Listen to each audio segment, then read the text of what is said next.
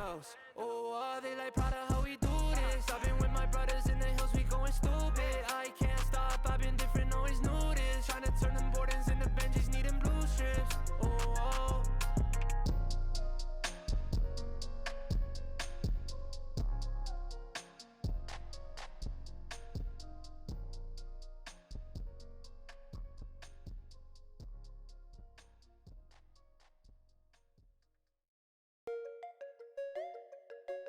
Don't like me, 'cause I'm on the road, yeah. Alright, let's go. Don't like me, well I'm on the road. I speak, chase, that's what I love. Can't see what I can't control. Did it once, yeah, do it once again. Watch my father, yeah, he taught me how to win. Cop new Prada, money taught me how to spin. Waves like water, music taught me how to swim. I'ma fill my bottle way up to the brim. Back then, yeah, I never talked at all. Ashes, yeah, let them bitches fall. I've been way better than before. Posted with my cash standing tall. Hey yo, watch this. Got a foreign girl switching for my necklace. Got $100,000 on my checklist. All the money you made, that's my work slip. You ain't learning. I be a new person. I be making money fast. They be so determined. I be working every day. Yeah, I'm up on my circuit. Get me another diamond chain, made it from the surface. I been hurting. Would you live with me straight till the end? Baby, don't leave my back. I'm too spent. This is what I got, yeah, it's how it been. But that's okay, 'cause I'm making ends. Don't like me, well I'm on the road. I speak, chase, that's what I love. Can't see what I can't control. Did it once, yeah, do it once again. Watch my father, yeah, he taught me how to win. Cop new Prada, money taught me how to spin. Waves like water, music taught me how to swim. I'ma fill my bottle way up to the brim. Back then, yeah, I never talked at all. Ashes, yeah, let them bitches fall. I've been way better than before. Posted with my cash standing tall.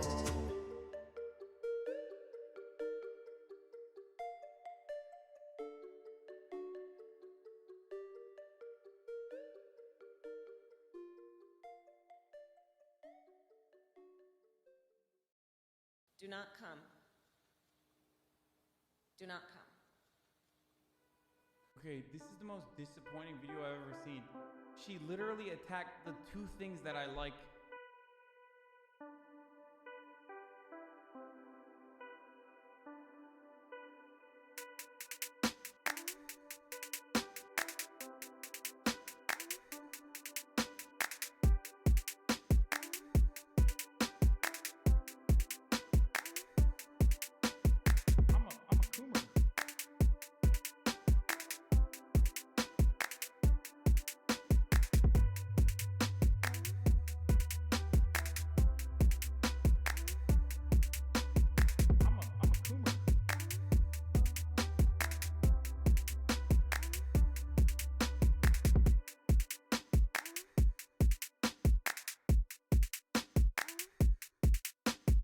I'm a coomer.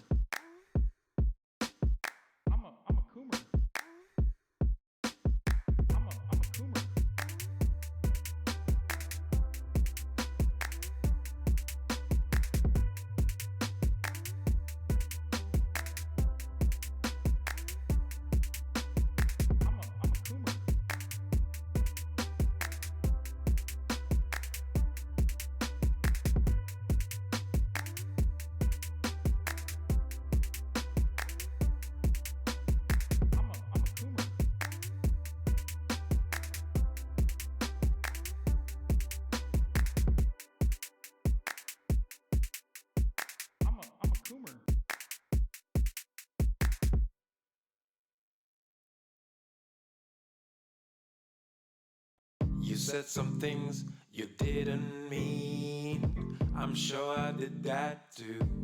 Oh, baby. Egos clashing, dreams crashing. Whatever happened to me and you? From lovers to strangers, when everything changes.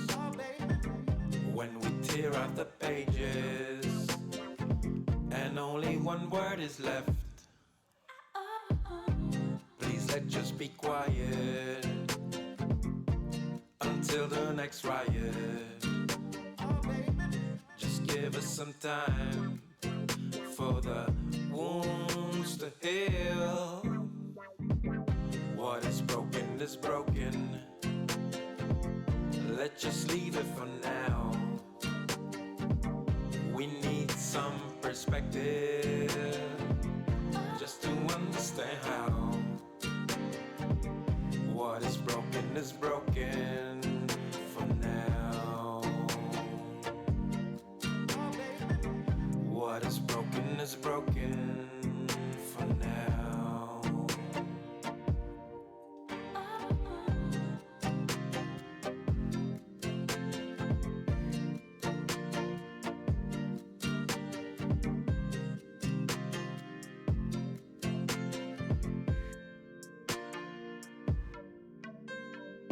I think we both need to grow so that we need not to know.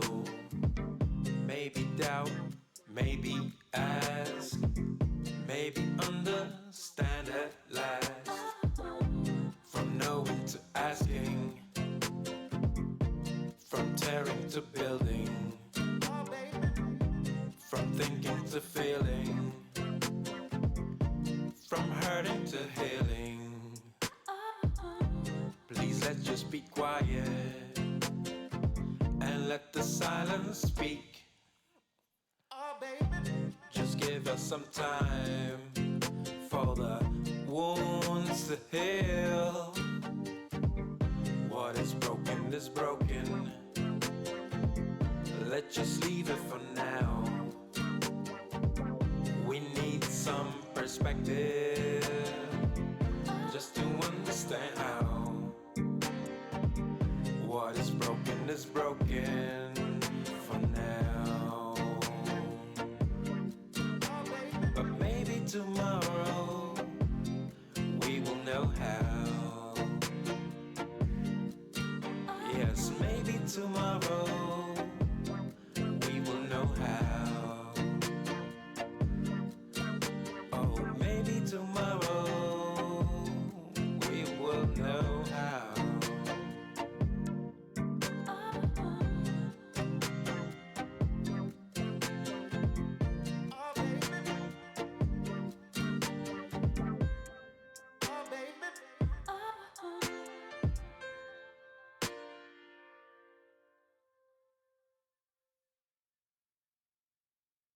We aren't better because we want to be. Because the road to hell is paved with good intentions. All the do-gooders in the world, whether they're doing good for others or doing it for themselves, are troublemakers. We white Anglo-Saxon Protestants, British, German, American, have been on a rampage for the past 100 or more years to improve the world. We have given the benefits of our culture, our religion, our technology to everybody. And we have insisted that they receive the benefits of our culture, even our political style, our democracy. You had better be Democrat, or we'll shoot you. And having conferred these blessings all over the place, we wonder why everybody hates us. Because sometimes doing good to others, and even doing good to oneself, is amazingly destructive. Because it's full of conceit. How do you know what's good for other people? We can change society. We can get enormous enthusiasm going out of the idea that there is a revolution afoot and that this revolution is going to set everything to right. Do you know a revolution that ever set anything to right? Whether the revolution came from the left wing or from the right wing. When we have a great system, great power to put it into effect, there is always more violence, more bloodshed, more trouble. Diabolical things are done in the name of righteousness. We don't change. We're doing the same thing today, but under different names. We can look back at those people and see how evil that was, but we can't see it in ourselves. So therefore, beware of virtue. We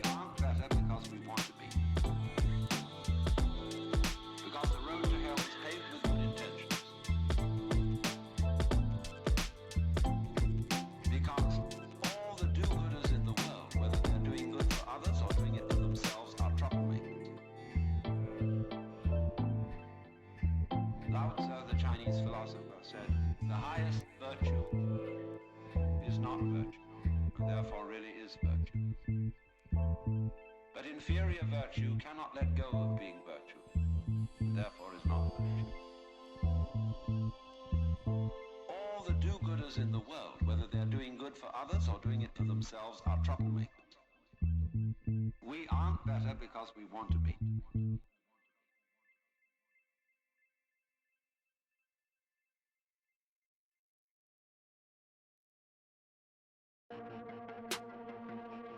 Look what?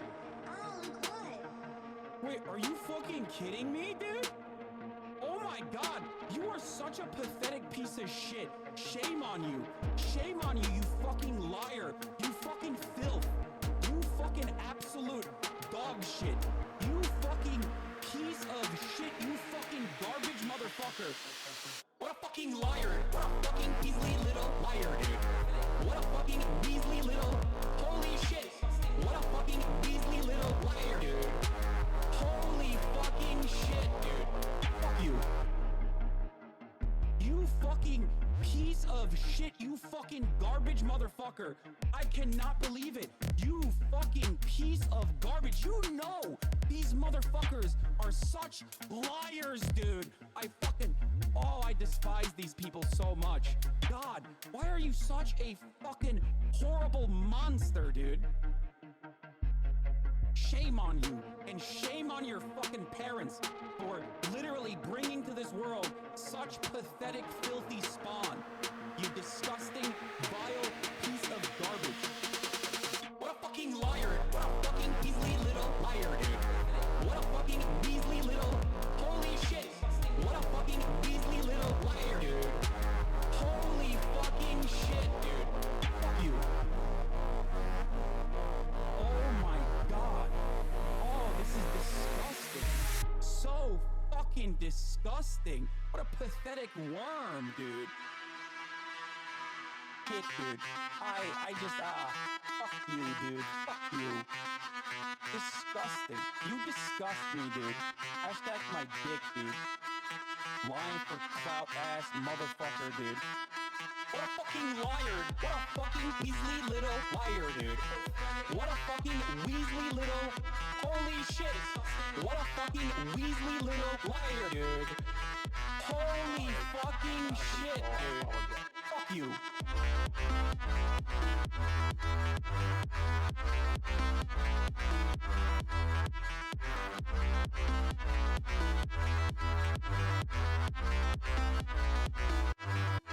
What a fucking liar. What a fucking Weasley little liar, dude.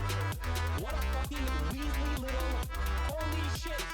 What a fucking Weasley little liar, dude. Holy fucking shit, dude. Fuck you.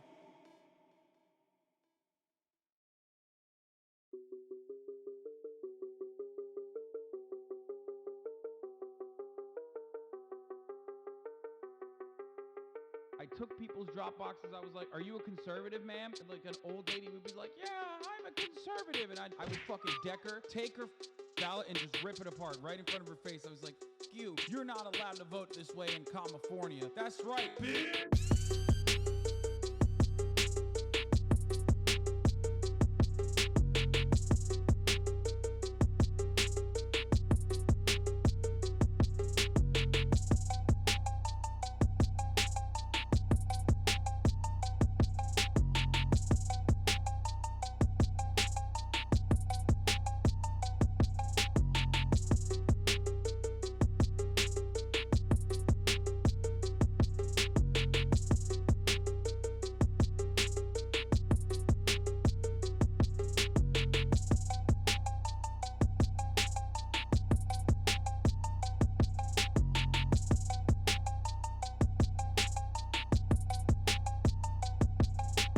I got a funny one for you. Okay, here, look at this. With what we were seeing in the polling data going into this election about what people cared about and the order in which they ranked it. So we have had a lot of questions throughout this time about new voters, people that hadn't been in there before that were perhaps not getting captured by the polling. So maybe this is a sign that we're going to see a little bit more of that tonight than we expected. We obviously don't know yet. You know what's missing from this 1, 2, 3, 4, 5 top 5 issues?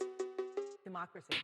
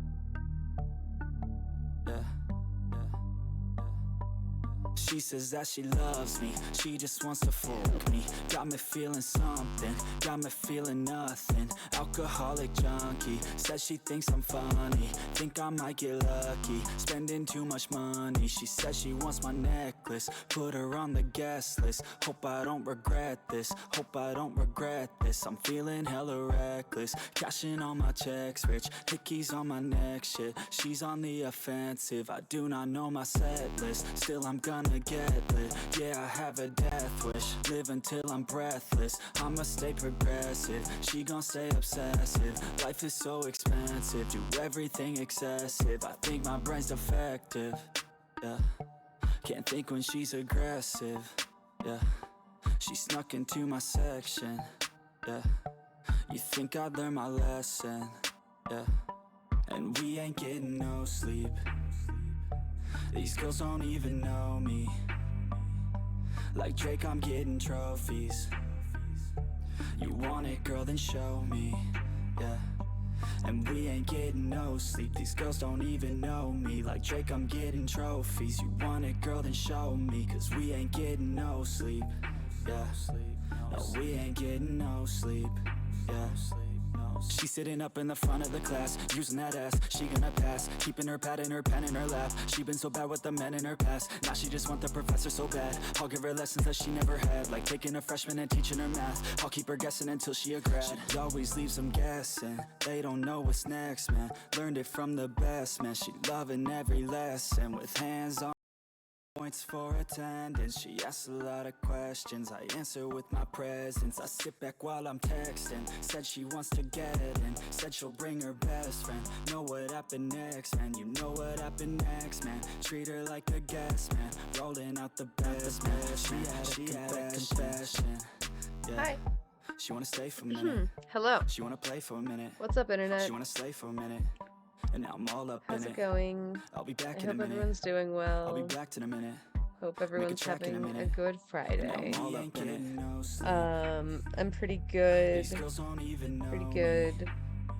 Just Like trying Drake, to I'm getting trophies. do all the things. You want it, girl, then show Trying to make me. more content, Yeah. but I keep And like we running ain't out of getting time no sleep. These to girls like don't even actually know cut me. like Drake, I'm longer getting form trophies. You want it, YouTube girl, then show me. videos. 'Cause we ain't getting no sleep. Life is hard. Yeah. No, we ain't getting no sleep. Mm. Especially like everything I talk about, I feel like is so time sensitive in general.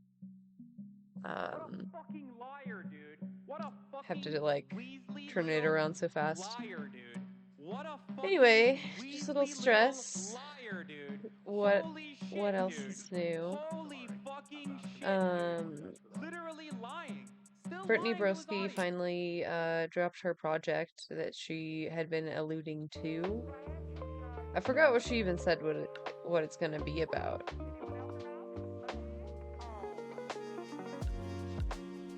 The first episode is titled Growing Kelp in My Keurig. So that should be good. It should be good. Got some Alien Time stuff. I really want more Alien compilations. I need it.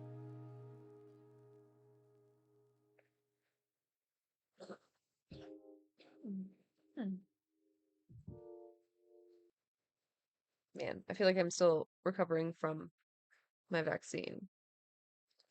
Got the vaccine injury, brother.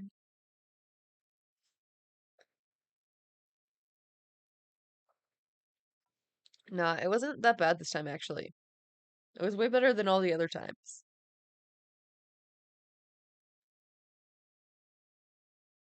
I hope that doesn't mean that it's not working. I don't know. Uh, maybe I just got a stronger immune system. Leveled up. I just tortured it by getting vaccinated every 6 months. Oh my god. No pain, no gain, I guess. Spotify, hello? Are you there?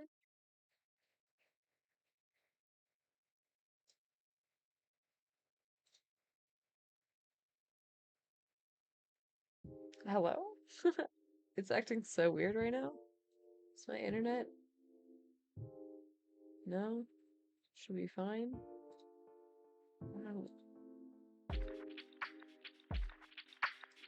Strange. Yeah, I just want to do fun today. I was like watching Hassan in the VIP lounge. Mari's chat. And he just did drama all day. It's so exhausting.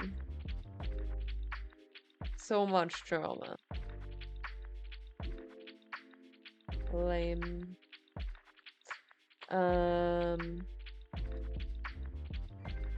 Yeah. I guess we can get into it. Why not?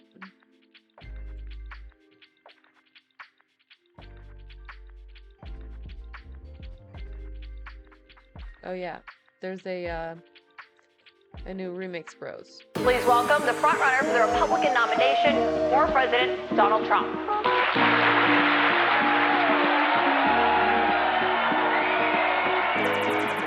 I would like for you to answer the question. Okay, it's very simple to answer. That's why I asked it. It's very simple to. You're a nasty person, I'll tell you. Stupid person. You're not stupid at all, but you perhaps are. Stupid person. You're not stupid at all, but you perhaps are. Why should Americans put you back in the White House? Most people understand what happened. That was a rigged election. It was not a rigged election. Are you ready? Can I talk? Let's keep it interesting, right? Do you have any regrets about your actions on January 6th? I wasn't involved in it very much. I was asked to come in when I make a speech. Why did you wait 3 hours to tell them to leave? I made a video. Go home. We love you. You're very special. It was a beautiful video. See what happens. You see the way others are treated. Go home. It said, you have to go home now. Go home in peace. You have to go home now. Very special. They thought the election was rigged. We love you. It was a beautiful video. You're not stupid at all, but you perhaps are. Stupid person. You're not stupid at all, but you perhaps are. Stupid person. You're not stupid at all, but you perhaps are. Manhattan jury found that you sexually abused the writer E. Jean Carroll and defamed her. This woman, I don't know her. I never met her. I have no idea who she is. I had a picture taken years ago with her and her husband, nice guy John Johnson. He was a newscaster. You defended the comments that you made on that Access Hollywood tape about being able to grab women. By the pussy. For 1 million years, this is the way it's been. Vagina. I said it's been true for 1 million years. By the pussy. Approximately 1 million years. Vagina. Perhaps a little bit longer than that. I never met this woman. I never saw this woman. Unless somebody's very stupid, and I know you very well. You're not stupid at all, but you perhaps are. Perhaps are. Stupid person. You're not stupid at all, but you perhaps are. Stupid person. You're not stupid at all, but you perhaps are. But you perhaps are. So true, dude. So true. Yes. Direct from the Broski Nation headquarters in Los Angeles, California, this is the Broski Report with your host, Brittany Broski. Should go follow. Hello and welcome everyone to the first ever episode of the Broski Report with Brittany Broski. Let's go. Thank you. Seriously, guys, stop. This is a long-awaited reveal, grand reveal, if you will. Let me give you a quick tour of the set, a little vibe check, a little vibration. Okay, so here was the idea, you bitches, before you are like, you look like a school teacher. First of all, shut the fuck up, okay? Because guess who's in charge? Me. Okay, guess who's in charge? Me. I'm the Broski. I am the Broski Report. It's Broski Report with Brittany Broski. It's not with you. Okay, guys? Hey, loving you though. Shut up. It is with me now. You can't stop me. I'm not a school teacher. Okay. So the idea for the set was like, what if Walter Cronkite was gay? Now, some of you may be asking, who's Walter Cronkite? Hey, Google it, Figure that out. Walter Cronkite was a newscaster in the 50s and 60s, and he did the CBS Google Evening News. I think. I don't know. Hey, I don't know. But his set was kind of iconic, and it was black and white, and it was like on the TV. Don't know why I had to kind of like disclaim that. So that was the idea. It's a news set, right? But what if the news was always happy and fun and like really LGBTQ friendly? Over here we have our pride flag with the Texas flag. No, it's not Puerto Rico. No, it's not Cuba. The photographer who did the photographs for the set, the promo photographs, his name's Julian. Love you, Julian. I am obsessed with Julian. He was taking pictures and he was like, could you have picked 2 more like ethically opposite flags? And I said, probably not. So, missing you, Julian. Okay, so moving slowly across the set, all you audio listeners, come on over to YouTube. Guys, come on over to YouTube. Come on, guys. Seriously, come hang out on YouTube. You're missing the party. No, come to the pool party on my set. So here is my, me turning away from the microphone on the podcast. Hey, guys, you gotta give me some grace here, okay? I'm just a little girl in a big world. I'm just a little tiny skinny woman in like a big scary world. Ow, if I bump the table one more time, what are you guys gonna do? What are you guys gonna do? Okay, I'm picking a real smooth start. We're doing great. Picking up the microphone. Here we have our glitter globe. Okay, now what's a glitter globe? It's that, look at it. I love it. I love everything. Then we have these world clocks over here. I actually can't remember what I set them to. One of them is Houston, one is London, and this one, hey, crazy girl, Salvador Dali. We've got a little surrealist clock for all the art history girls in the chat. It's me. Here we have my green screen. Okay, so the thought here, I'm gonna look into camera 2.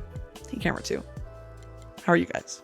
The thought here was like an SNL weekend update, okay? So whenever I need to inevitably turn around and point to a picture of, I don't know, trigger warning, Maddie Healy, Harry Styles, right? Rosalia. It's gonna be here. So you guys can direct your attention there. And audio listeners, again, come on over to YouTube. Even though this is a podcast, I'm here on YouTube, guys. I'm hanging out. Now, moving over here to the stage left, we have the Mickey Mouse phone. Oh, it's ringing.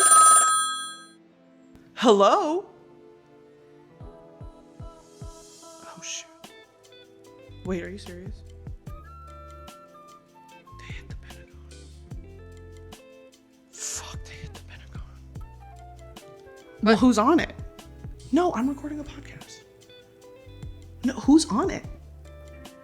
Was Gary not working? I thought, hey, you said Gary was working today.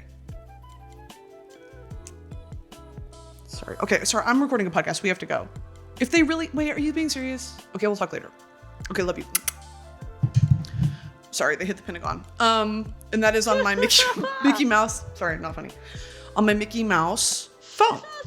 Then we have my little globe. Okay, my gay little globe. Look, it's like rainbow. Okay.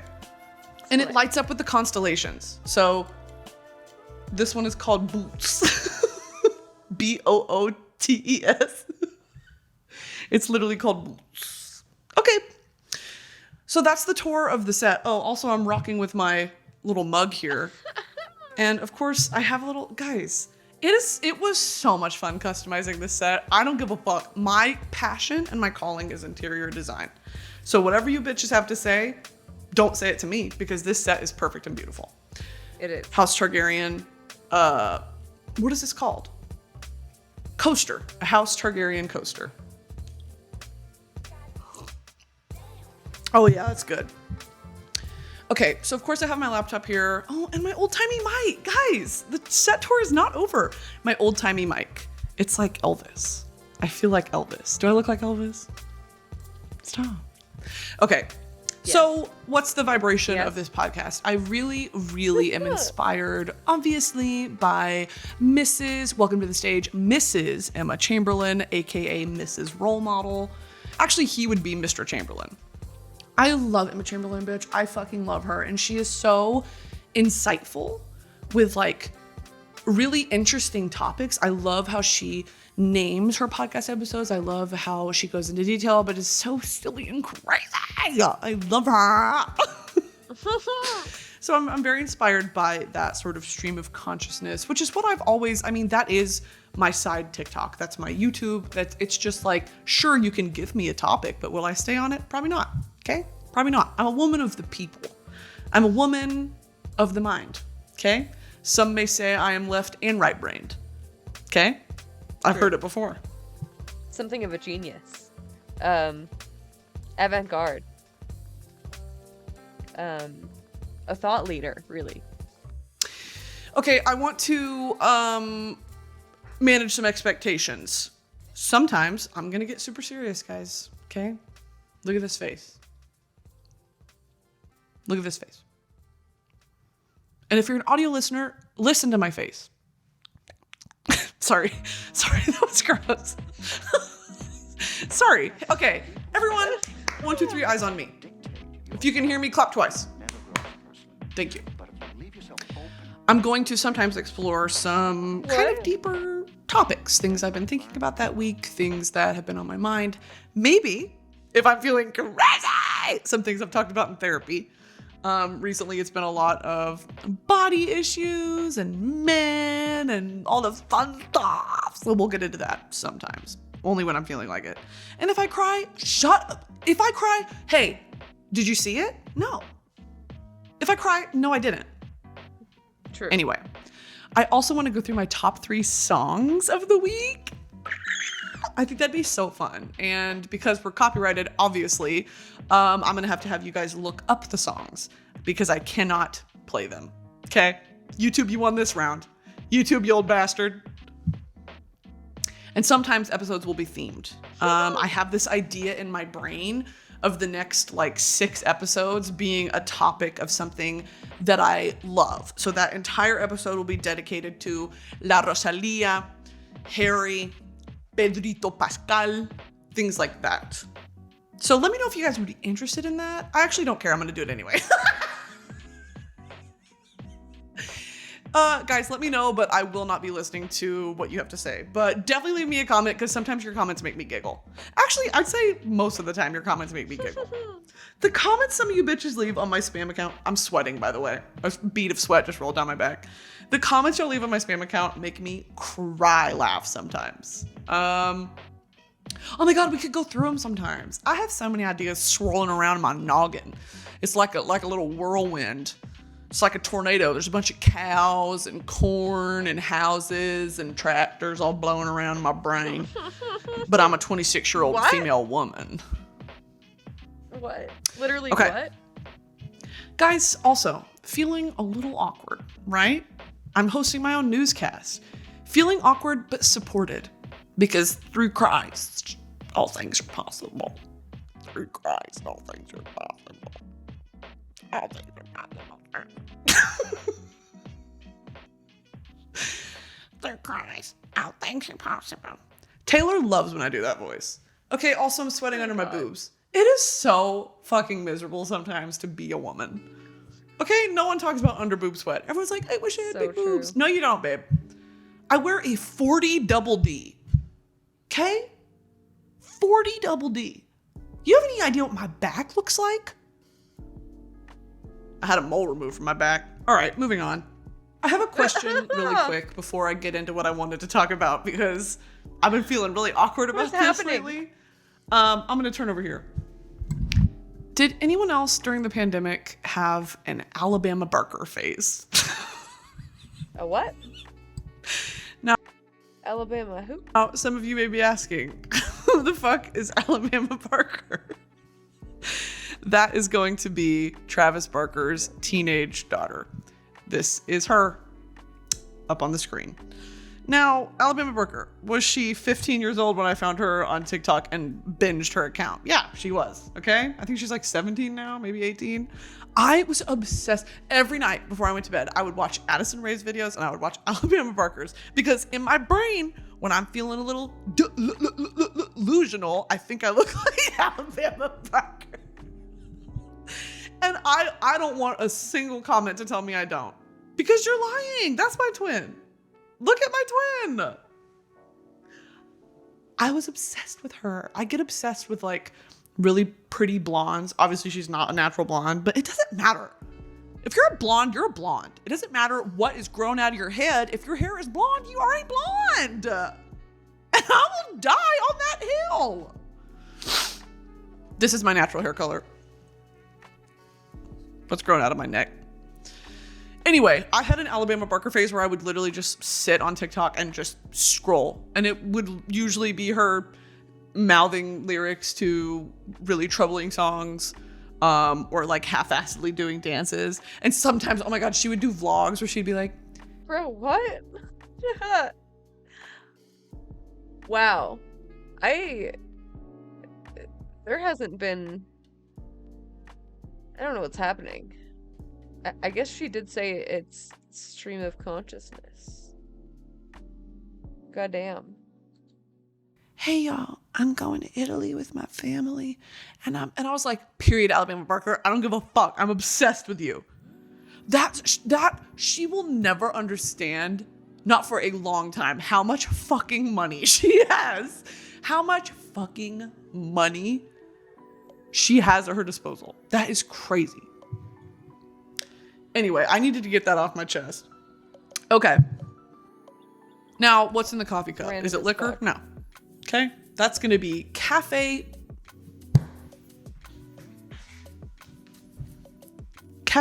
Bustelo. Okay? Estilo espresso. Espresso style Cafe Bustelo. Now, this shit is fucking jet fuel. I have about 2 to 3 of these a day. I could run a mile. Do I? No. Have I ever? Barely.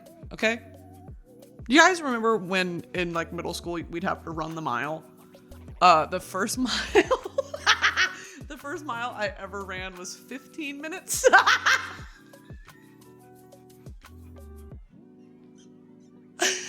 15 minutes. And the guys were always like, I got it in 6. Oh, I had 6:15. Oh, you beat, oh, whatever. I was like, 6 minutes? Bitch, I ran too. That's one thing they don't talk about when you're a plus size girl, running a 15-minute mile. Okay? I want to go on Etsy and find a t-shirt that says I survived my 15-minute mile. Because I was huffing and puffing like a fucking dragon after that mile too. I've never been athletic. Much to my father's chagrin. We should have a Broski Nation vocabulary segment. I'm so smart. Chagrin. Distress or embarrassment at having failed or been humiliated.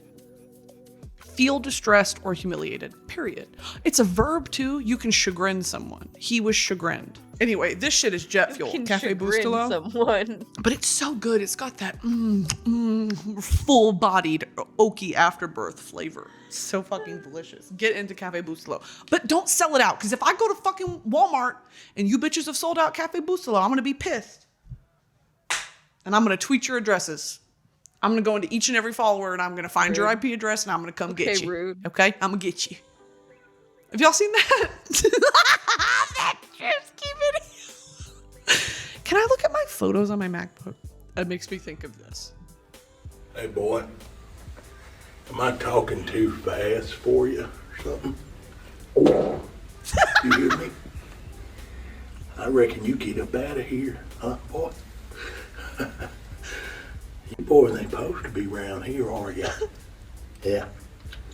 Pack it. Beat it. Scram. If Broski has 1 fan, it's me. If Broski has 0 fans, I'm dead. I love Broski, dude.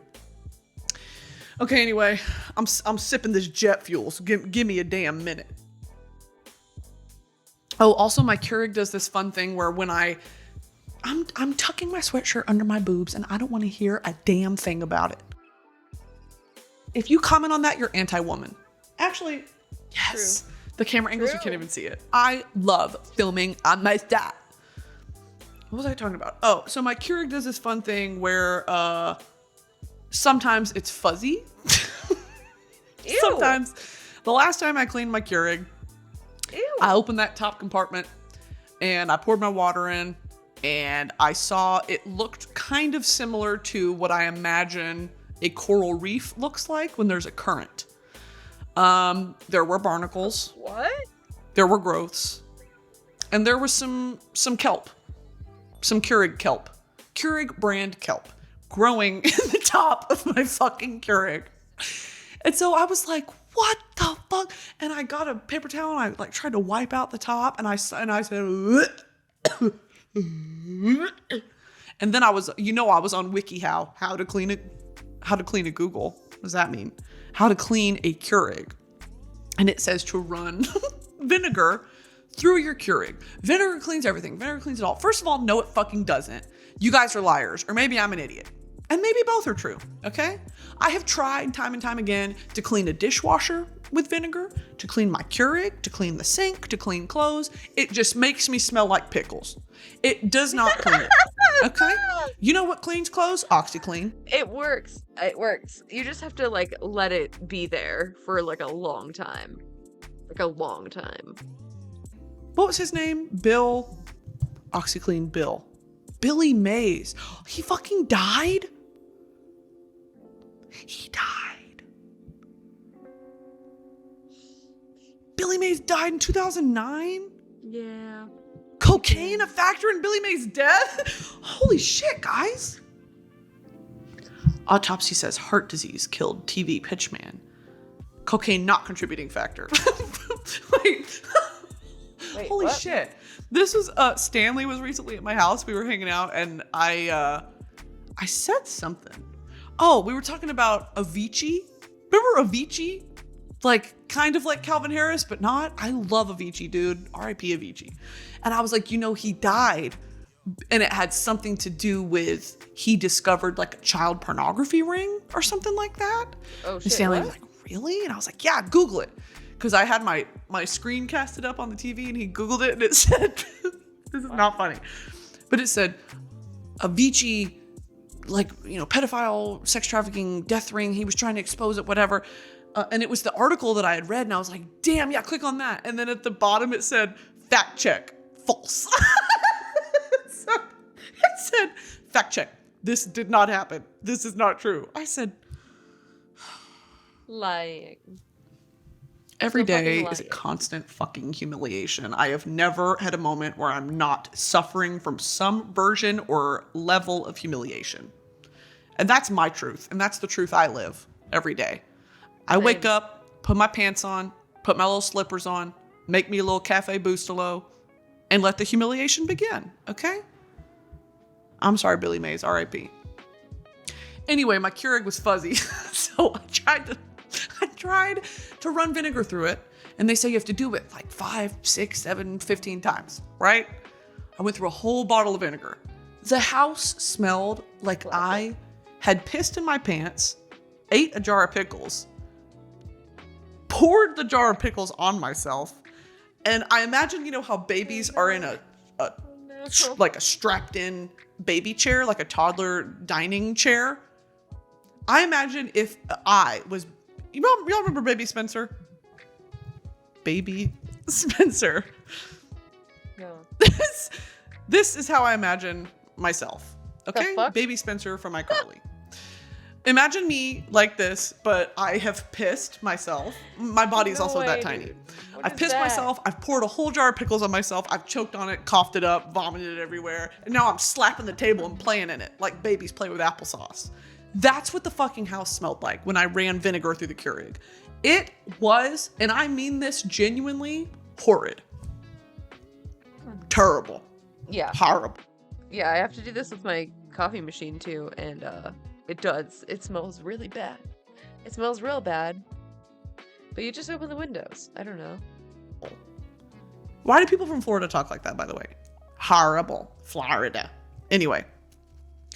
And so I did that like 5 to 10 times, and the fuzziness went away. But now it fucking stinks. Now my Keurig stinks like hot vinegar.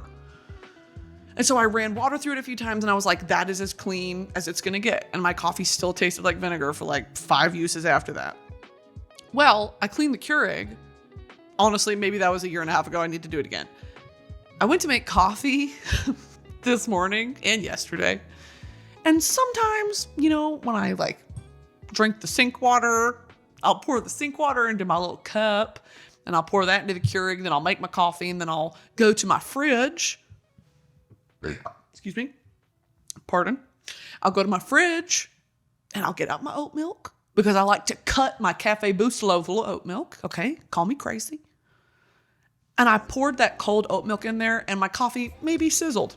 Okay, so what the fuck, by the way?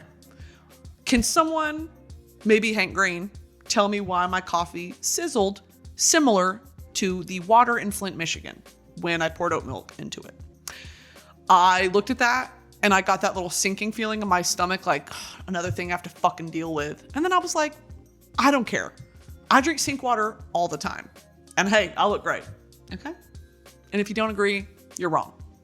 I drink sink water and I was raised drinking milk. I am stronger than a fucking bull. I am stronger than my God. Ain't no way, dude. Ain't no way. Brittany, no. Brittany, no. There's so much bad shit in there. Oh, God. I'm more concerned also about, like, her dirty cup being the thing that she fills the Keurig with. You know what I mean? Like, at least use a clean cup to fill the Keurig. Like, that's why it's fuzzy. Grown man who eats solely meat. Look at this physique. You bitches can't tell me absolutely fucking anything. Anyway, sometimes my coffee sizzles. And it's very concerning because it didn't used to do that. So maybe I need to clean my Keurig. Anyway. Okay. So we need to talk about the latest obsessions, right? That's what we were here for. This was supposed to be a streamlined way to get the information of what I'm obsessing over, what Broski Nation needs to be alerted about to its viewers and to its citizens, right? So this is that streamlined process. We have 3 things on the docket today because I can't reveal all the secrets, okay? I gotta keep you guys on your toes a little bit. So the 3 that the first one that we'll go over today, that's gonna be Peso Pluma, okay? Who is Peso Pluma? I'm so glad you asked. This is Peso Pluma. He is a Mexican singer and rapper, and he's my husband! Don't fucking tell me he looks like Dixie D'Amelio. Don't tell me he looks like Noah Schnapp. Don't tell me he looks like the kid from Stranger Things. Don't tell me he looks like Will, whatever his name is. I know! I know! Y'all need to relax on that a bit. He is so cute. I don't give a fuck what you have to say. Not him. Him. I don't know. Okay, don't look at that one. I'm not. He's so cute. I genuinely don't care.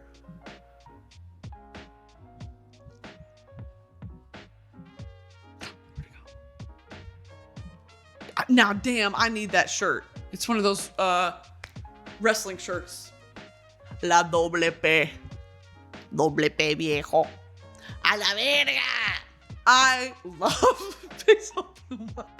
That brings me to a larger discussion. God damn, sweat is dripping down my back.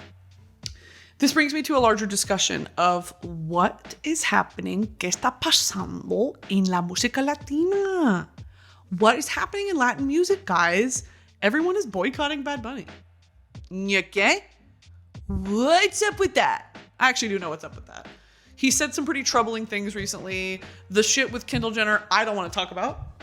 Personally, I am mourning. I am grieving a loss of one of Broski Nation's strongest soldiers. One of our strongest fucking soldiers. We lost him to the Jenner Kardashian clan. He has joined a cult similar to how Harold and potentially who else did she date? Who'd that girl date? What's her name? She was in and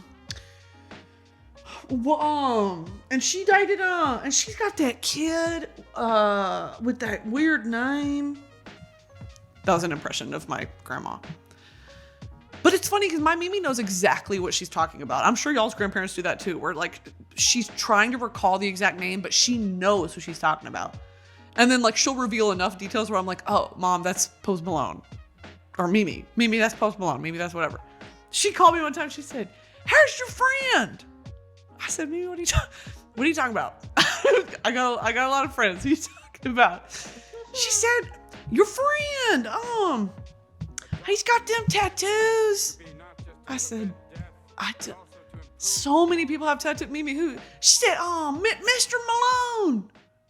Mr. Malone. My friend, Mr. Malone. I was like, Mimi, are you talking about Post Malone? Yeah. He's from Texas. Mimi. Oh my god. Hey, he's good. You want to talk to him? He's right here. Mimi, please.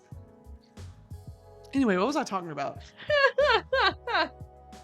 That's going to be a problem. That's going to be a problem. What the fuck was I talking about? Oh, Bad Bunny. Bad Bunny is dating. Woo! Bad Bunny is dating Kendall Jenner. I don't like it.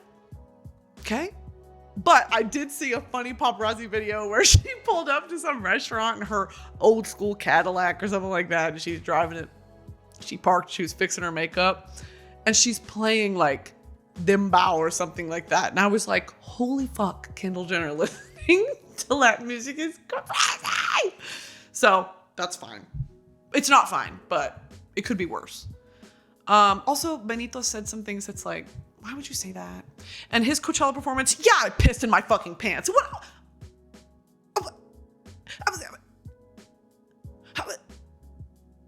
Like, you think I'm not? You think I'm not gonna stand there and piss in my fucking pants? Oh my god, and he brought out Post Malone. I can't talk about it anyway. Oh my god. So yes, drama. Benito, I love you. And yeah, I almost did get, I have the sticker right here. I almost got the Conejo Malo fucking outline, but I didn't because I'm smart. Because I got my left and right brain firing on all cylinders all the time. I am a well-oiled machine. Anyway, Bad Bunny. It's so cool to see in Latin music right now. This, like, because reggaeton's been on top for so long. I mean, Bad Bunny's been the most globally streamed artist for the last, like, 3 or 4 years. Something stupid like that. Like, insane numbers and just breaking the charts. And it's been so cool to have that be, you know, the most popular genre of music, arguably, globally. So to have that happen, and now... Yeah. Heard some other shit about why he sucks, but I completely forgot about it almost immediately. I don't remember what it was. Hi, Keevers. I'm okay. How are you? Regional Mexican music? What? Like, that's so fucking cool, bitch. And I see a lot of people, and hey, I'll include myself in that, bandwagoners. I have no fucking problem being a bandwagoner. Don't you want, hey, I actually have a rant. Listen, hey, 1, 2, 3 eyes on me. If you can see me, if you can hear me, clap twice. Thank you. All the people driving, taking their hands off the wheel, getting in a wreck. This is playing as they're in a wreck. And yeah, my boobs are sweating. Dangerous. And what was I gonna say, by the way? Oh, my rant. What was I gonna rant about? You tell me, girl. Fuck, what was I gonna rant about? Okay, I was talking about regional Mexican music. Oh, bandwagoners. Okay, so there's always, since the dawn of time, the dawn of the fucking internet, been this argument of like, oh, well, you only like that because it's popular. And so what, bitch? I like it because it's popular because it's good. Okay? What's the problem? Like, don't you want that sort of thing to succeed? I have never understood. Okay, true. Actually, I do. True. Yeah. Like, people just want to be like a fucking hipster. You know what I mean? They just want to be fucking special. They want to find the cool thing before it's cool. But no, yeah, like pop music is literally called that because it's popular.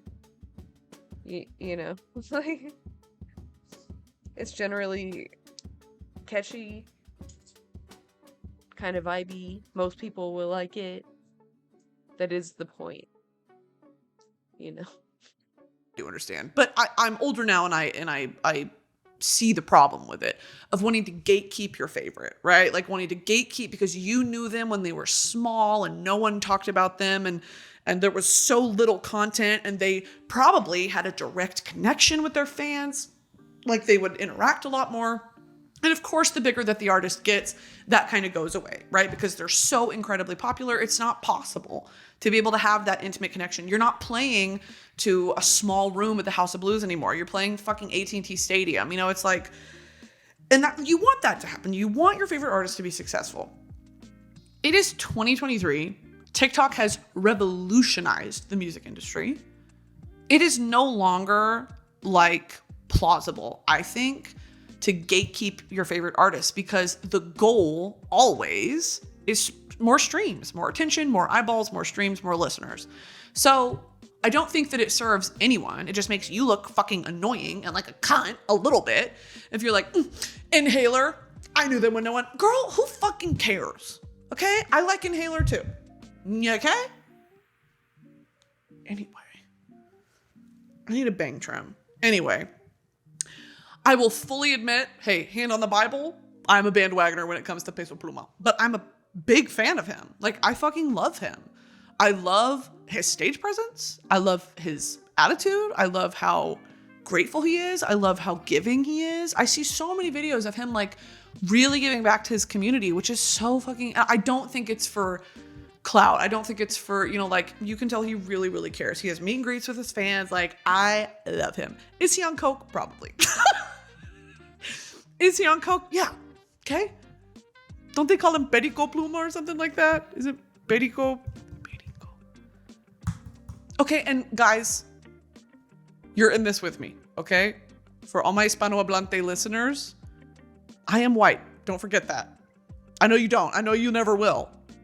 But sometimes, hey, I gotta pull up the old Spanish dictionary, okay? I gotta pull up that Spanish dict. Yeah, it's slang for coke.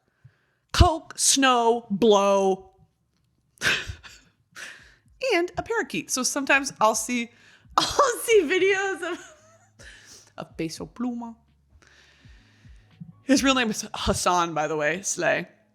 I'll see videos of him like after a show and his eyes are real wide and he's kind of like fucking Molly Jaw or whatever, and all the comments will be at the parakeet emoji because oh shit. I'm sorry, I forgot I left the mic on. Perico means coke and parakeet in Spanish, and I'm like, damn, like, because it's funny. Okay, for all of you non-believers, I have a video to show you.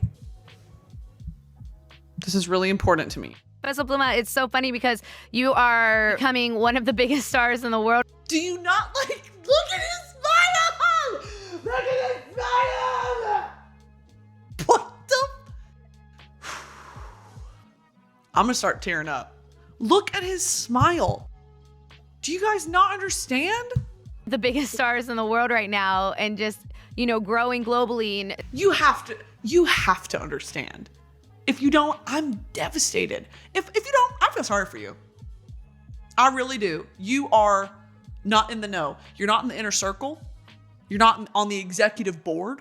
By the way, I'm watching Succession. We can talk about that on a different episode. World right now, and just, you know, growing globally and setting these records and breaking the charts. And you're just so cool and laid back. Thank you. You are cool.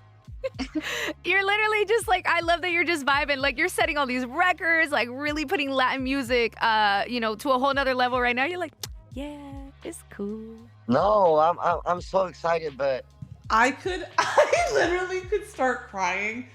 It's that when I really, really love something, my eyes just well up. But like, this is no word, like where I want to go is. There is a long, long way to follow, and I'm just so happy that these numbers are blowing up. And he's so cute. I don't give a fuck, dude. I actually don't care. I could not care less. What if I did a whole episode in Spanish? Would you guys really be mad at me? Okay, look at this one too. For all you bitches that are still not getting it, let me play this one. Thoughts? And I will admit, I played this. I played this for my best friend Taylor, and she looked at me in my eyes and said, okay. Like, okay. Derogatory. Like, oh, okay. Like that sort of thing. Bitch. Hombre, señor, si lo estamos esperando. ¿Estás listo para romper el escenario? Listo para romper. He is so. Guys, that's really all I wanted to say. If you get it, you get it. If you don't fucking talk to me about it. Okay? I don't want to talk about it. You think I want to talk about it? I don't want to talk about it.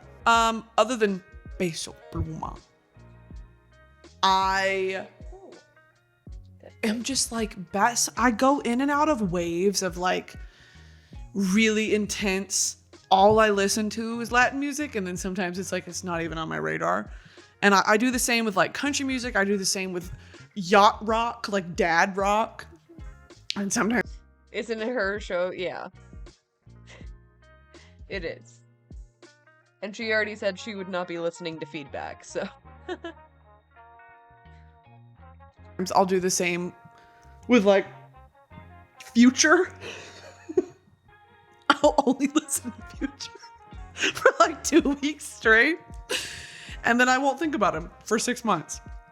It really just like music is such a, I measure periods in my life by what music I was listening to at the time. So anyway, right now it's Peso Pluma and Young Miko. Baby Miko. I love her, bitch. She's hot, okay? You want me to sit here and act like she's not? She's hot. What? You want me to sit here and lie? She's hot. Come on, dude. Her tattoos. Okay. She is, in my eyes, the lesbian version of Bad Bunny. Okay? So if that sounds like something you're into, get into it. I fucking love her. And I've been on a kick recently. And I'll watch edits of her on TikTok and tingle a little. yeah, I mean, this is her first episode, so I think she's still feeling it out. This has all been very, I don't want to say rambling.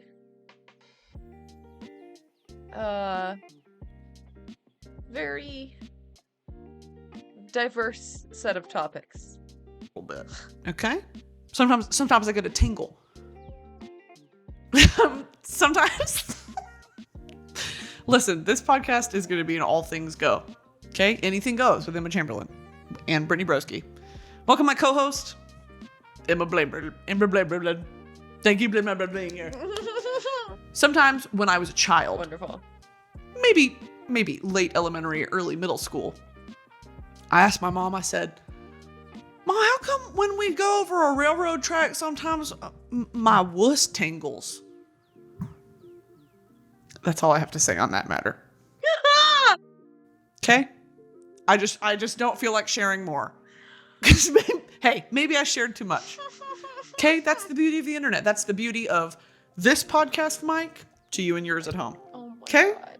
Oh Maybe I should shut the fuck up. But then I wouldn't have a podcast, okay? True. Anyway. Last night I self-tanned. And I use this bullshit brand. Do not buy this brand. It's called... What is it called? Why does it do It's that? called B-Tan. Tanned AF. Self-tan mousse. That shit fucking sucks. You know how most self-tans... Most self-tans are like... You put it on... You let it dry and then you sleep in it. Like you sleep overnight, like 8 hours. And it doesn't really like rub off. At least ones I've used before that are like a liquid. That like I've only used a mousse like once in my life. I usually use a liquid, but I ran out of it. So I went to Walmart and bought this one. This shit, I mean like I would touch my finger to my arm by accident and it would wipe off. And my like pale white Elmer's glue skin would be underneath. From just like brushing my fingers against my arm, like it did not dry down. And I had to lay down a blanket on my bed to be able to lay down. I was butt naked. I was like, if a burglar came in right now. That's all way too much fucking work. Oh my God. What the fuck? No. It's too much work. And, like, I feel like that can't be good for you either. I don't know what's in, like, self-tan, but...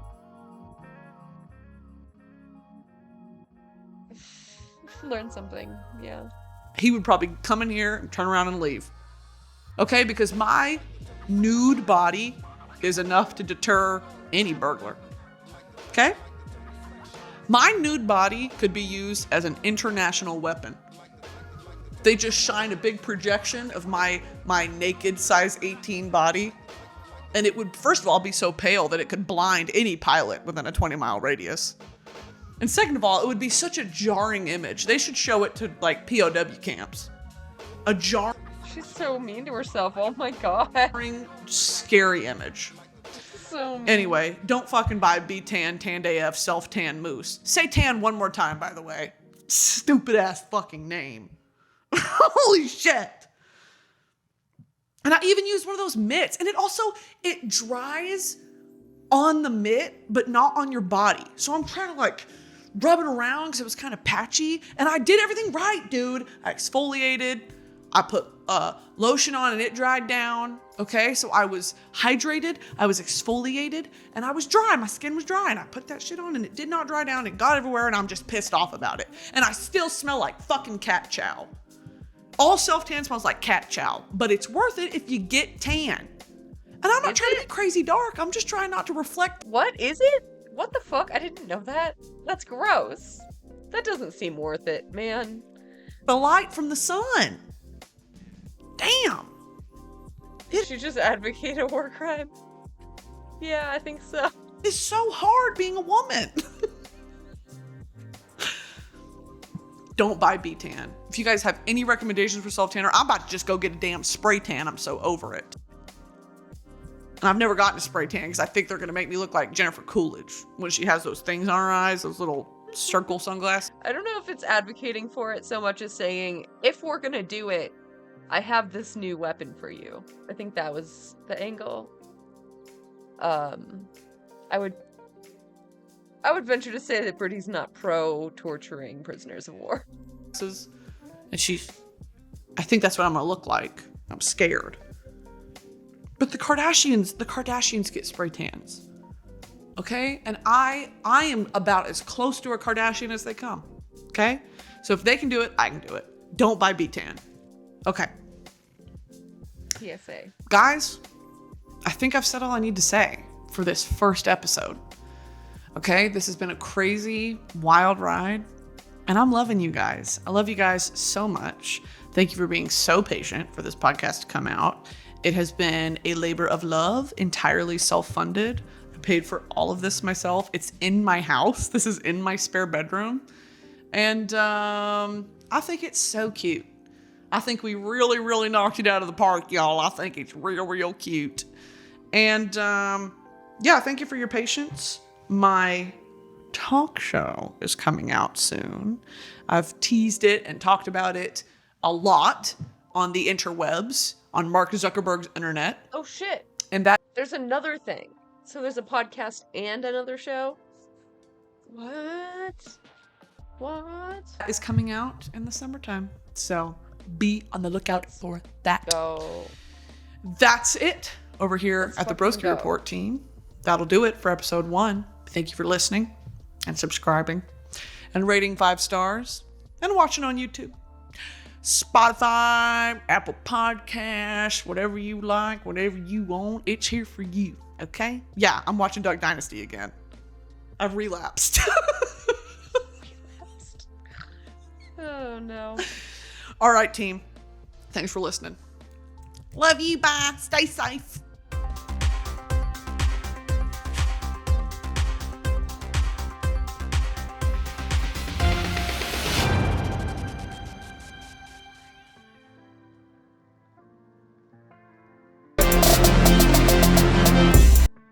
Way too dank. Holy shit. Way too dank alien. Oh my god. They're invading our mind via sound. Oh god.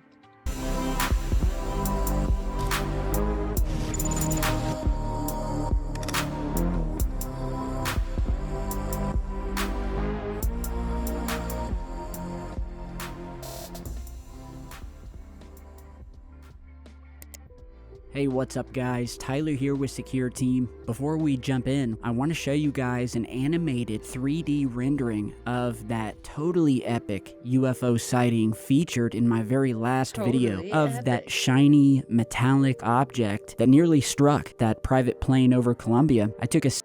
Wait. I just realized, is he like trying to steal the Daily Doses flow? UFO sighting featured in my very last video of that shiny metallic object that nearly struck that private plane over Colombia. I took a still frame of it just where it's about to pass the plane, and I created easily with some editing software I use along with some new AI or artificial intelligence based software that I'll be utilizing in future videos to enhance other footage and especially still photographs or images, so that we will be able to have the ability to get, you know, semi-realistic views of certain things in a three-dimensional space. And what you're seeing here is where I took a... Wait, did he say he's using AI for this? Is that... what software did he easily say with some editing software I use along... Some editing software. Some editing software. What? With some new AI or artificial intelligence. Oh. Yes, it is AI. Okay, so... AI, I don't know what the fuck an alien spaceship actually looks like. You know what I mean? What source files could it possibly have? Pixel approximation, right? Like, I don't know. How good is this really? Do you know? I don't know. Based software that I'll be utilizing in future videos to enhance other footage and especially still photographs or images, so that we will be able to have the ability to get, you know, semi-realistic views of certain things in a three-dimensional space. And what you're seeing here is where I took a still frame or image as it's passing the plane, and it's sort of this side-by-side comparison shot. And with the 3D animation added, we go from this, you know, boring 2D look to now having a more 3D or depth-filled version that I thought fun to make, but also something really cool for you guys in that it provides us with a slightly cooler view and just overall better view and context of just what the heck this unknown object was and what it possibly may have looked like had we been there and had the ability to freeze frame the UFO in time, but in a 3D space where we could see it sort of tilting back and forth, you know, more so than we got in the actual video. So it's a really cool feature, and especially... I feel like it leaves something to be desired. Soft focus look. Yeah. Right. When it comes to images and photos or satellite imagery of the moon, or single still frames from a video that I can put into a 3D space and animate like you're seeing here. So if you haven't seen that video, go back and check that out. Be sure to follow me and click that bell. So wanted to show you this, and I have some more stuff to feature using this technique. So now let's get to our first mystery clip, which I had never seen before, but I thought there was something definitely ominous. God damn it. Because that's gonna make your alien UFO footage more believable when you manipulate it with AI editing techniques. I mean, shit. People are kind of fucking stupid, so maybe on second thought. Jesus. About it, I guess. Maybe that's the wrong word, but it's of a Ring or a Nest doorbell camera or security camera, and it's, you know, typical nighttime black and white shot where out of nowhere, as you guys are seeing, what at first looks like, you know, it could be a cloud or something like that, we see this giant winged thing, is the only way I can describe it, suddenly enter the frame and pass beyond the tree line. And so as I let this short clip just loop over here, and we'll zoom in and stuff like that, but this, I had never seen this, and as I show you these close-ups, this is just, you know, at first I was like, there's no way, it's just a strange cloud formation, and it very well may be, but as you guys are reviewing this with me, this thing looks pretty sharp to be a cloud. You know what I mean? It looks and is similar to a cloud, but whatever it is, it's massive. I don't have a lot of information on the footage, you know, like a lot of UFO footage sent in to me personally or that's posted to the web. A lot of people don't like to give a lot of detail. Even in today's world where the subject is much more in the mainstream, tell me what you guys think of this. It's no surprise to me that there are very mysterious and just totally unknown things lurking in our skies. So was this one of them? Captured on this Nest doorbell camera? Put your comments down below. Now, next, just to wet your palate here, we have a new clip. Recently, it just popped up on my Twitter feed, and it didn't have really any views at all, and I thought, this seems interesting, and it was posted by user account Cindy McKee with the description, quote, "Wow, mysterious sighting over Tacoma." And I'm guessing that's Washington. Another nonsense layer on a nonsense cake. Mmm, tasty. My favorite kind of cake. Fuck. Raises questions and makes us wonder about the existence of UFOs. Now, because of the tweet, I'm not sure if this is the originator of the footage, but we will go ahead and take a look at it nonetheless. Look at my sky, you guys. It's literally 9:30 at night, and look at this.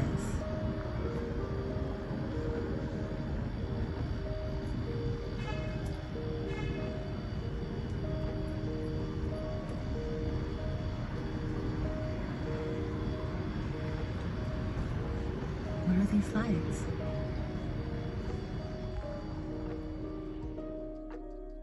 Okay, so this was strange to me. You know, when I first saw it, it had just popped up on my feed, and I've had similar pieces of UFO footage like this in the past of these glowing orbs moving in the sky. Now, some can be in different shapes, like triangles or things like that. Others, similar to this, will move around, and more often than not, will usually be decided or...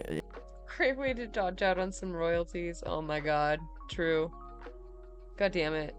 Capitalism ruins everything. It will be my opinion that they're likely, you know, spotlights or something like that shining up at the sky, but typically when I see footage like that, the lights that are being projected are moving, you know, typically. They're moving in a preset pattern in circles or a pattern with one another, not just sitting still in a semi-straight line like we're seeing here. So the fact that whatever these glowing sources of light are, they don't seem to be moving. You know, typically they're moving. So the person that recorded this seems to be pretty astounded by it, you know, almost like, hey, they're local, but they've never seen something like this before. So anyone over Tacoma see something like this or can provide us with any more info, put it down in the comments. Now next, we have another possible bombshell piece of footage that was recently, I believe, posted to Reddit. It's a nighttime shot with a night vision camera or scope. Bombshell. And the basic scoop of what occurred here is that a stargazer in Spain captured this intriguing piece of night vision footage that has sent shockwaves throughout the UFO research community lately and was uploaded to YouTube by a channel called Stars and Night Vision with the title Triangular Craft Captured. The jaw-dropping scene unfolded over Mount Puig Campana near the town of the Alfas del Pi. During the sighting, the witness had a hunch that this area in Spain was a hotspot for UFO activity. So armed with their night vision camera, they decided to put their suspicions to the test, and they were in for a major surprise. In the footage, the serene night sky suddenly is invaded, you could say, by the appearance of 3 distinct lights forming a perfect triangle, making its way through the skies. The mysterious craft can be seen gliding silently over. I feel like it's a plane. It's probably a plane. Overhead, leaving the witness completely Reddit is self-important, yeah. Have you been there? Astonished because this thing, whatever it was moving at an insane rate of speed. The witness could barely keep up, struggling to adjust their tripod just to keep track of the object, and I can only imagine the adrenaline rush of capturing something like this. I have a night vision camera as well. The thing was moving at an insane speed above Spain, and eventually the videographer lost sight of the triangular anomaly due to its incredible velocity and their disorientation on the ground. But hey, despite the chaos, they managed to capture this awesome and totally peculiar object. And there's a lot of theories buzzing around as to what this could be. Some observers are speculating that this could be the infamous TR-3B, which, if you don't remember, is the highly secretive aircraft. He literally... Dude. This guy literally always fucking says it's a TR-3B. Every single time. He watched one documentary about the TR-3B and he's like, yep, that's it. Everything's that. Often associated with those notorious black triangle sightings, said to be back engineered and built by the US government from alien technology. So it could be that. I don't see any really other flashing lights like FAA lights that would indicate that it's a plane or an aircraft of commercial or private status, or at least one that would obey the FAA laws. It looks just like 3 objects, and I'm showing you some enhanced footage here. I've ran the footage through my AI software just to sharpen it up further. So yeah, strange things over Spain, not always just happening here in the US. This is a global phenomenon. This is an off-world, off-planet phenomenon. Could this be extraterrestrial activity or some classified black project type technology involved? Share your theories down in the comments below. So next here, I want to show you guys just a still frame, okay? Well, it's a still photograph, but nonetheless, it was sent to me, and as you will quickly see, there's a reason why it stood out to me. And so we see this nighttime shot of a female standing there posing for a nice picture with the stars behind them. When it was noticed quickly after being posted online, something strange was moving in the distance or hovering in the distance of the photo, unbeknownst. Oh my god, Keevers. For Reddit, post haste. Yeah. I mean, literally. Do you not know the origin of We Did It Reddit? The Boston bombing happened, and Reddit took it upon themselves to figure out who it was. Doxed multiple people, saying each time we did it Reddit, and they were always wrong.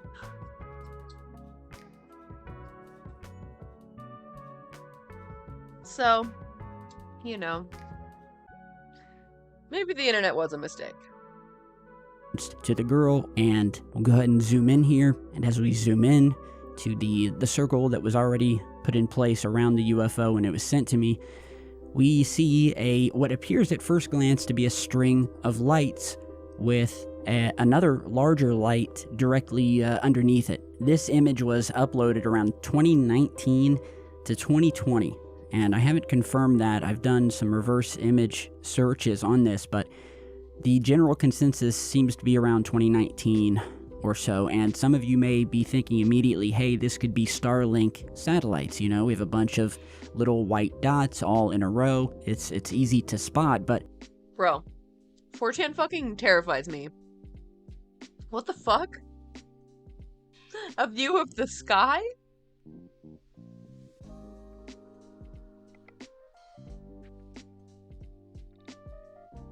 Jesus Christ.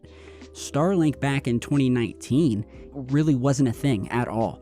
You know, they had just begun in around 2020 launching Starlink satellites. However, they weren't up there to the point where you could see them every night, you know, and you really only see them when there's a launch of them. And just like I showed you earlier, I put this into my enhancement software, was able to generate a moving 3-dimensional animation as if you were there in 3-dimensional space with the camera. As if. Just like if you were there. Same thing. The stars got turned into lines, bro. To give you, again, a better view of the UFO had you actually been there and could pause time.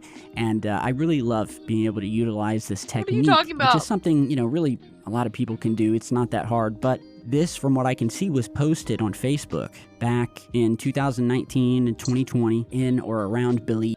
Weaponized autists? Jesus Christ. That's so mean. Jesus Christ. Yeah. Burn down the whole internet. Delete it. Erase. Backspace. Backspace. Escape.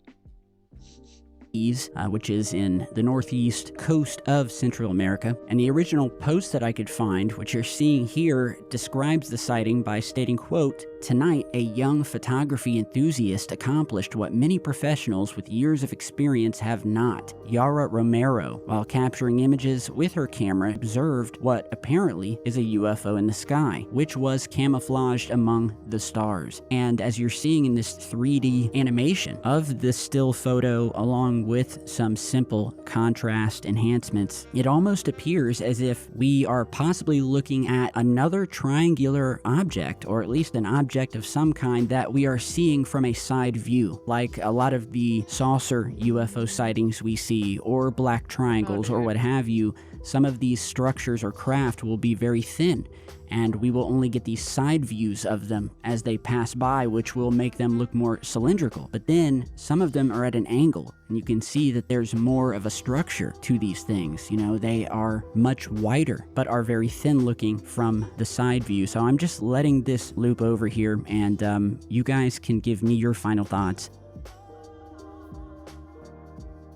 And lastly today, before I jump off here, if you didn't see this news, NASA, aka Never a Straight Answer, aka Never Admitting Space Anomalies, is apparently going to be holding a UFO/UAP meeting at the end of May. And it's posted directly to their official, NASA.gov website. I posted a tweet when this first hit the web because I do not trust NASA whatsoever. But I said in my social media post that in a nutshell, none of you guys should get your hopes up.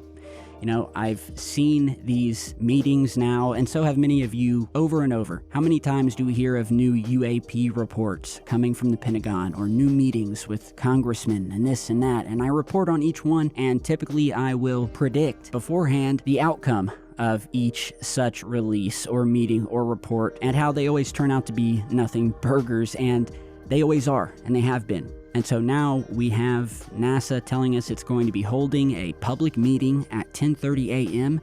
Wednesday, May 31st, of its independent study team on categorizing and evaluating data of UFOs, or UAPs as they call them. The agency will also host a media teleconference at the conclusion of the meeting, which will air on NASA television, the NASA app, and the agency's website at 2:30 p.m. So yeah, May 31st, Never a Straight Answer will be holding a meeting. I'm not getting my hopes up, but I could be the one for once to eat crow. I don't think I will, but if I do, I will gladly eat that crow. But I don't have really high hopes, so I guess we will see.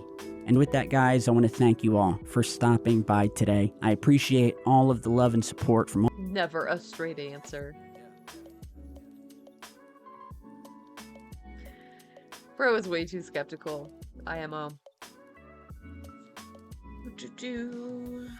These lines interacting this way. That's crazy, dude.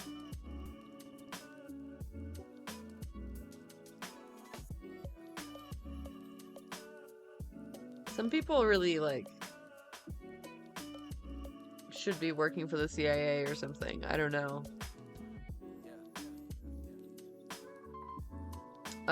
Be like a white knight hacker, some type of shit.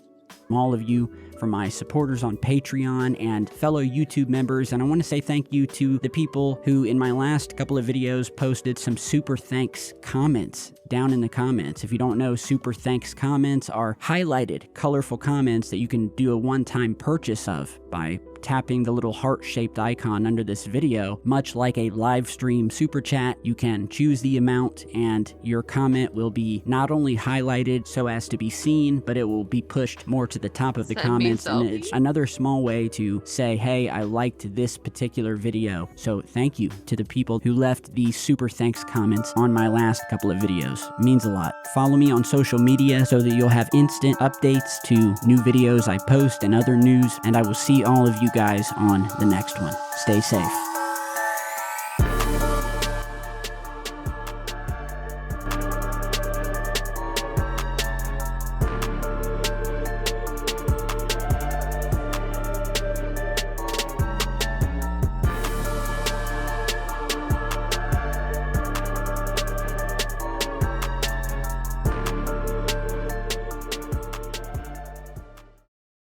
Feels like a pretty alcoholic town, you know? Yeah, there we go. Feels like we got some DUIs in the crowd.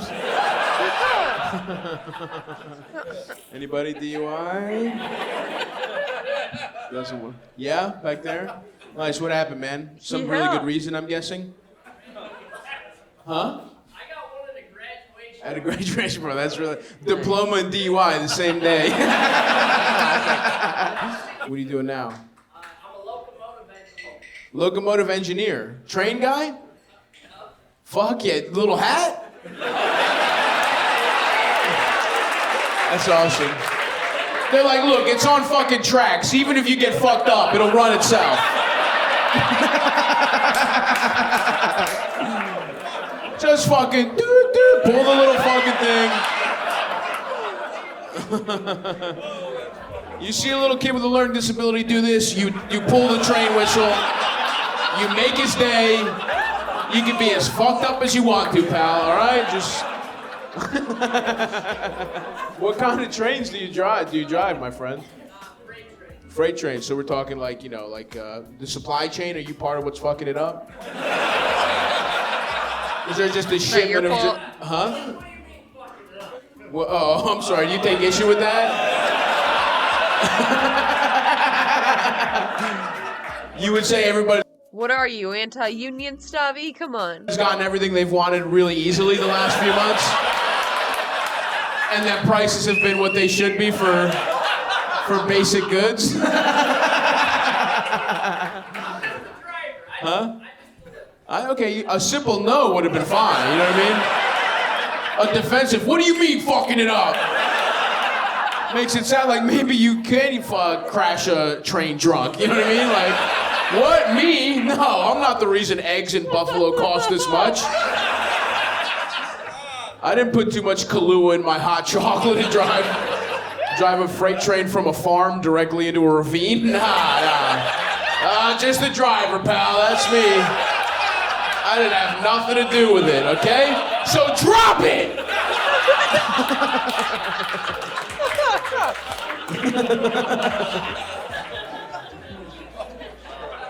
That's awesome, dude. Congrats. You bounced back from that DUI.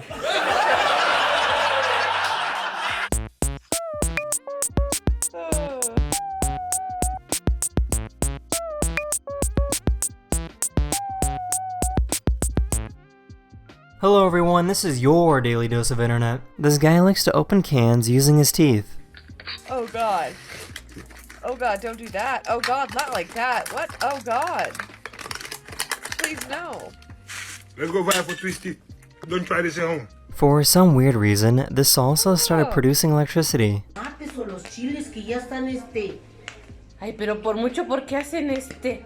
What? Estoy diciendo que mira qué de humo hay.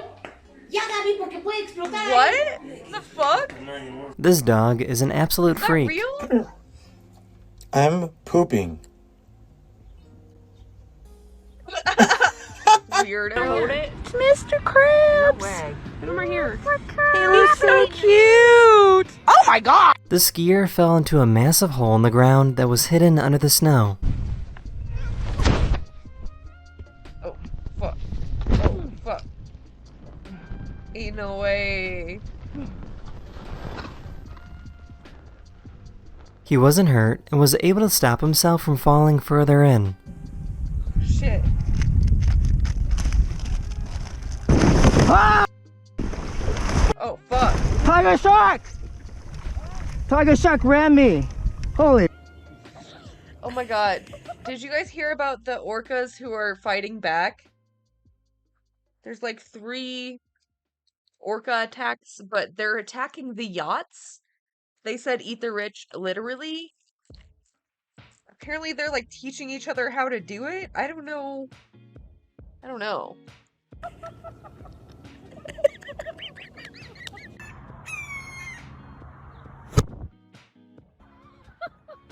For some reason, this hawk didn't want to be on camera.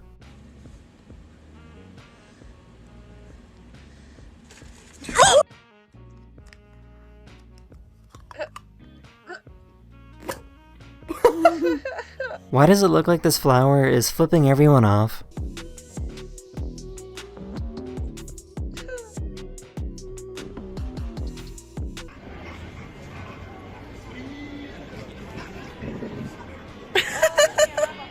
This guy waited for his brother while watching a live stream of his graduation ceremony. Hunter Craft. Matthew Ryan. Let's go.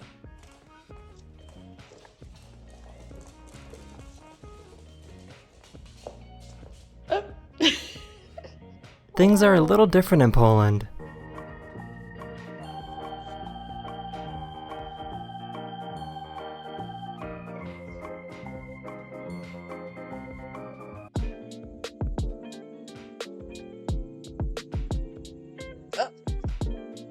This person was looking at the moon with the telescope when a plane passed right in front of it.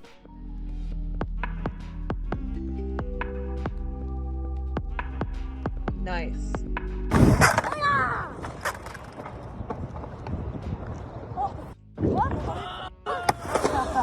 Nobody told me, but I guess curly-haired mice exist. Oh my god, they're so cute! They're so cute! That is the end of this video, or we hope you enjoyed, and I'll see you guys again very, very soon. Later. Hi, welcome to a video that I have made personally for one person watching. It's your job to figure out who that is. It's a little cold in here. How about I light a fire because it's cold. You can even see my breath. Listen, Cameo is a great website, all right? If you want to get NBA referee Tim Donaghy to wish your dad happy birthday, he'll do it. He'll do it. Mo, former NBA basketball referee Tim Donaghy here. Congrats from Adam and Rick on an amazing season for your Sacramento Kings. All right, we get it, Tim. There's a lot of people you can hire on Cameo. Most of the supporting cast of The Office. Kind of anyone who's been on 90 Day Fiancé. Carrot Top. And listen, if there's someone in your life who would love a happy birthday message from Mark McGrath from Sugar Ray, then that's great. It's a great gift for people who are just a little weird. But like, for example, let's look at Tom Brooks from 90 Day Fiancé, who has 1,300 reviews, by the way. I don't know how that many people have been this interested in Tom Brooks from 90 Day Fiancé, but he only costs $9, so maybe he's the real business genius. Well, hello there, Diana, my beautiful Diana. Tom Brooks here from 90 Day Fiancé and Pillow Talk. How are you, lovely? Hope you're in good spirits and good health and life is treating you well. You're a good man. Yes, Trevin says it's my wife. She's just the most amazing, wonderful, cutest, funniest wife anyone could ever want to have. He says love is probably her favorite word. This is so boring. Why are people paying for this? I also didn't even notice he has a perfect 5 stars on Cameo. Tom delivers. Boo, I scared you. I'm the ghost of advertisements in the video right now, and we're gonna have a word from Raycon. This video I mentioned before, Tom Brooks is $9, but Cameo also has features not just for personalized. I don't have a good feel on the electrical one. Not a good idea to chuck a metal spoon into it. Yeah. True. Videos, but for business videos, live video calls with up to 10 people, and you can also pay to message people individually. It's like pay per message. Cameo is the original OnlyFans, except for like Kevin from The Office. Cameo also has a section for fan reactions, a whole section just dedicated to people reacting to their cameos from Caleb Marshall. Hello, Melinda. It is the Fitness Marshal, and I wanted to say Merry Christmas. Why do you say it like that? Oh, here's Dennis Rodman. Rodman here, Cos. What's going on, baby? I'm checking you out right now, man. Guess what? I heard you loved it in life. Where you at? Is that Australia? Good ain't right. No, you know, but hey, I'm just here to say one thing, brother. I heard you love the NBA. I do too. Today's world, I don't know, but I heard you love the NBA. I heard you travel. He's just rambling. So you can't actually get a cameo from Dennis Rodman anymore, but you can get a business video from him for $20,000, or you can message him for $20. Boston Rob Mariano from Survivor. Hey, what's going on? It's Boston Rob. This message goes out to Heather and Doug. Guys, Jessica reached out to me. She didn't reach out to you. She paid you money, Boston Rob. Boston robber of my money. Everyone knows about, like, normal cameos. Everyone knows you can get real life Peter Griffin. We already know that. You sent me something and you said, don't even look at the thumbnail. Don't even look at it, and now you can look at it. So you can monetize it. Go ahead and play it. Oh my god. Turn your volume all the way up. Let's go.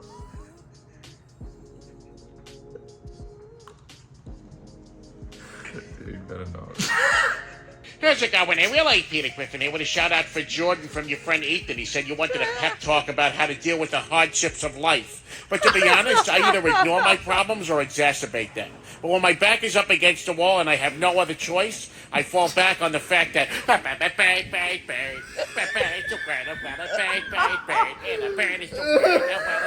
you know about the bird? Well, Peter's gonna tell you about the bird. Shut up, Meg. Can't believe how long. But, like, did any... That was fucking epic. That was actually so good. Anyone know that Cameo has like a kids section? What the fuck is that? You got Coco Melon Baby. What? Blippi. Classic Blippi. And Ryan's World. Hi, Nora. The fuck? It's me, your friend JJ from Coco Melon. Yep. It's me, your friend JJ That's from awful. Coco Melon. Thanks, I hate I it. just spoke to your father. Isn't that cool? Oh yeah. No. It's me, your friend JJ from Coco Melon. I just spoke to your uncle. No. Yeah, so JJ from Coco Melon, not a real baby. It's actually a computer baby. It's just an AI text-to-speech with the same song in the background with just like assets from the show. Pretty insane, right? They have a decent amount of low star reviews on this one. It is $30 for a Coco Melon AI voice after all. 1 star from Naya. Wait a minute. Hi, Naya. Naya's the one that left the review. Are kids getting these for themselves? Let's try Blippi. What's Blippi? Blippi's cheaper than JJ from Coco Melon at least. Johannes, it's me, Blippi. I just talked to your grandmother. We wanted to let you know that we love you. You are an awesome kid whose big smile and cool dance moves always brighten our day. Cool dance moves? What the fuck is Blippi? Blippi! Oh, hey! It's me, Blippi! That's not Blippi. Red Titan from Ryan's World's only $25. Hey, Leah. It's me, Red Titan. This one doesn't have the music, at least. This is all so fucked up. They have the Tooth Fairy, the real Tooth Fairy, for $10. Spin, it's me, the Tooth Fairy. I just got back from flying around all night collecting lost teeth. Did you know when you lose your tooth, you can put it under your pillow and I will come get it? You will come get it. They didn't even put a background It's me, Blippi. Please grab your mom's credit card. on this one. If I got that as a child, it would be scary. And the fucking Easter Bunny, too. Hey, Connor. It's me, the Easter Bunny. Now, Cameo doesn't have an explicit politics section, but a lot of politics-related people are on Cameo, like Sarah Palin. Why? A Sarah Palin cameo will run you $200, or you could get a business video for $999, just in case you need something like that. Hey, Flora, this is Sarah Palin, normally coming to you from Alaska. I just want to let you know that there is somebody in your life who loves you so much, absolutely adores you. You are his world. Weird. And he feels a little bit rotten for maybe hurting you. Oh, and life's too short for all of that. What? James loves you. Really, you deserve the very, very best. You're created with great purpose, great destiny. And I know that you wake up every single day knowing with great intention that you can live out that purpose. So God bless you. And yeah, life. Did I just watch Sarah Palin participate in abuse? The fuck was that? Short. You gotta live it vibrantly, and we all have to have a gift of discernment and forgiveness and compassion. What did James do? Next time I make my partner sad on accident, I'm gonna get her a Sarah Palin cameo to make up for it. We ordered 7 cameos for our event. What the fuck? Who are all these people getting fucking cameos from Sarah Palin? Sarah Palin did a Merry Christmas video and it was wonderful. What a horrible Christmas gift. That was the Oh my only God. example video on her cameo page that I could find, except for her like trailer video. These boots are made for walking, and that's just what they'll do. So does that make you guys want to get a cameo from her? Or because Cameo doesn't have like a dedicated politics section, Sarah Palin is listed under reality TV, The Masked Singer, because she was on Ain't no The way. Masked Singer. I've had enough of Sarah Palin. I don't want her anymore. The Hodge twins are also on Cameo, except this one's only one of them. The other one died. Oh, there he is. Twins here. How you doing, John? Heard you a big time gym buff. Like to go to gym. I heard you look like a silverback gorilla from the waist up. But congratulations, you got a boy on the way. Is it yours? I don't think so. I think it might be the Hodge twins. Yeah. We took turns. Yeah. I have no idea which one of us got. Oh my I God. I think it might be mine. Think so? Yeah, it was a cup of semen in that girl. Man, these guys are Oh my God. funny. Hey, congratulations on becoming a father. Imagine getting that as a gift. Hodge twins here. Hey, Noah, got your question. What do you think about starting a petition to end Democrat due to its racist history? End Democrat? Sorry. What? Sorry. End Democrat? What? Yeah. Hodge twins here. His hat says Second Amendment in it, but the A is guns. So the Hodge twins, if you want a cameo from them, it's $200. There is only one left, though. Looks like they're going to be closing their cameo page soon. It's $1,250 for a business video. $600 What does that mean? One video left. They're only ever gonna do one more video? What? for a live video call, or $7 for a message. These are some pricey guys, the Hodge twins. Cannot wait to give this to my boyfriend as a gift. Tommy Lahren of Fox News, also on Cameo. It is Tommy Lahren. So first of all, I know that you're a Cleveland police officer, so I want to thank you so much. You know how much I support that thin blue line. You know how much I love law enforcement, so thank you for what you do each and every single day to keep your communities safe, especially in a time like now. But Shut not up. only that, I have a Shut very up. special request. God. Paying to have a Fox News talking head be like, every time you pull someone over for speeding, it just makes the world a safer place. Hello there, Justin. It is Tommy Lahren, and I've been sent by the beautiful Amber to wish you a very, very happy Valentine's Day to the best husband ever. You know, listen, you are her everything. She sees you and all you do for your country, for your community, and for her family. Why would you ever pay someone else to like explain how you feel towards your partner? That's weird. It's all very weird. I'll say I don't understand it. I don't get it. I guess maybe if they're like a super fan. I guess, but who is a super fan of Tommy Lahren? You know? I guess they're probably out there. That's weird. What's up, Connor? I'm going to call you Connie. It's Tommy Lahren from Fox News. I've been sent by Joseph, the Fantasy League Dogs, because I know that you're about to deploy overseas with the Air Force. First, I want to thank you for your service, for your sacrifice. We live in... Connor, I'm going to call you Connie?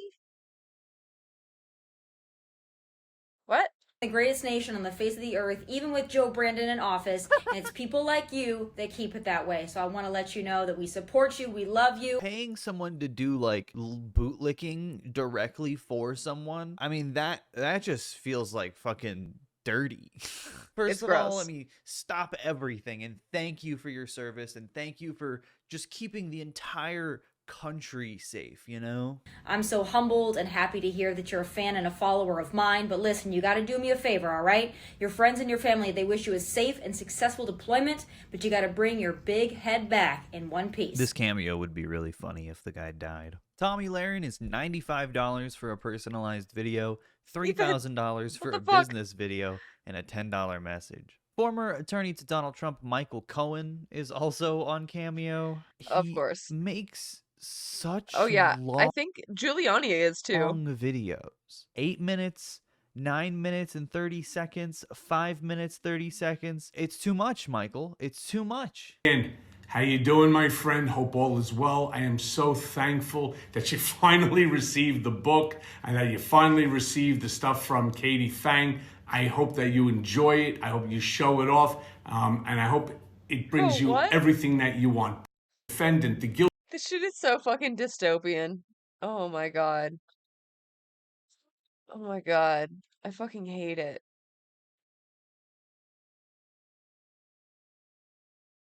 Just all the worst people you know. Guilty party, or the alleged guilty party, that in this case, again, is the narcissistic sociopath himself. I believe that it will be the end of Donald Trump as it relates to freedom.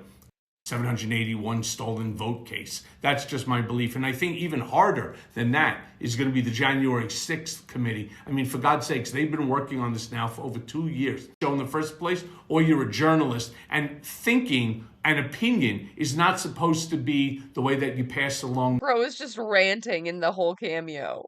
Bro. This information. Oh my god, calm down. Hey Dustin, it's Mike Cohen here, former... Dude, this is 9 minutes long. How do you do this? Oh my god, dude, he looks so disheveled. Michael Cohen is $100 for a regular video, $5,000 for a business video, or $300 for a live video call. Average video length 5 minutes 27 seconds. Oh my god. Yeonmi Park also on Cameo because of course she is. The way I repair my relationship is, through a lot of prayer. Imagine receiving a message from a survivor of a World War II concentration camp during World War II and facing the incomprehensible truth that it's still happening and that the West is doing very little to pressure the evildoers to bring the suffering of innocents to a swift end. It's that powerful. Yeah, I don't know if that's like the best comparison. Donald Trump Jr. is on Cameo as well. $500 for a personalized video, or $20 to send him a message. Congratulations, South Carolina Republicans. Amazing work. Why does he sound like that? Seamus, this is Donald Trump Jr. Jeff tells me that it's your birthday, so I want to wish you a happy birthday first and foremost. Stephanie, this is Donald Trump Jr. and your mom tells me that you're my dad's and my family's biggest fan. He sounds really fucked up. This was life-changing for my husband. Speaking of Donald Trump, former attorney to Donald Trump and also Jeffrey Epstein, Alan Dershowitz is also on Cameo. Hey, congratulations, Adam, and all the rest of the graduates of the 50th class of Trial Lawyers College. Dude, he's so old. Oh my fucking god. I too believe in innocent until proven guilty. You could get Alan Dershowitz for $100. You could get him for a business video for $1,500. You can get a live video call with him for $300. Or you can message him for $3. Imagine getting a live video call.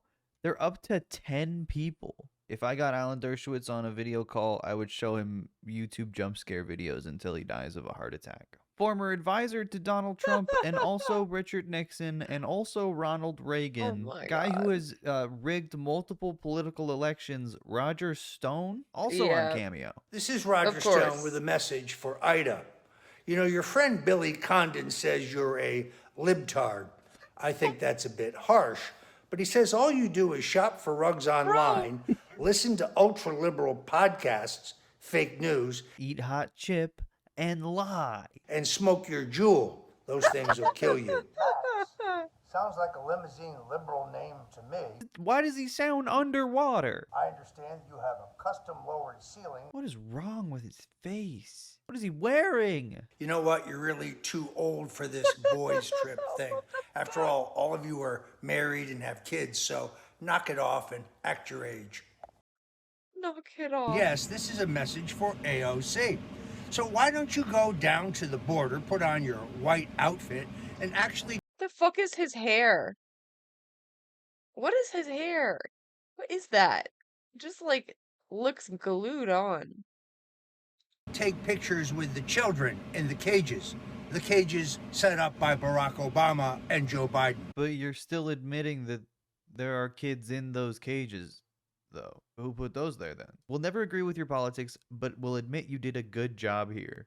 Biden in 2024. Why would you give him $100 then? What? Last but not least, America's mayor Rudy What? Giuliani is also on Cameo. Oh my god, this video is 6 minutes long. Rudy! Well, congratulations on passing the bar exam, and I think you're going to start a new job in a law firm in Cleveland. Your dad, Will, has a great love for you. He's very, very proud of you. He's taking so long to read his notes. Someone holding a gun to his head? The day after the election, when I walked into the campaign headquarters and the lawyers representing the president hadn't done anything. And I hadn't done a complaint in I don't know how long, and I just started doing it, and I was able to do it. We need good people that desire it and are willing to Insightful. put up with whatever sacrifices are involved. Oh my god. It is, in fact, marriage is, in fact, the first kind of contract, the first kind What is going on here, dude? What is this drip, Rudy? Oh my god, it looks like his teeth are gonna fall out. Oh my god. I have to be honest. How much time do you think people spend doing this? Like, God. God. Doing a cold read, yeah, like, did not even glance it over. Oh, God.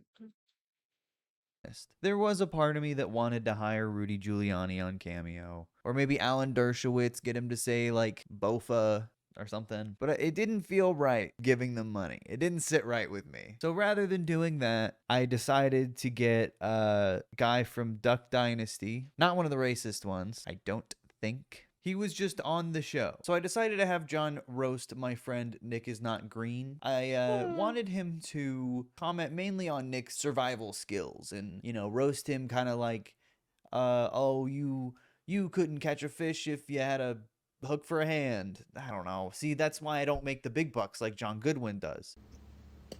Hey, Nick. Old Godwin here from Duck Dynasty, Duck Commander. You know, a lot of people asked us, what in the world are y'all doing now? Well, we just back doing what we was doing before it all started, building duck calls. Like this right here. This is a duck call. This is the DC 200. And, you know, it calls ducks. You know what a duck is? I'm sure you do. You're supposed to be an outdoorsman.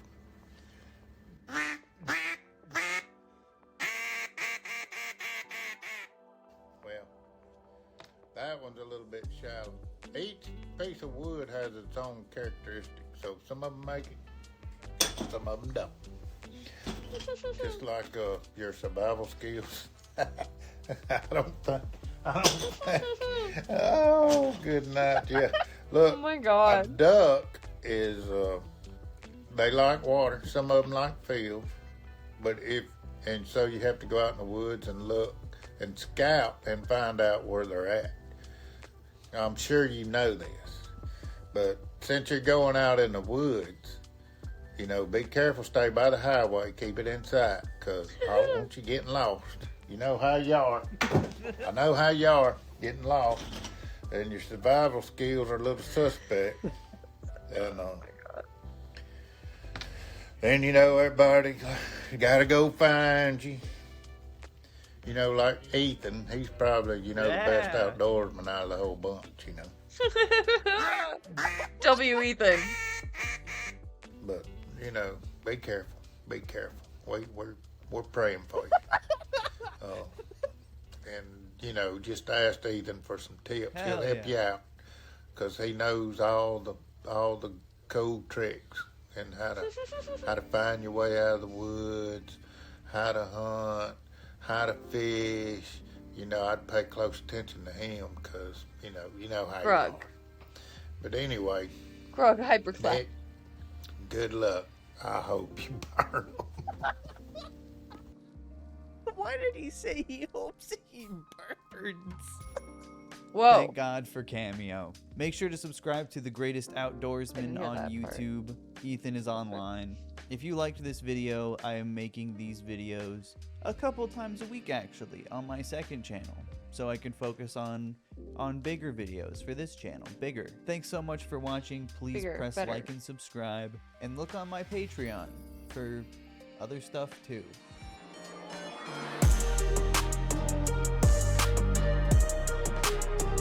Holy crap, look at all these patrons on Ethan's online Patreon. It's just $5 a month to be on there. What a freaking sweet deal. This reminds me of the time I became a YouTuber. The channel was called Mr. Breast. Breasts.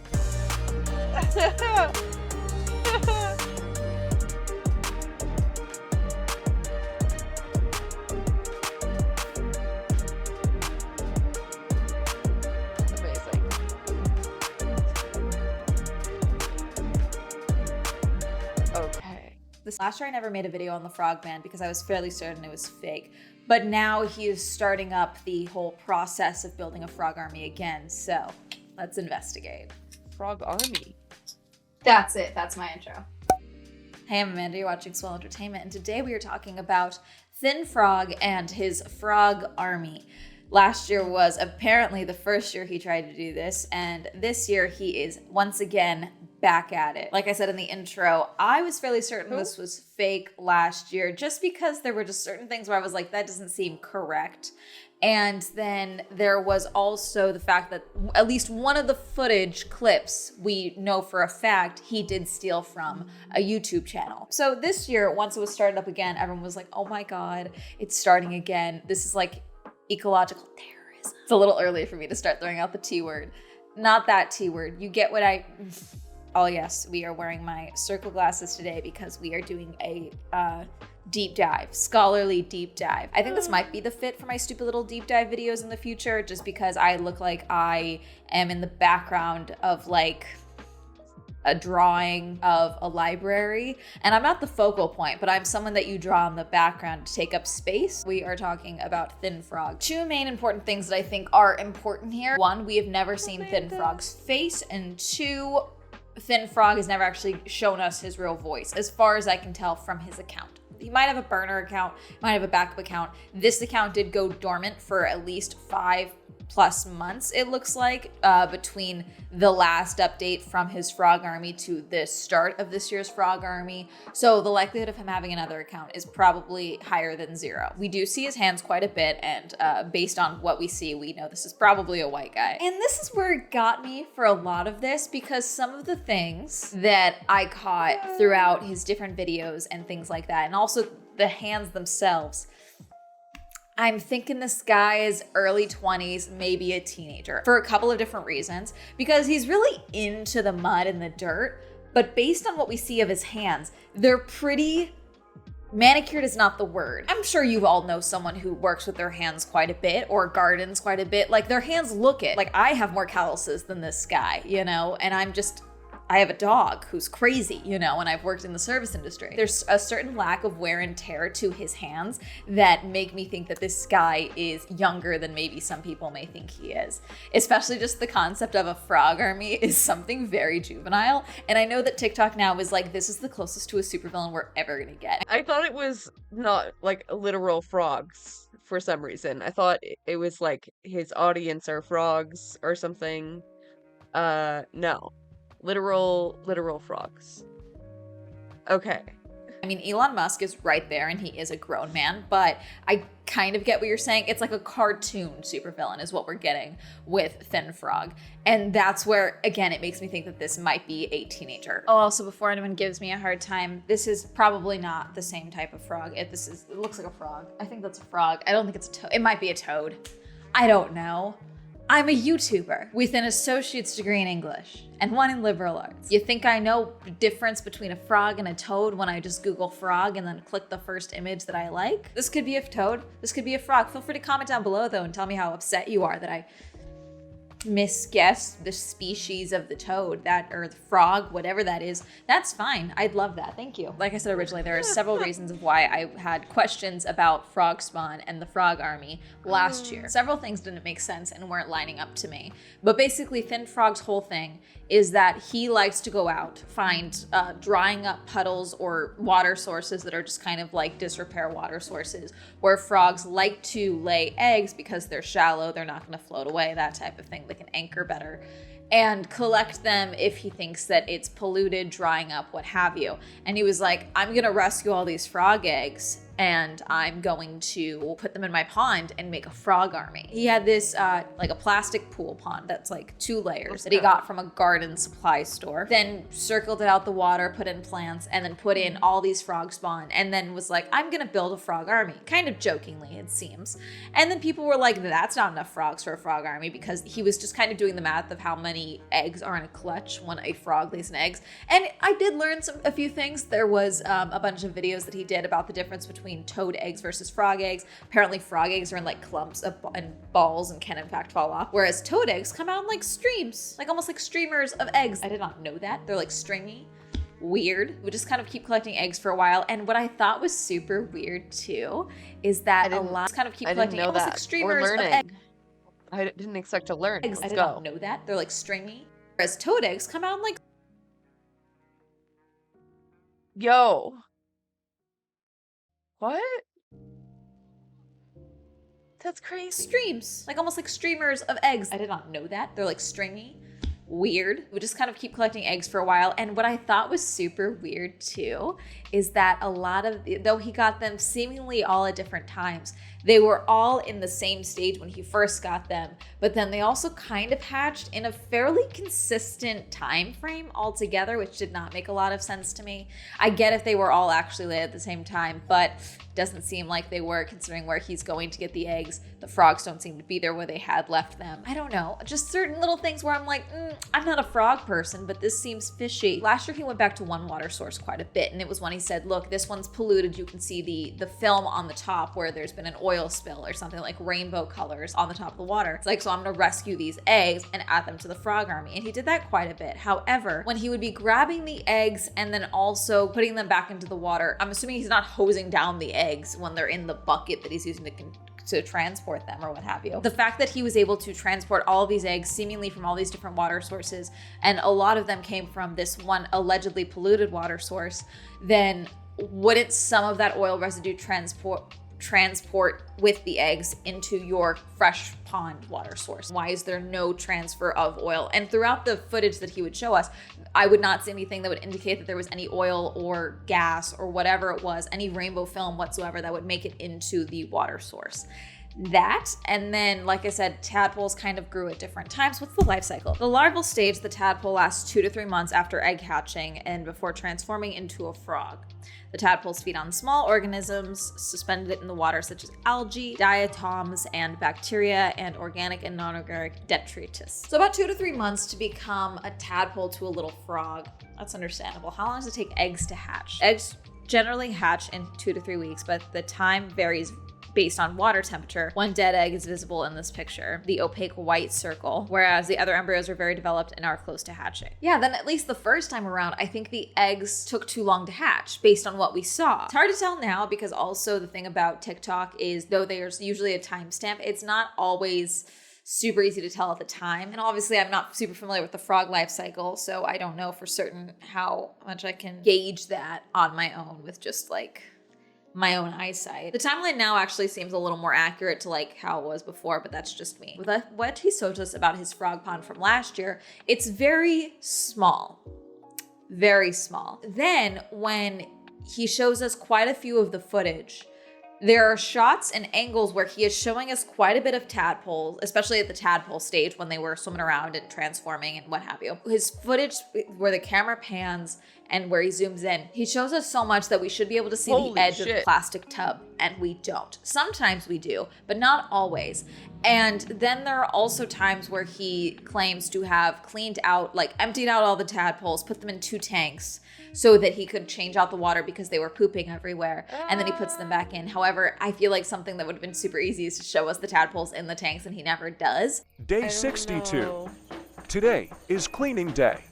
The pond water is very dirty because 1.4 million tadpoles have been shitting everywhere. First, I got all the tadpoles out what took nearly 3 hours. So I think that's a little weird. And then we have the rocks. The version this year has rocks along the side of it, if we're believing what he's saying. This year he's saying that the pond from last year, the plastic one, had a hole in it, so we got rid of it. And instead he used a liner and like dug a hole and put rocks around the side of it and filled that with water and is doing a filtration system and all this stuff. And put the tadpoles in like a small part of that liner pool that he has made. Now there's like big slabs, rocks on that one, but the rest of it is a liner. That looks correct. However, for last year, there were quite a few TikToks where he uploaded. So here you can see, I'll put the video clip on the screen. He's showing the entirety of the pool with just one pan of the foam. This is from last year. This is a very small space. It's plastic. He does have a rock set up on the one side, but most of this, there's not rocks. Yeah, there's like one little clump on the side of rocks. That's it. See, this footage doesn't look right. That footage is filler footage. Oh, here's another video that probably indicates that this is a child. He found a frog with a toad hanging onto it and thought they were mating. And so he makes a joke about how he might have a half frog, half toad army. And then this year, he said that he's found the same thing, but was told that that's not possible and that they will not spawn from canoodling. I think this is a teenager. I think this is like a teenager. At least last year. Here's what I think actually happened. I think he got a fuckload of tadpole eggs, okay, frog eggs, and maybe a fourth, if not a sixth, an eighth of them actually transformed into tadpoles and then maybe became frogs. I don't know, but I think far less of them transformed into frogs than he would have you believe. Transformed, grew into frogs. You get my point. Then, in order to keep up the appearances of, oh my gosh, look how many frogs there are, look how many tadpoles there are, we have a frog army on our hands, he would splice stock footage and random internet footage of frogs in with his footage that he took of his pond to make it look like it was way more tadpoles than was actually true. This is him claiming he added a stone and that the tadpoles / froglets all tried to get out. The thing is, my Karen neighbor has a fear of frogs, and there is a hand, but they're wearing a bracelet, and I think that's nail polish on their hand. Yeah, they got a longer sleeve, but I'm sure she won't mind. What am I going to do with my 1.4 million frogs? So this one looks like his pond here. You can see the rocks in the back. But the main reason people think this is fake is because at least one of these clips that he shows is in fact from Big Mac Daddy.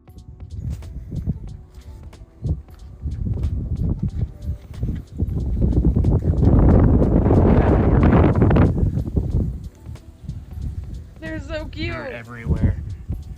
Literally everywhere. This Holy account could be shit. fake, but it's 13,000 The army. followers. Is the only video on his account. Bro, where the fuck did all of these come from? And it's showing a bunch of little frogs everywhere. OMG, the guy that saved 1 million frogs. I hope you're the neighbor of that person who raised 1 million frogs and the prophecy has been fulfilled. I don't think it's the same area because this guy is in the US, it looks like. Like I said, we were going to talk about the garden center again. Now that garden center, I'm fairly certain, is in the UK based on the license plates on the car that we see. I can't find his TikTok where he showed the parking lot, but I looked up the actual store and this is in fact a store in the UK. So yeah, my understanding is that Thin Frog lives in the UK. Do I think this is eco-terrorism? Breeding frogs, saving them with the express purpose of creating a frog army. What else are you gonna use a frog army for if not to create havoc? So I mean, in that regards, probably you're creating terror with little frogs, so kind of. But also, I mean, the cycle of nature, the way that nature works, there are plenty of animals and beings that just kind of don't survive once they are hatched, and I believe that that's why frogs lay so many eggs, is because evolutionarily they understand or know at least that a bunch of them are not going to make it. You're also taking them from their natural ecosystem, where if they had survived in that natural ecosystem, then normal predators would,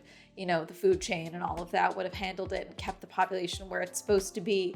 Whereas, you know, now you've brought them into a potentially suburban area or just a residential area at the very least. And there's just not the same amount of their natural predators in that area. Super thinly connected, but I think this is another way that we saw during the pandemic how when lockdowns happened and tourism basically came to a standstill around the world, how much tourism had affected natural animal life around the world in different climates, cities, cultures, where like I believe, where was the country that monkeys who were used to tourists feeding them were not having tourists feeding them anymore, so they were like attacking locals and children because they weren't getting fed, and they were like going and stealing food from the locals because the tourists weren't feeding them anymore. You know, it's like when you add in a new variable and then the vegans get used to that variable and then you yoink that variable, obviously there's issues. I think this is fake because there's just not enough ecological fallout, I think, from these tadpoles being placed, this many tadpoles. Like I said, last year is when we found that one of the footage was fake. This person apparently did a presentation on frogs. This person that shared this video is not the original video. Like, my neighbor has to leave, there's too many frogs, but there's a part of the video that I recognize. So there's this part where like all the frogs are like jumping through this little green area, and I was like, I've seen this before. It's from this video, Millions of Little Frogs by GMikeG123 on YouTube. You can look it up, it's there. But here's some screenshots. So the top screenshot is from the YouTube video, the GMikeG, and then this bottom screenshot is from the Frog Army video. That's the same picture. So you can see there's like that little like, oh, where's my little like hay thing in both. Like it matches up perfectly. He just took that video from YouTube. Yeah, there's a ton of tadpoles in that water too. He could have been using that footage from the tadpoles. What happened to the Frog Army on TikTok? The account's only posted once in the last month, claiming all the frogs are gone. Did the frogs all die, or was this all fake from the beginning? This year's video, and everything's starting all over again. Between all of the inconsistencies, the issues with the footage, that clip arguably being proven fake on Thin Frog's part, and then obviously the neighbor not being his actual neighbor, just a completely different person in a completely different country, it looks like. I think definitively we can say at least most of last year was fake. Do I think he probably still had like 5,000 to 10,000 frogs hatched? Maybe, yeah. The fact that it's now been a couple of months and he's starting all over and there's no remaining frogs, no other seemingly effects of the frogs. I don't know, I'm just calling shenanigans. Last year as well, there was this guy, froggy biologist. He had a lot of feelings about Thin Frog and his frog army.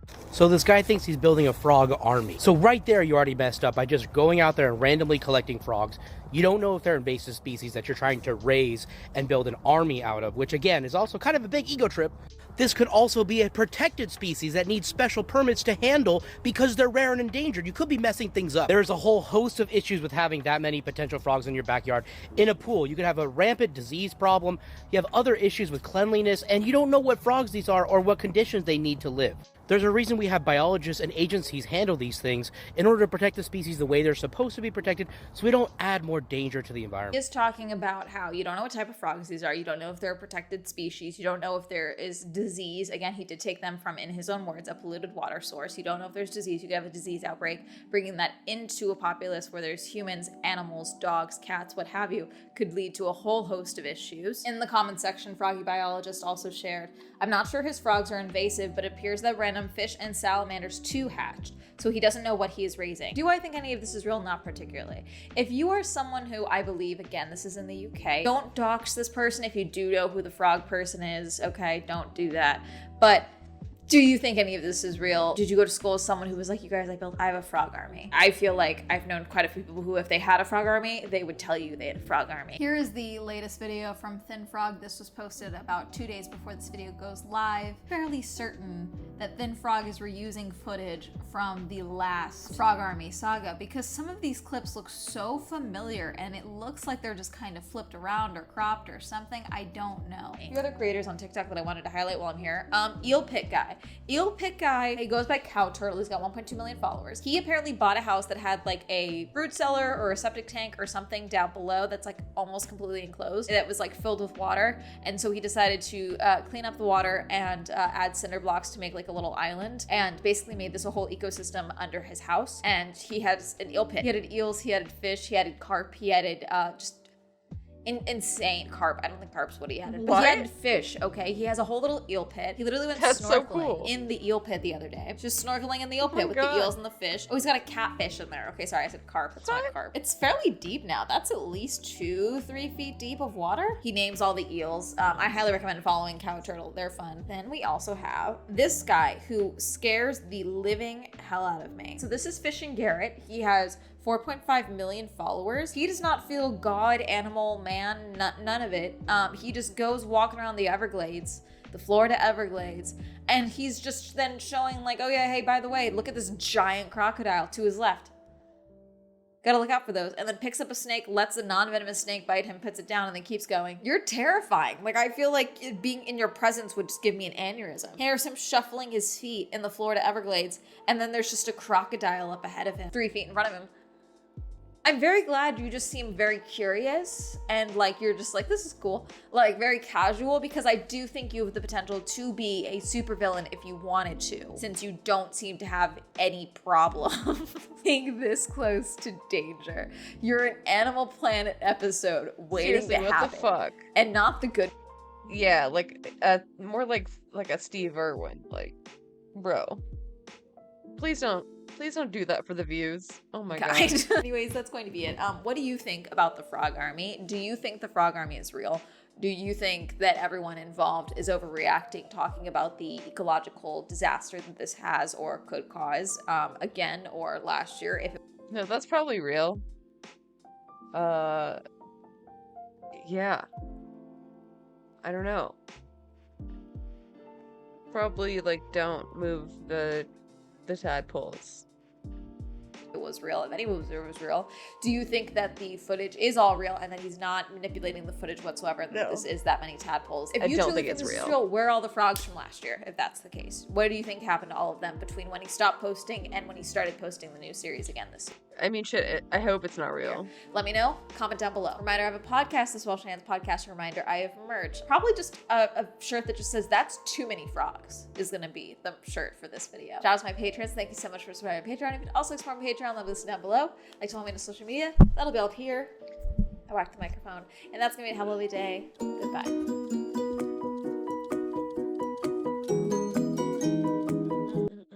Let's go. The button. It's the button time. This is yeah, seniors button. This will be good. You ever had a threesome? I have not. I guess I'm not that adventurous. And since Skip didn't say anything, I'm pretty sure he has. Welcome to The Button, a speed dating show. When the button lights up red, either player may press it and swap out their date for a new person. Get out of here. If 2 people can last on a date for 10 minutes, they win an all expenses paid second date. This is The Button. My name's Tom. Linda. Hi, Linda. Nice to meet you. Well, here we are. How you doing today? Okie dokie. Good. So what do you like to do for fun? It's hard to say anymore. I like festivals, concerts, blues. Fun fact about Tom, he's a burner. What did she say? A what? He's a burner. He goes to Burning Man. Oh. Oh, you do go to Burning Yes, Man? I've only ever heard of it. Do you have any interest in Burning Man, Linda? No, I do not. What do you know about Burning Man? I thought it was very man-orientated and that they do runs naked and that it was just like seeing how long you went without showering. The going without showering is fairly true. It's 7 days long and water is hard to come by. Right. So you have to shower conservatively. Okay. All right. Sorry. Why did I get rejected? Oh, well, first, I think you're extremely handsome, but I'm just not feeling a connection. Well, it was nice meeting It was you. very nice to meet you. Yeah. Have fun at Burning Man. I hope so. I think you do well at Burning Man. Well, I used to work at the Renaissance Festivals. I like that. I just thought Burning Man was a little more crazy than that. I'm Jeff. Linda, very Linda? nice to meet you. With you? Mm-hmm. Somebody talking to you there? The button was talking. The box? Yeah. I don't know who's in there. It's just me, Jeff. Oh, okay. Tell me a little bit about yourself. What do you like to do? I like to do yard work. You do? So, I hate yard work. Do you hate yard work? I know. Sometimes you come home and you think I just pay one more people for thing. that. Do you really? Yeah. Oh, good for you. Yeah. Do you have any pets? No, the last one I had got stolen, so it's Might really never hard for me come. It might come and you weren't ready for it. You got to be ready for the come. He was so And cool too. Cinco de Vato. We had one dog run away that we never found again. I Yeah. mean, just running Hi. in the woods. Oh, Whatcha? Thank you. Thank you for the raid. Welcome in. I'm just a little guy. I'm a leftist. I do like whatever, reacts. I do some art sometimes. Oh, you watched it? Cool. It's funny. They're cute. I think they're cute. Welcome in though. Thanks for the raid again. I hope you had a good stream. I think you're a pretty lady, and I think you're a quality woman, so good luck in the next one. yeah, whatever. Yeah. What do you think of Jeff's shirt? I like it. Yeah, it's a good color. I'm Irish, so it's green. That color's good for you too. Right, it's my favorite color. Cozy Pepe. When's the last time either of you were in a serious relationship? Probably 2 years ago. I was with somebody for 12 years, and she's too busy for me, so I just kind of decided to move on. Did you remain friends, or you guys? She calls me all the time. But she doesn't want to be in a relationship. No. Just friends. Yeah. Who was the first president you voted for? Let's see. I'm trying to figure. AKA, Nick. how old are you two? I'm 62. 58. Huh? I don't really want to talk about politics. Yeah, I would tend to agree with that. So wise. Nick's. Yeah.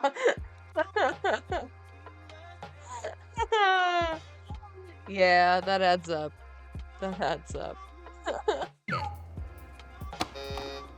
Why Good did for you you. reject me? You're really nice You know why. guy, but I just don't feel there's a connection.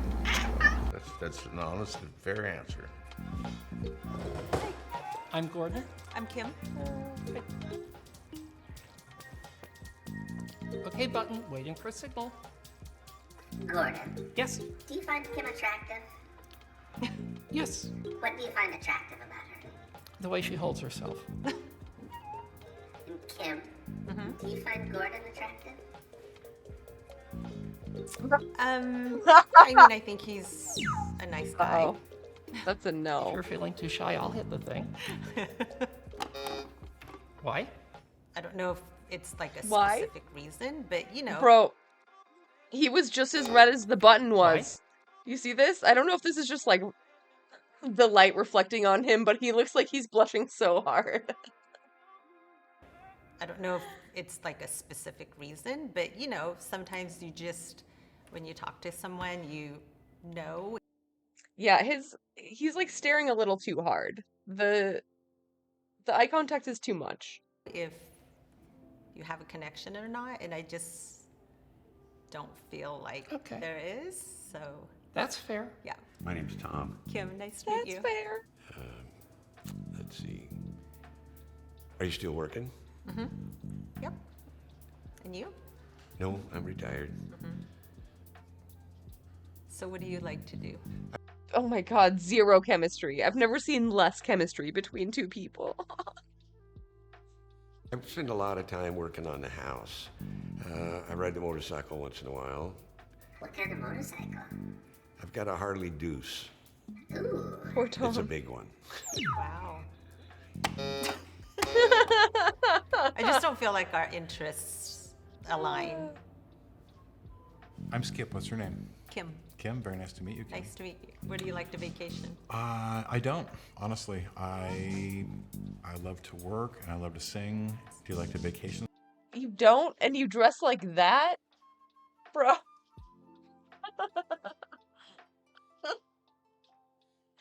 I'm sorry. You can't dress like that if you don't like to vacation. You're giving off the wrong vibe. You'll find the one Tom. Yeah. vacation someplace where it's sunny or get away once in a while? Yeah, my favorite vacation spot was Greece. Greece? Oh my God.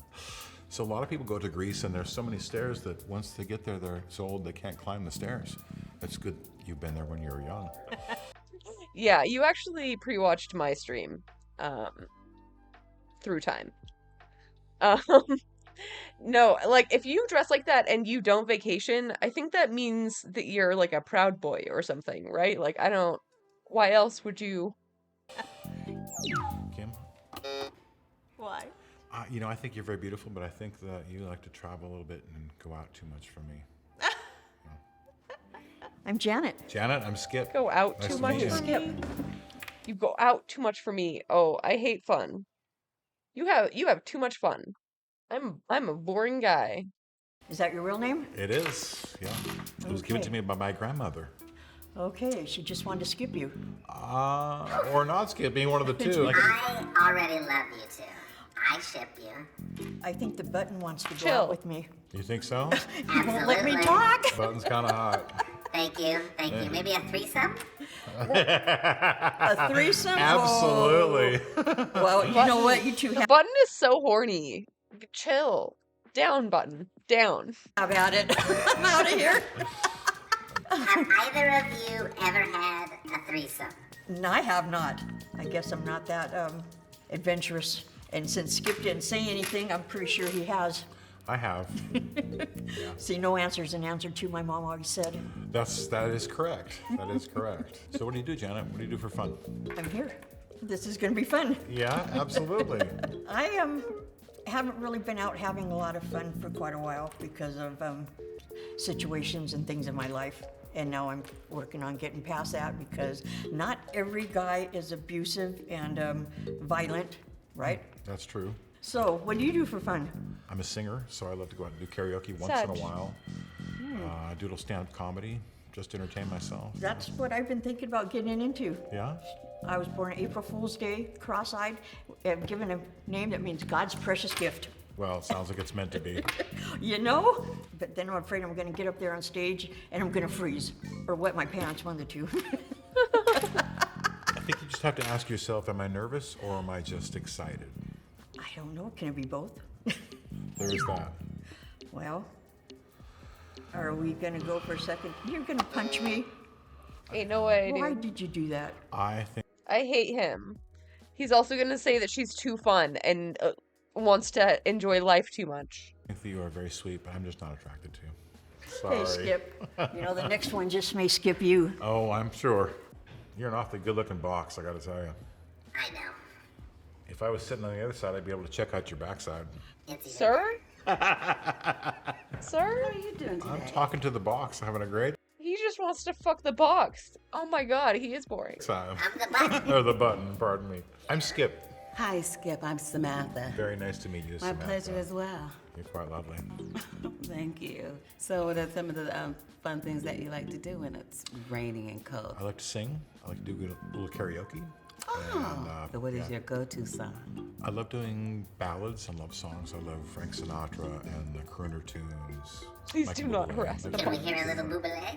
I'm going home. That's the best I can get from Buble. Me and my daughter, we're in the entertainment business, so we do a lot of singing out and about. And, Okay. Do a little few things like that. I love to Who paint. do you sing with?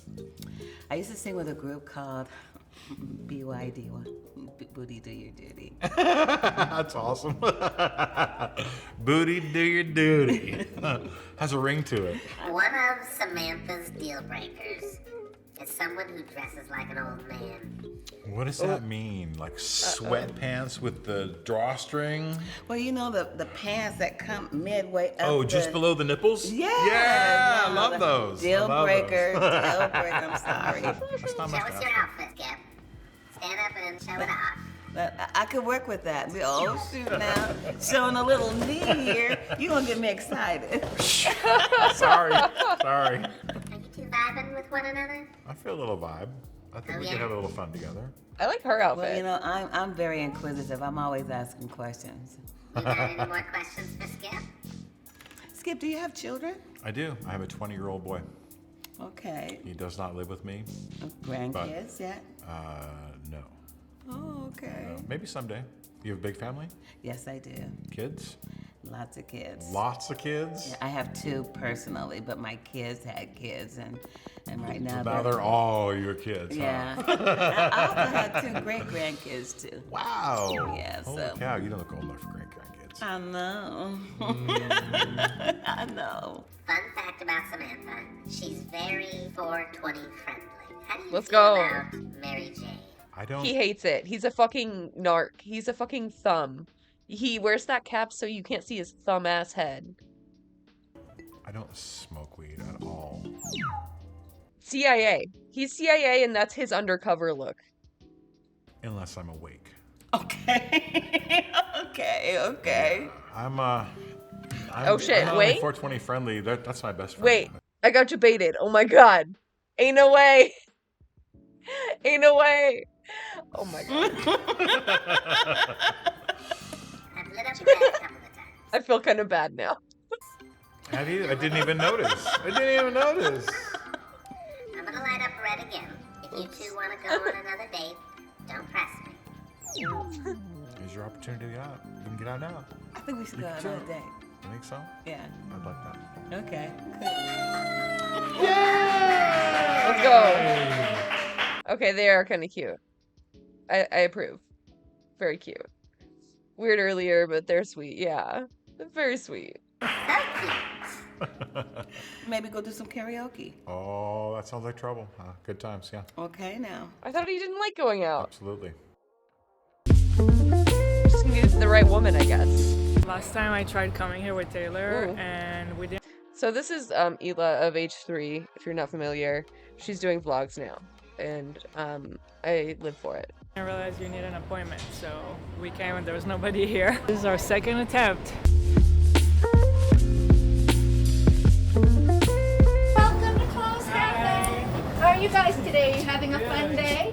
Yes. Hey, we love a fun day, right? My name is Lorraine. Hi. Eli. Come on in.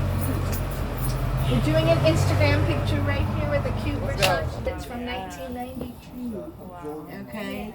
This is what we call our extra snazzy department up here at the front. So I want to give you a little tour just to help orient you because it's a little overwhelming. We're here to hold your hand and make it better. This is what we call our extra snazzy department up here. So not only do we have Poochie galore on this rack, including the leather jacket, but lots of nifty things in this extra snazzy up here. Here's just another example of something that's extra nifty. This is an Alexander McQueen that we love the fabrication.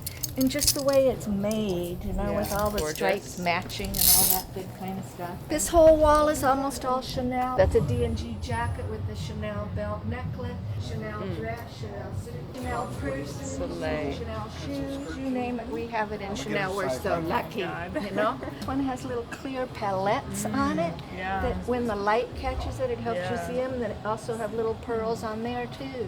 So Carl, to have all these little Ela is on her Vogue arc. She's trying to get on Vogue.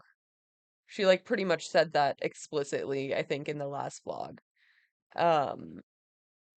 She's such a queen. She did a photo shoot. I'll try to pull that up right now. teeny, teeny things that you have to look at it in depth to see all the different beautiful pieces. There's CCs on this? Oh, the there's all the text, and then there's CC stitching, like the quilt stitch.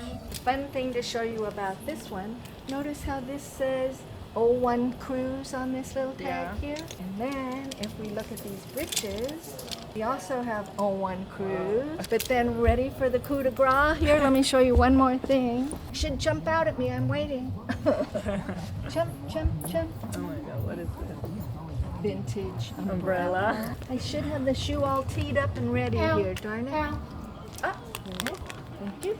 Wow. Don't we love that whole ensemble together for Coachella? We love that. Man, such a good look. This rack is what we call extra snazzy jackets. Dolce & Gabbana. This is vintage Yves Saint Laurent. This is leather Alaya, vintage Yves Saint Laurent. Vintage Vivienne Westwood in beautiful fabric. All sorts of pretty things, hopefully.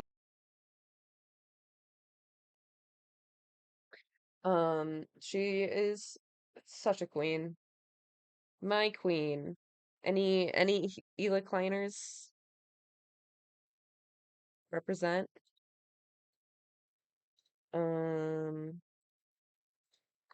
Sorry. Okay. The Teletubby vibe.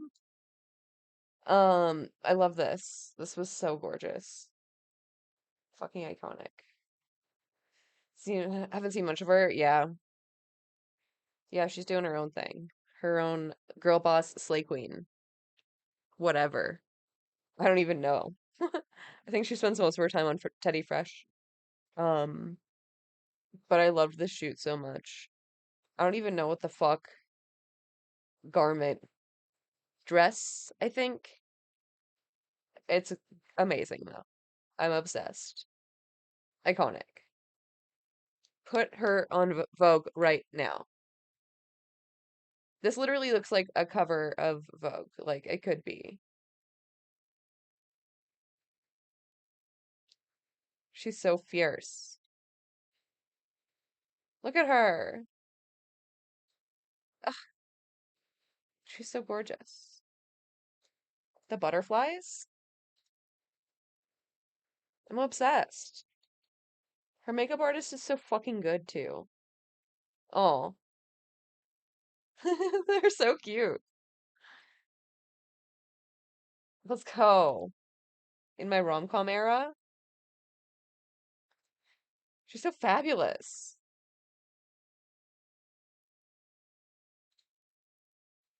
This. This was another good one. Wait. Sorry.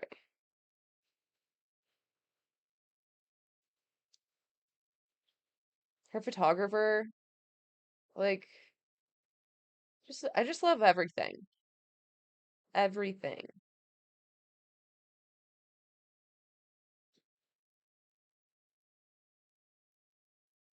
How is she that hot? Oh my God.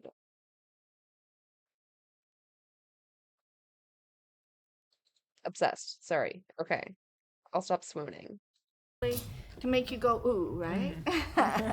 And this is a Scotta couture. We love the fox with the fuchsia brocade like that, right? Because we're all about statement making. Because everybody has boring and namby-pamby in their closet, and everybody's looking for the We don't like boring. right? Nobody likes boring. Everybody likes the pow, right? So we're always looking for the pow. This is clothes heaven. I would love. Oh my God. So even try it as a bracelet, as a female power accessory, all those good kind of things, right?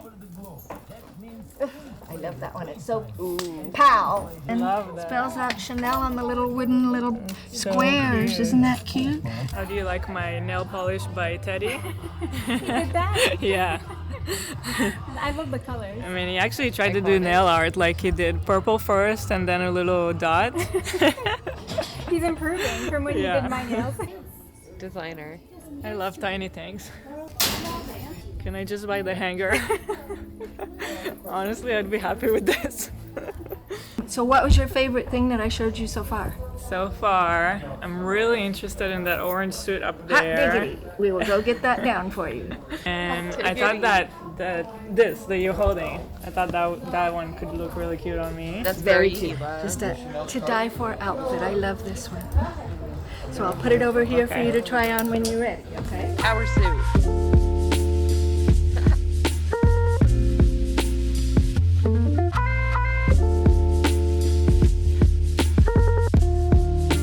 Iconic. Look at this little tiny Chanel. That is so cute. Even just for inspiration, I get so excited by little details like a special button or something. So I just love taking all of this in, and I know it's gonna move some wheels in my brain for Teddy Fresh. But yeah, for myself, I'm just kind of looking for anything that will be really exciting and like not too expensive because everything here is really expensive. I love Ela. She's like such a role model for me. I would love this. I would love all of this. Incredible. Incredible. Fucking icon. This is so cute. I love it with the shoes and socks Yeah, you had on totally. already. It's so cute.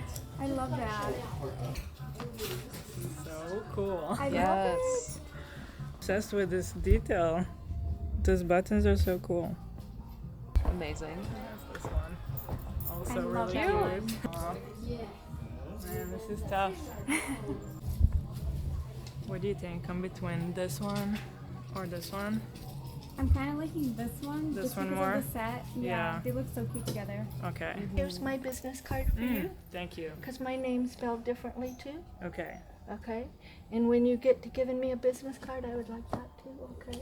I don't have one. I You should don't? make Okay. one. I should make one. Well, or a calling card. Yeah. You know, on snazzy stationery. Yeah. That would be a fun thing, you know. It was all engraved all nicely with your name and stuff. Okay. Yeah. I wish mine were snazzier. But it's good at planting seeds. 'Cause Yes. years and years ago, when I first opened, I was in Neiman Marcus in Beverly Hills.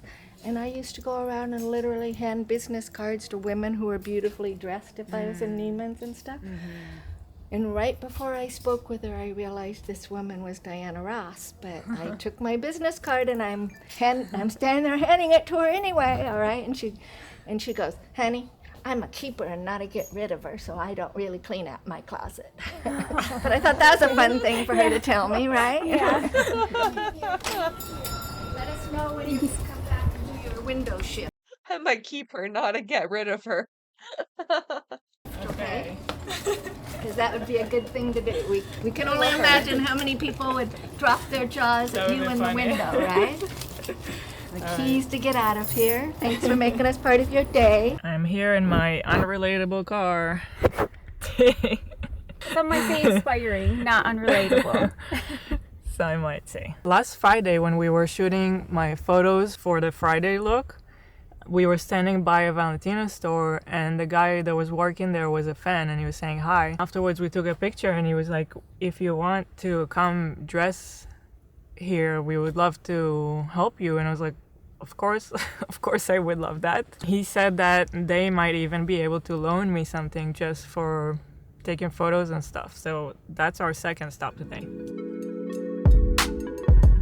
She has such a cool life.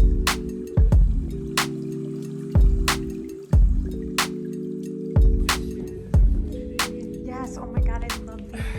Oh my god. This is crazy. Let's go. Thank you so much. A queen deserves queen service, No, right? stop it. I'm seeing so many cool things. Like, Yeah. this is so cool. I mean, if you want to take those two looks, that's totally fine with me. Yeah, I love it. I can't believe, like, what? Look at all the detail. It's crazy. We have these patented bow dress here with an A-line stitching. Then we also have this leather collar Let's with go. our classic stud on the zipper and also the V logo chain. So I think this one's cute too. Yeah. I think I like the one with the bow more, probably. So these are the pieces Ela is going with. Such beautiful, vibrant colors. I'm obsessed. Incredible. Teddy basically just took over my seat. We got more important things to do today than my makeup. Yeah. What do we think? I love this. We're going for a 90s Gwyneth Paltrow kind of vibe with the hair. This is crazy. Sally Hansen. This is a snapped. life hack. A confidence booster spray. Facts. And you can literally get this at like any convenience store, Target, whatever. It's like easily accessible. And if you get it just like maybe a shade lighter or a shade darker than your natural, turn for me. And you can get a little baby tan. Oh, wow. And it doesn't rub off on the clothes at all. It dries and then it's fine. And then it just comes off in the shower. Mommy, why do you need it all over you? Because I want my legs to look pretty. I have bruises all over me because there's a boy here that likes to play rough. with his mom. Does that help get the bruises away? Yeah. Wow. for the picture. You're starting as Daddy. Aww. Aw, a supportive king. I love it. And the shoes! I feel that. I think it's a nice change from last Friday. It's a completely different vibe. You look like the lead in a rom-com. Taylor's running a whole beauty parlor from her trunk. Do not play with me, okay? Services, I offer them. I just got my nails done real quick. Trunk nails. Honestly, I feel like I slayed. Okay, slay. Trunk nails.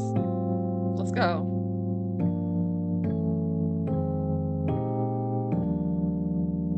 Flawless.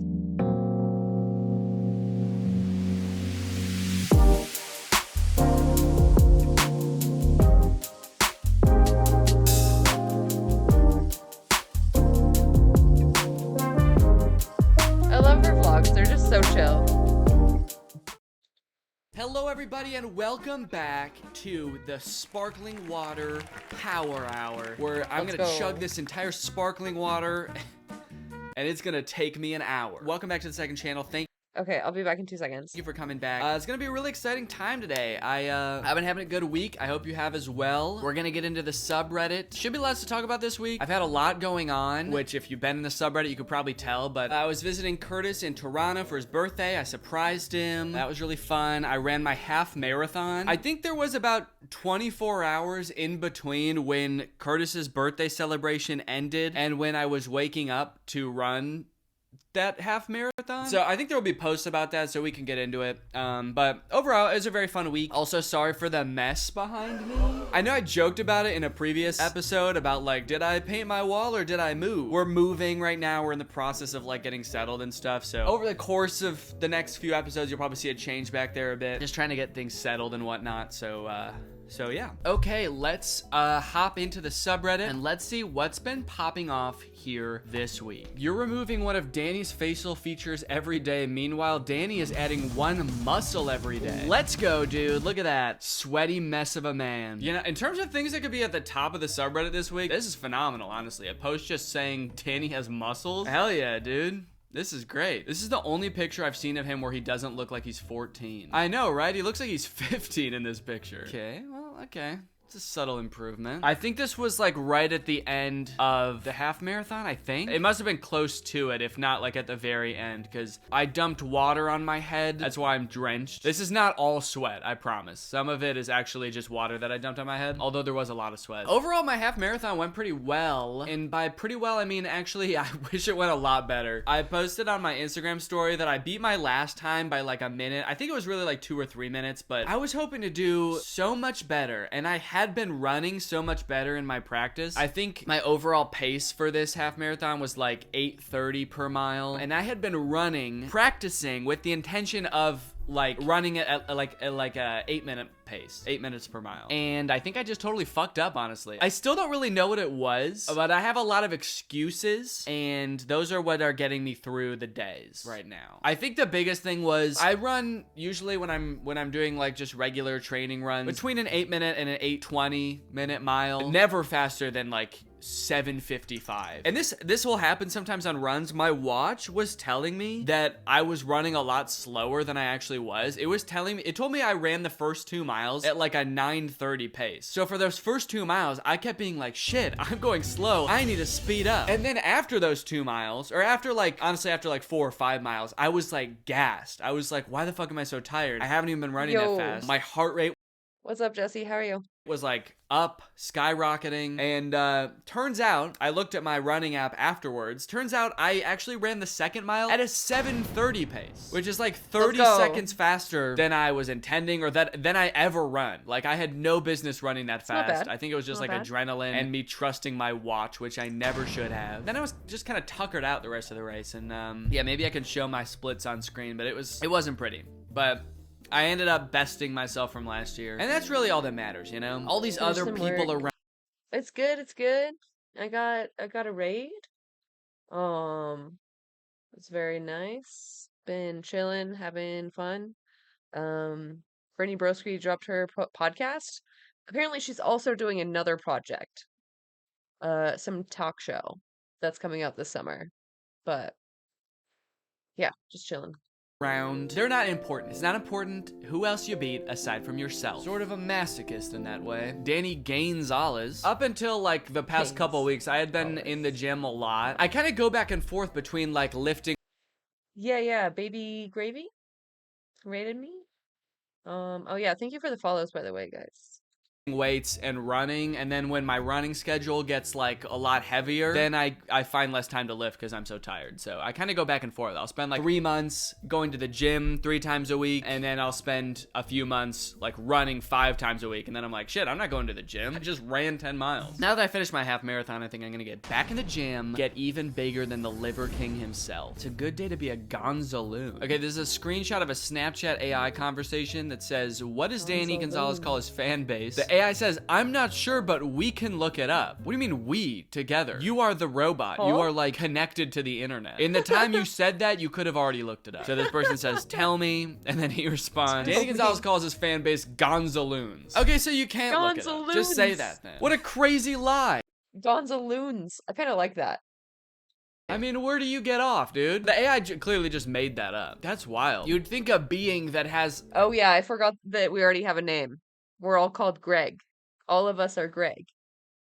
unfettered access to the internet could have just like spat out a very generic response with correct information. See, this is why I'm not so sure about AI, guys. Not so sure we'll be getting the most accurate information from it. Mine said it didn't know. I'm your new god. I asked again and it said Gonzalez I'm your new Group. god. I only gave you those two options. Okay? Just Jesse JB gifted a tier 1 sub to Baby Gravy. They have given 7 gift subs in the channel. Thank you, Jesse. Thank you. So not only is it a liar, it's also inconsistent. What if AI is actually just people from like an alternate reality? And in this alternate reality, I really do call my fan base Gonzalo. Oh yeah, I still can't figure out how to get my alerts to just play through my headphones. They just play like on my speaker and I don't know how to fix it. The AI is actually this person who's asking it from an alternate reality. They both think they're talking to AI, but the AI has gotten so sentient that it's actually not a robot. It is actually a sentient being from another realm. Some sort of fucked up reality where I call my fans Gonzaloons. I found this funny. Okay, it's 2 notifications. One of my video called I'm Zombies, and the other one of a different video called You're a Grown Man. Ouch. Feels like it's in direct response to my video being like, guys, I uploaded a new video. I'm Zombies, isn't that crazy? And the other video's like, you're a grown-ass man. Get a job, man, woman, zombies. That's the 3rd gender everybody's been talking about. Oh god, dude, I saw so many Person, man, woman, camera, TV. comments about this. If you didn't see on my Instagram story, this is the picture of me surprising Curtis. Very fun. I've never surprised anybody before, like done like a surprise birthday thing or anything like that, so I was really excited. I coordinated it with Jenna. Also, Jarvis and Jordan surprised Curtis too later this same day. So we were all like coordinating, how can we surprise Curtis? And I'll give you a little bit of backstory. First, we were thinking like, what if Curtis and Jenna go out for a walk to walk Kiwi, and I like get dropped off from the airport nearby, and I'm just like on a walk, and I just like happen to see them, and it's a crazy thing. Or like we're thinking, what if we meet each other at a restaurant? At one point, I was like, Jenna, just sneak me into your house while Curtis is in a meeting, and I'll put on like a crazy disguise, and I'll freak Curtis out. He'll think there's like an intruder in his house. So I actually was gonna bring like a Santa costume, because that's the only disguise that I had in my house. Turned out it wouldn't fit in my suitcase, so I didn't do that. But so that was all the different ideas. But eventually we just decided I'll just come in while Curtis is in a meeting. Jenna will sneak me in. I'll sit at the kitchen counter. Then Jenna will go get Curtis and say she has a birthday surprise. So Jenna brought Curtis down. Curtis was wearing a COVID mask over his eyes so that he couldn't see, which made me honestly almost start cracking up when I saw that. He was like coming down the stairs and I was like about to ruin the surprise because I was expecting him to just have his eyes closed, but he comes down wearing a fucking mask wrong. But anyway, yeah, so then he came. His face. It's just a meme. Expecting him to just have his eyes closed, but he comes down wearing a fucking mask wrong. But anyway, yeah, so I was expecting him to. Yeah, that when one. I saw that. He was like coming down the stairs and I was like about to ruin the. He's just like, this fucking guy. This fucking guy. Amazing. A surprise, because I was expecting him to just have his eyes closed, but he comes down wearing a fucking mask wrong. But anyway, yeah, so then he came down and he opened his eyes and he was surprised. But that being said, I was sitting at the counter like this and I've gotten so many DMs and so many comments about the way that I'm sitting here. People seem to be up. He's very girlfriend. He's sitting like he's girlfriend. So what? What of it? In arms and honestly offended about the way that I'm sitting, mainly my feet. Truth be told, I don't know why I'm sitting like this, man. I have no clue. I wasn't a conscious decision. Let me look at the next frame here. Who cares? Yeah, okay, so that's just a close-up on my feet. I don't know if I was like giddy and just so excited to get out of my chair that I was already kind of like was on my toes. Isn't that an expression when you're like excited, you're like on your toes? The whole surprise was keeping me on my toes. What can I say? So anyway, yeah, this is how I surprised him, like a sweet little ballerina boy. I also kind of look like I'm doing that Michael Jackson dance move. That's how I surprised Curtis, actually. I surprised him by being there and then also by learning a Michael Jackson dance. So when he took off his blindfold, I was like, ow! And I sort of tipped my hat and I got up on my toes and I leaned forward like 70 degrees. And he loved it, honestly. Please somebody make an edit of Danny as a ballerina. Done. Let's see. Oh, yeah, there I am. Let's go. I have to imagine this is actually not what they meant. I feel like they wanted the toes pointing in it, but you know, this is very nice. I look beautiful. He's just silly like that. I guess I am. After I got so many comments about it, I'm kind of like thinking a lot more, like self-conscious about how I sit now. Every time I'm sitting, I'm like, am I doing something weird right now? Am I on my tippy toes while seated for some reason? Okay, wait, okay, hold on. It's just because I can't reach the ground, okay? That's what it is. Look how high this stool is. That's why I'm like this, okay? I don't sit like this normally when I'm at a normal chair, but this was a high chair. I don't know why it took me this long to realize, but I mean, what else am I gonna do? Like kick my feet in the air? I probably would have got roasted for that too. So I decided to take this opportunity to stretch out my calves or my shins. I don't know, because I don't know exactly what this would be stretching. Yeah, I think I was just stretching. It does look like there's a footrest, but okay, bud. Getting prepped. Okay, another post about the way I'm sitting. Surprising Curtis for his birthday is very sweet. But why is Danny sitting like that? Yeah, see, there he is with the, oh, he had 2 COVID masks on. Yeah, I think Curtis thought that Jenna was surprising him with some sort of like eye-based virus, and he didn't want to get infected until it was time to reveal the surprise. Is Danny drinking a beer immediately after a marathon? What a vibe. Actually, no, I'm not. I'm drinking a beer after a half marathon. Excuse me. And I'm also drinking a beer right now. That's right, this isn't sparkling water at all. I'm actually shit-faced. Yeah, this is actually a common thing, and I didn't really know about it until I started running. But after pretty much any race, especially like a half marathon or a marathon, you usually get like a complimentary beer. And I believe it's because when you run, you use so much of your body's like sugar storage, which is basically carbs, and beer. What else is beer but carbs, you know? Usually like a beer will have like some kind of sponsorship role in a race like this, and you get a beer. And honestly, it might seem kind of gross to get really sweaty and worn out, tuckered out even, as I said, and drink a beer. But honestly, it's like, it's come to be. No, that sounds so nice. Something that I crave now, where like before the half marathon for a few days, I was telling Laura, I was like kind of like really excited to drink a beer after the half marathon. Just something about it. It's like, I think it's like how hungry you are after like a race like that makes everything taste better. So I was like excited to have a beer that was that refreshing. So yeah, there's me and my little beer. They do only give you a little cup though. At the marathon I ran, they gave me a whole can, but yeah, I was hoping for more than just a little cup. Half marathon, half beer. It makes sense. It's actually said to be healthy to drink a beer after sports. Yeah, there we go. It's the carbs. You use a lot of energy when running, and carbs help replenish. Okay, you want to know what something... Isn't beer just empty carbs, though? I don't know if that's the carbs that your body's, like, looking for after a race. Even grosser than beer, at least to me anyway. When I was running the Chicago Marathon last year, Laura was running also, there was a stand that was giving out shots of pickle juice. For me at that point in a marathon, as someone who already doesn't like pickles, that sounded absolutely heinous to me. I was like, if I even smelled pickle juice right now, I would throw up. But Laura had some, because she likes pickles. And apparently it, like, gave her new life. I guess when you're running...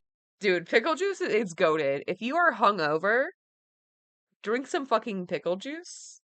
You will be a new person. If you are dehydrated, have a bunch of water and then have some pickle juice. It's so good. It's very good. I don't know why. It just works. Like you lose carbs because you're using energy, but also the thing that you lose is like salt because you start sweating it all out. I don't know if you've ever tasted your own sweat or a friend or anything like that, but sweat is very salty, and so when you sweat a lot, your body loses a lot of salt. So Laura said she had that shot of pickle juice and it like saved her life. And actually I have heard that there are sports drinks, like Gatorade-esque drinks, that are basically just pickle juice, which sounds disgusting to me, but if it helps, it helps. Oh shit. Okay, that's literally the next comment. It's either beer or pickle juice. Either way, both are good source of essential nutrients after a run. Beer contains carbs and sugars, and pickle juice contains sodium and potassium. I saw an opportunity, so I took it. I like this. This is actually pretty good. Looks weirdly real. Looks like Daddy Danny saw an opportunity and he took it. He saw an opportunity to take little Danny over a curb at top speeds. This comment says aesthetic. I think they meant aesthetic, but I thought it said athletic. And I was like, I guess I do look pretty athletic in this picture too. Running very fast, pushing a stroller. This is what a real athlete looks like, folks. Don't get it twisted. Oh shit. Okay, here's another Snapchat AI conversation. Are you a Craig or a Greg? Oh, but they misspelled Craig. Are you a Creog or a Greg? And then they said, I don't consider myself either a Craig or a Greg, but if I had to choose, I'd probably be a Greg. Let's go.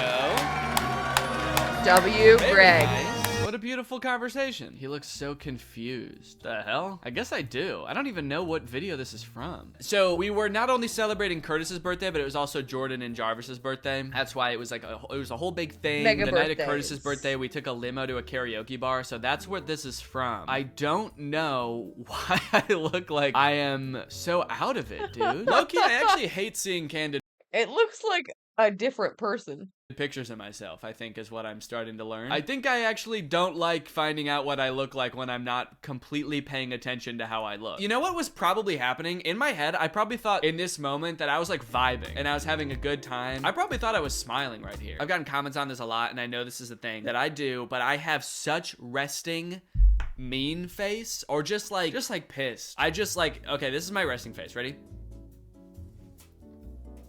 Unless I am elated, that's what my face looks like. Someone could give me a gift and I'm happy and I could be saying nice things, but my face will just look like this. Oh, that's awesome, dude. Thank you. Yeah, no, I love it.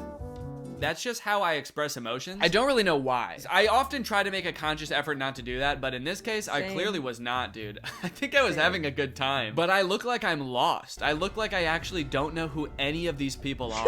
All of like my closest friends in a fucking zooted limo with me for a birthday celebration. I look like I gotta go home. Dan the man looks like he's about to visit a couple's house and witness the death of their young spider. This is honestly probably how I looked when that whole thing was going down. That's not saying much because this is probably how I look a lot of the time, but this is probably how I look. Danny kind of always looks confused. What do you know? You don't know me. You don't know anything about me. There we go. See, this is what we wanted. Ballerina dance. Yes. Can someone make me Michael Jackson too? I feel like Michael Jackson does this dance too. This is one of the rare occasions when I smile, but I do like how much I'm smiling in this picture as I'm waiting to surprise Curtis. See, that was like a really exciting moment. That's when you get the smile. But other than that, I look to be dead inside. Ooh, okay, let's see. What kind of bad ad do we have here today?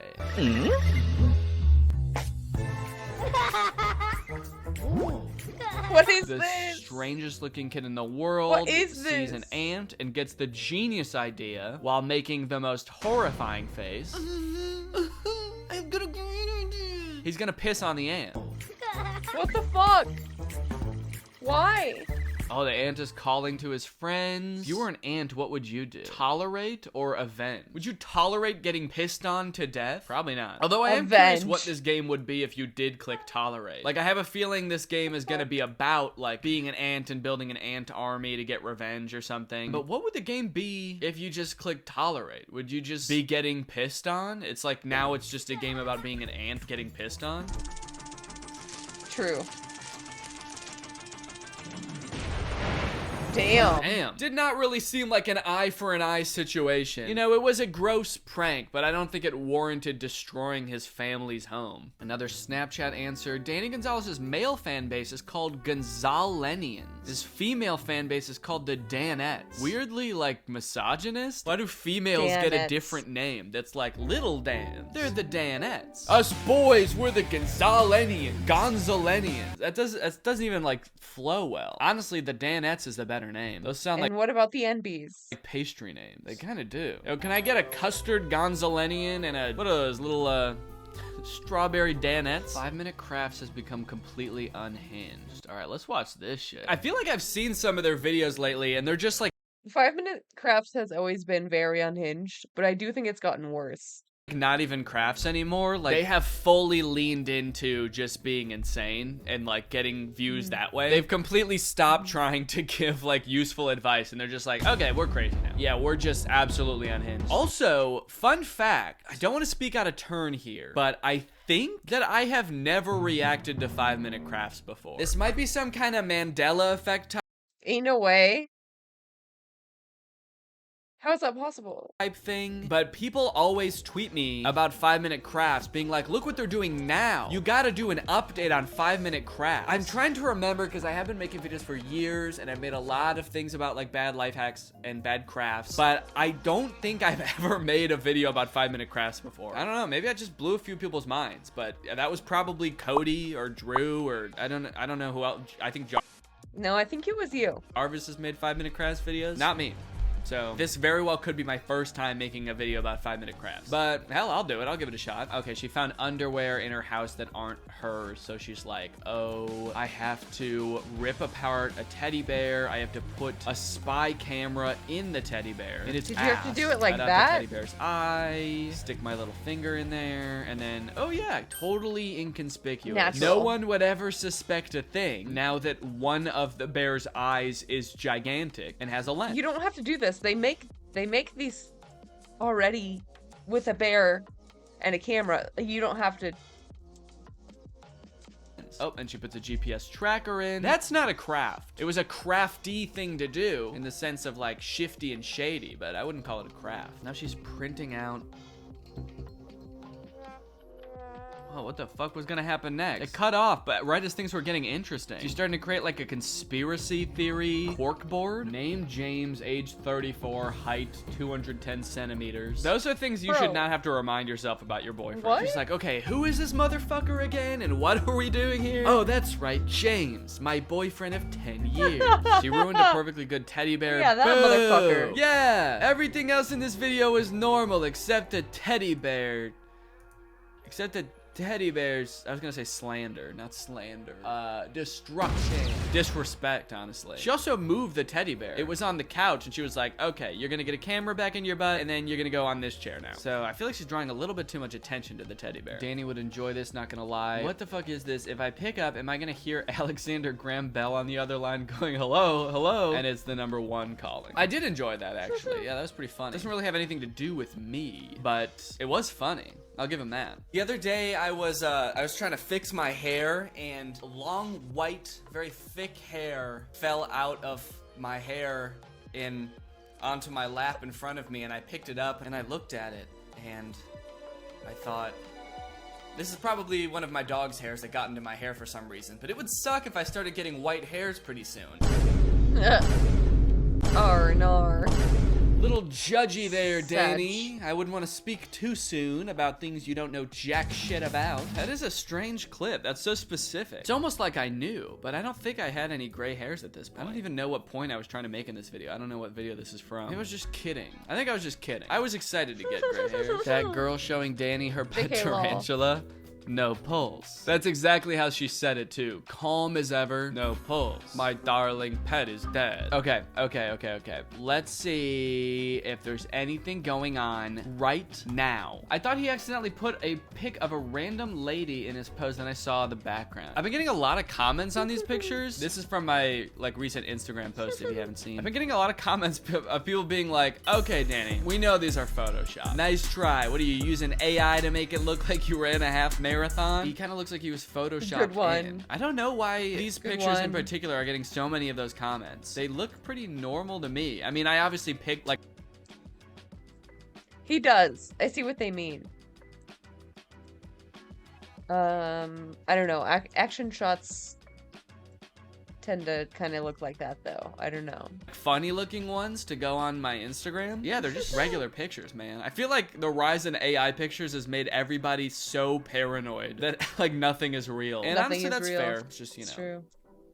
Cut it out. Everyone who isn't ghostly orchid resisting the urge to post their telekinetic powers. Yes, please. Please do not. It's too hard, Danny. Please change this rule. No. The only person I'm willing to accept evidence from is ghostly orchid. All right, guys. Well, thank you for joining me for yet another subreddit extravaganza. I hope you had a good time, and I'll see you next time. Please put some very interesting and fun posts about anything related to the channel. Put it in the subreddit. I'd be happy to read it and react to it in the next video. See you then. Bye. Okay, this might be the most impressive tech demo I've ever seen. It's also one of the hardest to explain on video, but I'm gonna try. So there's a thing called Google Project Starline. You might have heard of it, might have not, but Google has showed a few video examples of this live, super immersive, like 3D video calling booth where you sit down in front of it, and on the other side, someone else sits down, and through the power of the internet, it looks like an extremely realistic version of them is actually in front of you. It's not just a normal video call, but it's not a hologram, it's something different. Either way, we got the first look at it at Google I/O a couple of years ago. They showed this clip in the keynote, and nobody got to record it, nobody even got to try it. But now they're back with a better looking, more compact, more simplified version, and I got to try it and record it. Now, just as a warning, this first clip, it doesn't actually do it. Oh shit, let's fucking go. Dude, that looks so good. I hope it's actually that good. Damn. Justice, because the effect does not translate very well on camera. We'll get to that. But I was lucky enough to get my first reaction to this, my actual first time seeing it on camera. All right, let's see Project Starline. Oh, wow. Hey. How are you? Great. Damn. Good to see you. Welcome to Starline. Sponsor shit at Google. Yeah, I might have to. Do you have like a good highlight something recap? Thank you. This is right. Yeah, it's a lot more. Yeah, you and I just saw each other right outside, but we're in two different rooms, and we want to make it feel like we left that space and we came back together in a virtual space that feels like we're completely in the same spot. It really looks like I can actually, it looks like you could drop something on this table right here. Yeah, I've got a little apple over here, so let me show you that too. So, you know, you and I are in the same room. Do you want me to pass this over into your space? This looks like you can do it. Take it. We're meant to feel like this room is just one room instead of two separate locations. It could be anywhere in the world. So this is something we think is the glimpse of what communication could look like in the next few years. That's incredible. Okay, yeah. I gotta learn more about this. Okay, so what exactly is happening here? I feel like you can't really get the experience. Like, I wish he had placed the camera like behind his shoulder or something. So I'm sitting in front of the new Starline booth is what I'd call it. Now the first Starline they ever made was much bigger. They had these like full room setups essentially with a bench and computers, the display, but also a bunch of cameras and depth sensors placed around you. This new one feels actually much more refined. It looks much simpler and it kind of feels like a reasonable product. It's a 65-inch display on a stand with a smaller barrier over the bottom bezel. And then there are actually some lights on the back that point at the wall behind the display that serve as a key light for me, the person on the call. And then there are no more depth sensors. It's just a tidy array of color cameras and microphones and speakers. Damn. So that's at the top, the left, and the right. And they use AI to create a depth map of me and the room I'm in. This guy talks about AI as well. Dope. So this week was one of those weeks in AI where it was just sick. Thank you. And then the magic of this is twofold. It's the display and the computing happening. So the display, the part giving you the actually impressive, immersive 3D depth effect, but then also all the computing happening to turn me, the person on the video call and the person on the other side, into this realistic 3D model just with the camera information that you can actually look around with head tracking. Now clearly, this doesn't translate well on camera, which is why Google has understandably been super protective over anyone trying it even or getting any photos or videos of it because it just won't look right. But I was able to convince Google to let me try something. You see, basically once you first sit down in the Project Starline booth, the system has to identify where your face is, and then you can move around and look at stuff with head and body tracking. And of course, that's not gonna work if you just put a camera in there. But if you do show it a face and a camera at the same time, like say maybe a cardboard face where you can stick a camera lens somehow through that cardboard face, Drew. then it would track and you could, see what I'm talking about? Check this out. So what you're seeing right now is as if you were on a video call with me in the newest version of Google Starline. This is the first time anyone outside of Google has seen this sort of visualization, which is super cool. Let's go. So it looks pretty reasonable right now, right? I can hold up an object. You can see the colors and the shapes and the lighting and textures on it. And this is all information compiled from the array of cameras around me. And the depth information comes from these regular cameras. And that's all quite cool. But as you start moving around, that's when it starts getting a little more interesting because I can hold things out and you start to create this parallax effect with the head tracking where you can start to literally look around and inspect the object and look underneath things as if you're literally in the room with me. It's super convincing. It's so fucking trippy.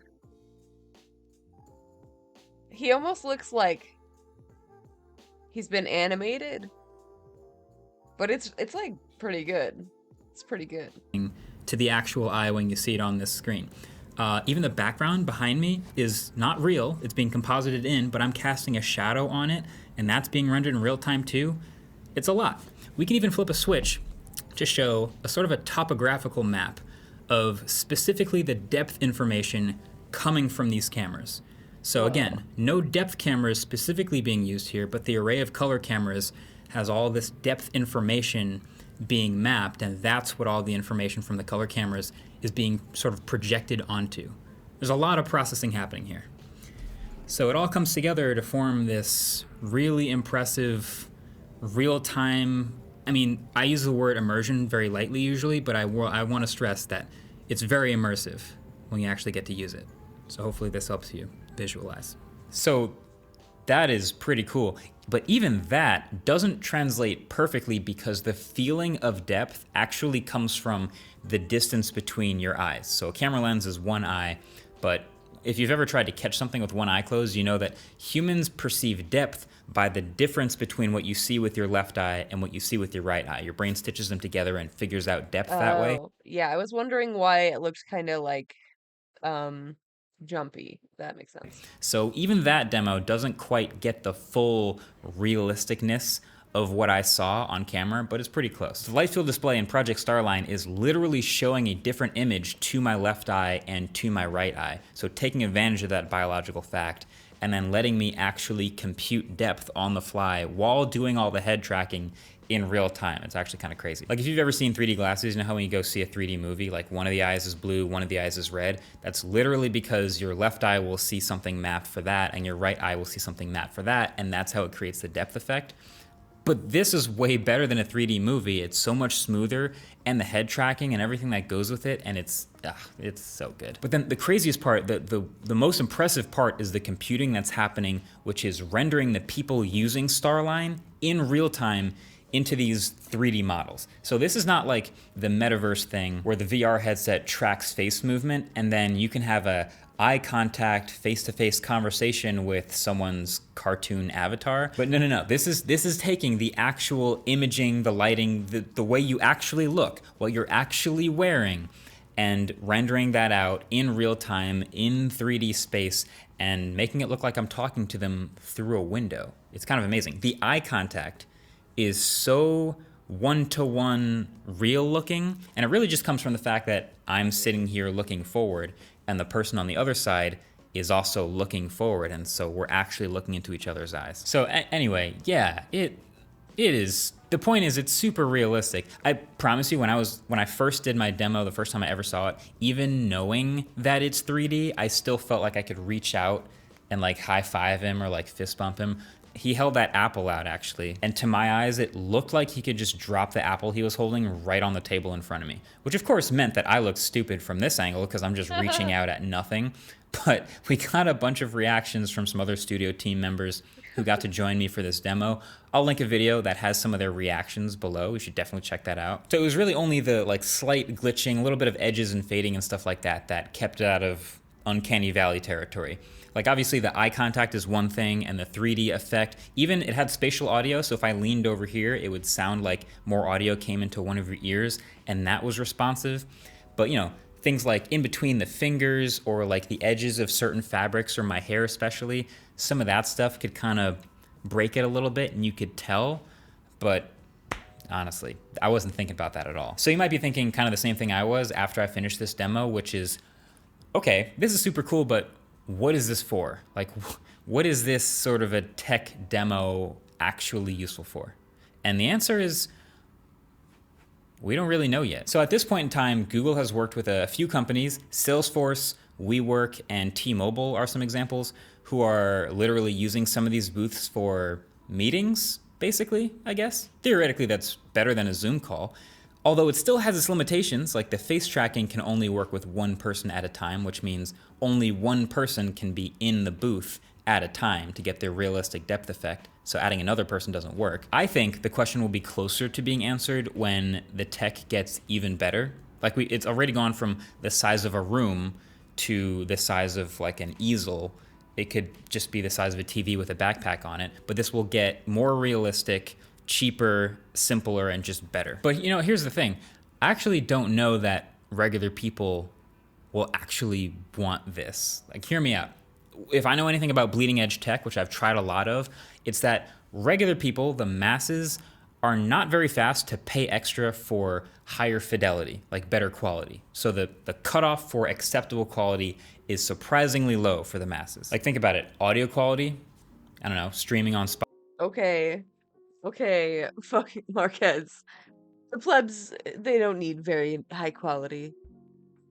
I mean, I guess. Sure. Spotify over Bluetooth seems to be good enough for most people. AirPods are the most popular headphones in the world. For soldiers overseas and people locked up that are too dangerous for visitors or jail. Yeah. That's depressing but true. Remote school or work, yeah. Remote work, God. It's so dystopian to think about, because like they were already trying to get like you know, like keyboard trackers or, you know, like screen recording to like track productivity, which ends up being like higher than the productivity than they expect in the office. So it's like, if you add this, like it's Jover. It's so Jover. You think about cameras and how smartphone cameras are basically good enough for 99% of the taking pictures of your kids, you know? So convenience is king. That's why right now FaceTime and Zoom it's just a square of a flat, low-res video feed on a screen. That's fine. It's fine for most people. When you turn it all the way up to Project Starline, which is like this incredibly realistic, like you can see micro expressions and textures and feel like you're in the room with the person, that's over on one side here, and FaceTime and Zoom are on the other side here. And this is where the masses live. And this is like businesses, you know, getting a booth so they don't have to fly people out for lots of meetings overseas, but it's still too expensive and too difficult to get to for most. It won't be for long, though. I think they'll probably perfect this in like a few years. Most people. But that's just for now. That's just for this version now. I'm really looking forward to keeping an eye on how this tech evolves from Google and even from others who are working on this whole. It is exciting. It's like very cool. It would also like revolutionize like movies. If you could do 3D just without glasses, like that's crazy. Whole 3D light field display technology stuff We've actually seen some interesting stuff before. I actually tried an Asus laptop not too many weeks ago that does the same thing. It renders a unique image for each of your eyes and does head tracking for an incredibly realistic 3D effect. But of course for that, you have to look at a certain file that was built in a certain model and work with certain software. This was like rendering real people and just having a conversation. It's crazy. It's crazy. I'm gonna thank you for Google for letting us see this, and I'm gonna hopefully be able to try future versions when they get finished, because this is wild. Let me know what you guys think. Thanks for watching. Catch you in the next one. Peace.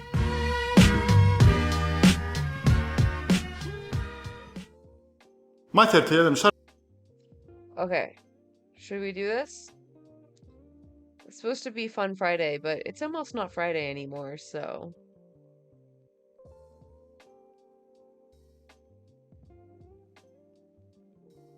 I don't know. I might pre-watch.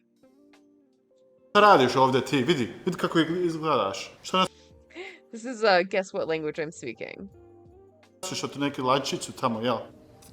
I'm good, thank you, man. Hello. Hello. What's your name? I'm Sasha. My name is Somto. Do you speak any other languages besides English? I'm Nigerian, so I speak Igbo. Vietnamese, and I speak French. Russian, English, French, German, Japanese, Yiddish, Swedish, Finnish, Dutch, Esperanto, Italian, Polish, Mandarin. I might be missing some. Ukrainian? Holy shit. Yeah, Ukrainian. Wow. So today, you're gonna guess what language people are speaking? God I'm gonna damn. do so bad, but I'm That was like 20 languages, bro. here for a good time. Okay, we're gonna put a blindfold on you. Oh my gosh. That's fair. All right, thank you. So which way does it go? Yeah, there you go. Mater, jedan, šta radiš ovdje ti? Vidi kako izgledaš. Šta nosiš od neke lađicu tamo, jel? It sounds Russian? I don't know. Good, thank you, man. First impression, I'm terrified. Let's get that out of the way. Walked over here and I just feel the height difference. Very scary. Mi smo slični i ti si isto ko ja. I'm sure you're a nice guy. You sound like a dickhead. Sorry. So just off bat, this is Russian. Zdravo, kak ste? Очень хорошо, спасибо. Дякую. Nije o taj jezik. Neki drugačiji jezik, nije o taj što ti misliš. Yeah, so this is definitely a Slavic language. I just said something in Russian and in Ukrainian. It's neither of those languages. Nisam ja iz Rusije, nisam ja iz Ukrajine. Is it like a Southern Slavic language, perhaps? Yes. Yeah. Oh, yes. Like a Balkan language, maybe? Yes. Yeah. Okay. Is that yeah, that's yes, right? Yes. Okay. Yes. Yes, I've heard that word many times before in Slavic languages. Were you perhaps born in the former Yugoslavia? Yes. Yes? Okay. That narrows me down like 4 or 5 countries. When was the last time you did drugs? Jutros. Oh, yesterday? Yeah, just very aggressive languages. Yes. It's giving Russian. Bulgarian. You know, I'm gonna throw Bosnian. Hey! Yeah. I'd say you got it. Bosnia? Wow. Okay. Yeah. What is the difference between Bosnia and Serbia? So I would say dialect and pretty much religion. What I was speaking to was in the Bosnian dialect, but Serbian is really similar. So what were you saying in the beginning? I was pretty much saying like you're a motherfucker, what the fuck are you wearing? How do you say motherfucker? Jebem. Jebem?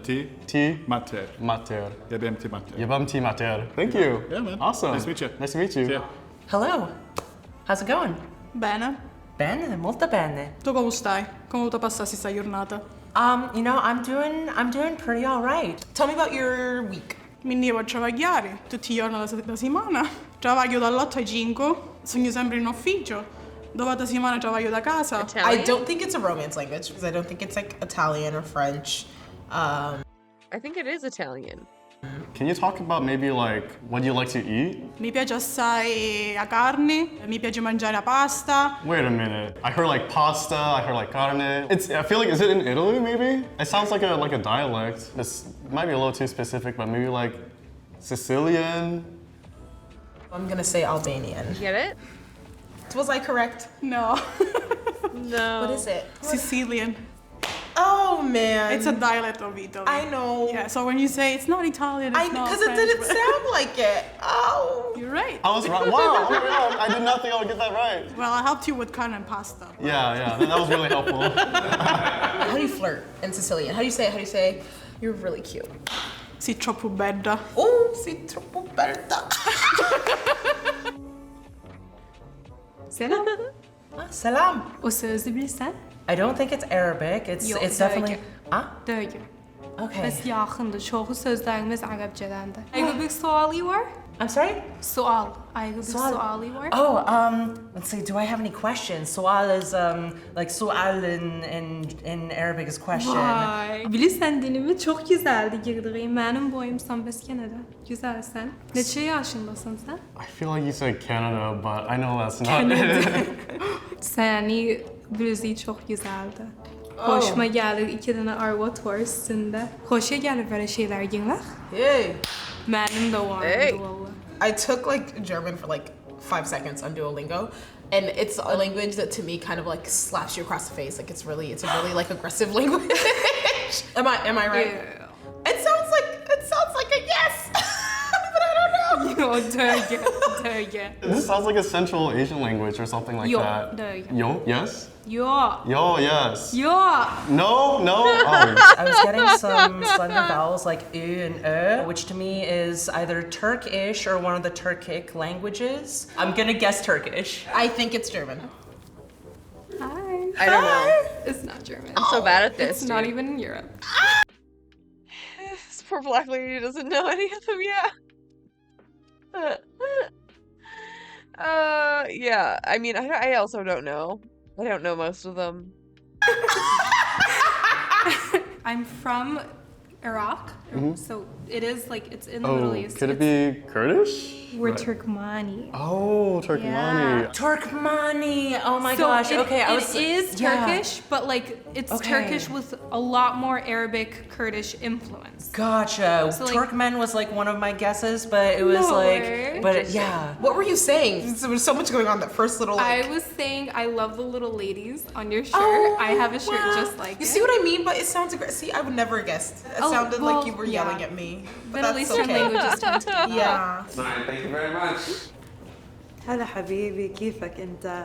بس اذا حبيبي حقيقي عم بيحضر هالفيديو حيعرف انه انا كنت عم كذب. I listen to a lot of like Arabic songs. عم بيحضر هالفيديو هلا حبيبي كيفك انت؟ بس حبيبي. اذا حبيبي I know حقيقي that. عم بيحضر هالفيديو حيعرف انه انا كنت عم كذب. I listen to a lot of like Arabic songs, and I always hear the word Habibi, and almost like every single song I hear, like Habibi, just I don't know. Can you sing me a song?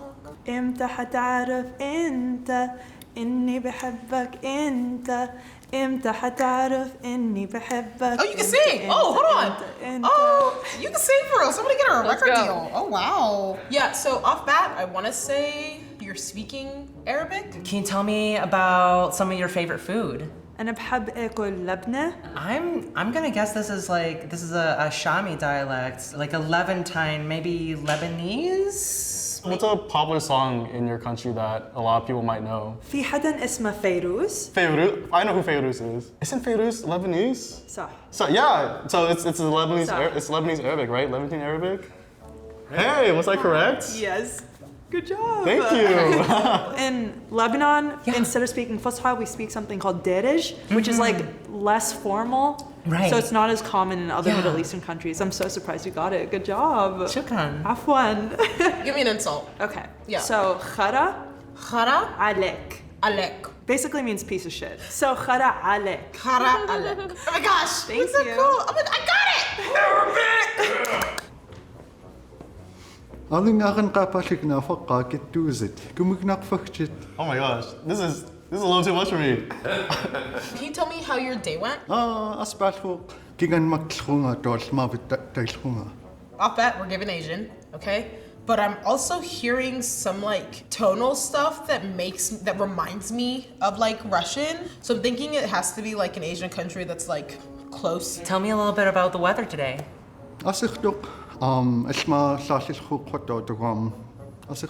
Oh, this is exciting. I'm hearing some like consonants that I'm not really used to. Like I'm hearing some like l and some like deep ho sounds. Reminds me a little of like Nahuatl, but Where's that? Nahuatl is spoken in like the Aztec regions, like in modern day Mexico. Is it in Europe maybe? Yes. Yes. Yeah. No. Oh my gosh. I'm gonna say Nawak. Let's go with Mongolian. Okay, so you're Asian. Okay, you're not Asian? No. What are you? I'm Yupik. Oh, are we native? Mhm. Oh.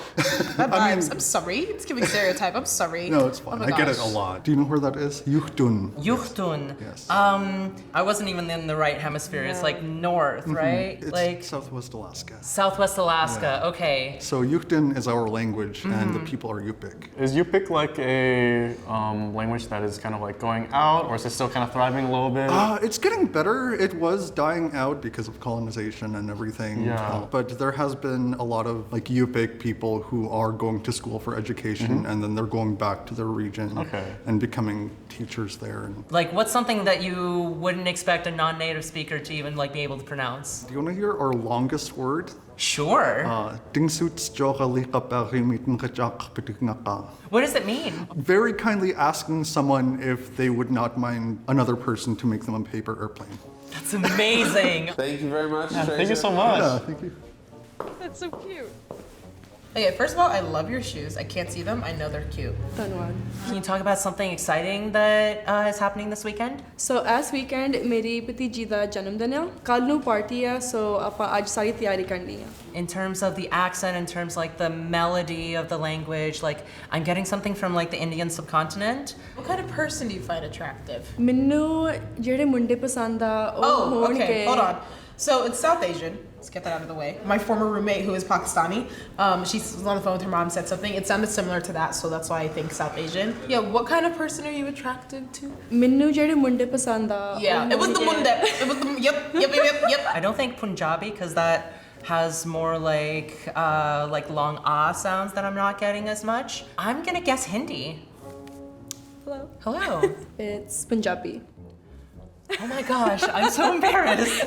I was like literally listening to a Punjabi song last night to like Which try to one? remind. Which one? Oh gosh, it means like beware the boys or something like that. ਮੁੰਡਿਆਂ ਤੋਂ ਬਚ ਕੇ ਰਹੀ Mundian to bach ke rahi. What's like your go-to pickup line, and then how would you say that in Punjabi? ਤੂੰ ਕਿਹੜੇ ਪਿੰਡ ਦਾ ਆ I will not be repeating it, but thank you. There's a song.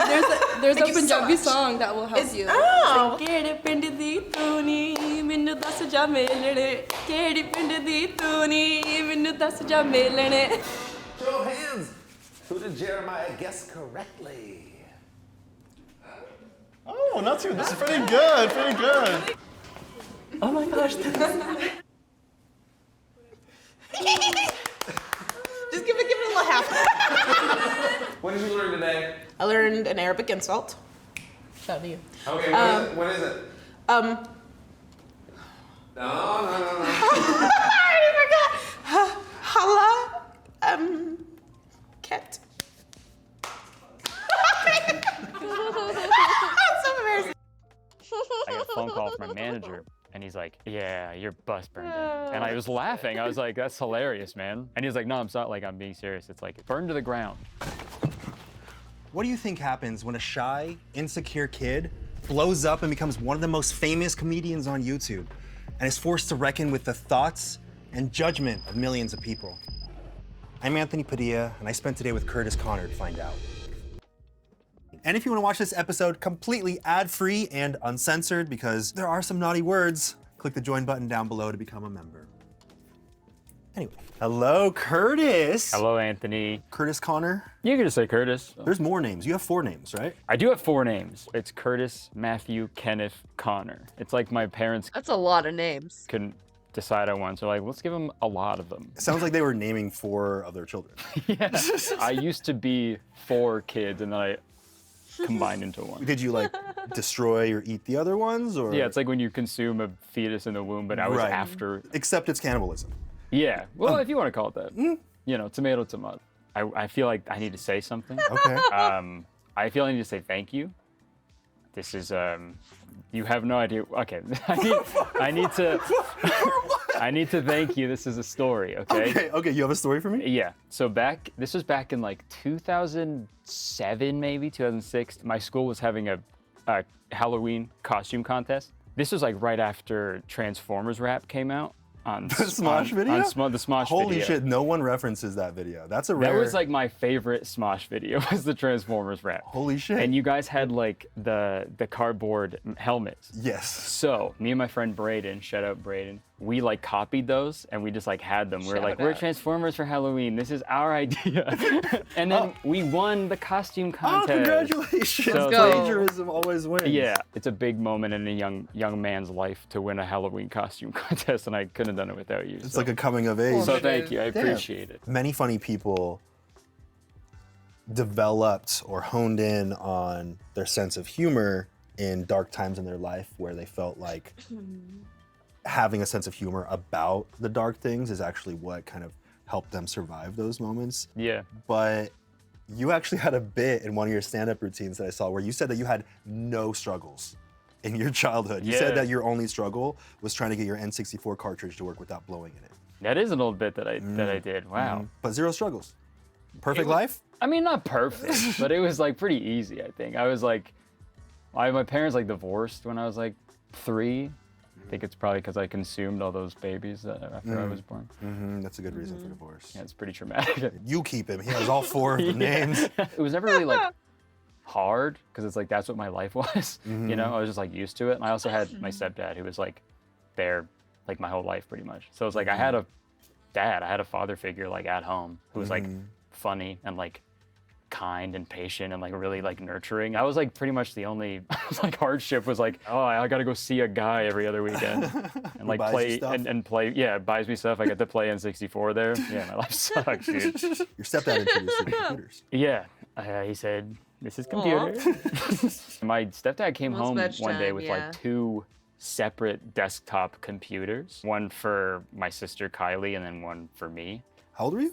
I was like 7 or 8 or something. There is nothing cooler in the world, especially in the early 2000s, than having your own personal computer as a child. Straight up, yeah. Unlimited access to everything on the internet. And all you gotta do is think of it and you can find, there was 0 filters. Yeah, and the Wild West. I would play like, I play The Sims all the time, Yeah. Roller Coaster Tycoon. You remember like old internet browsers, old like Internet days. Explorer, when it's like, you could like download some thing that would give you like a special looking like cursor? Oh yeah. I would have like 50 of those, probably like so many viruses on it for Yeah, sure. yeah. But I was Oh, like, yeah. my cursor's a skateboard now. And then of course, like there was like the older kids on my street who would come over and just like Google the craziest shit. Is that where you were first exposed to how f***ed up the internet could be? It's crazy, like when you see that as a child, like graphic things, it doesn't like register in your head that it's like a real thing, kind of. And then like later in your life, and it's like not, it's burned in your It's brain. still there. Yeah, I'm never forgetting that. No. I definitely saw things when I was a kid that I wish I could unsee now because I thought at the time that it was like, oh, I see it for a moment and it's done, but it's literally burned into your head. Yeah, I've I'm seen talking some about shit. the Fred videos. Fred, yeah. I can't forget that, Never, man. never forget, unfortunately. Shut up, Fred. I'm just kidding. I love those videos. But yeah, so, I mean, you were exposed to unfiltered shit when you were young. Violent stuff, boobies. Boobs.com. Titties.ca, the Canadian one. And then it says, what about them? So you've been there too. I looked at all the nationalities of boobs. You're a man of the people. A connoisseur. Connoisseur. And you started consuming YouTube in the earliest days of YouTube as well. I was like a diehard like Smosh fan, obviously, yeah. What do you mean, obviously? Well, I mean, as a kid growing up. To me, in my head, I just lived in my own little bubble. I saw numbers on the screen getting bigger, and I'm like, I don't know, I'm just making stuff. I didn't. True. It was very difficult for me to ever imagine that there were actually people watching this and that they weren't just numbers. True. I was like, obviously, well, sorry, I won't say obviously anymore. But yeah, I watched Smosh like all the time. Like I had like all the songs on like my iPod Shuffle and stuff. Like I was I was a diehard fan. I think the first time I heard about YouTube was from the Pokemon video. That's so weird to put in perspective. Yeah, because it was like one of my neighbors, the same neighbor who showed me all the boobies and stuff. Oh yeah. He's like, you like those? You're gonna love this. You like boobs. Have you heard about these 2 guys? Yeah, these 2 boobs over here. Now you have almost 4.5 million subscribers on YouTube. You have a podcast. You do stand-up comedy tours. Stand-up is front and center, and it's kind of always been front and center of what you do. Most people would never even go towards stand-up at all. To me, even that sounds more horrifying than anything that I've ever done is Terrifying.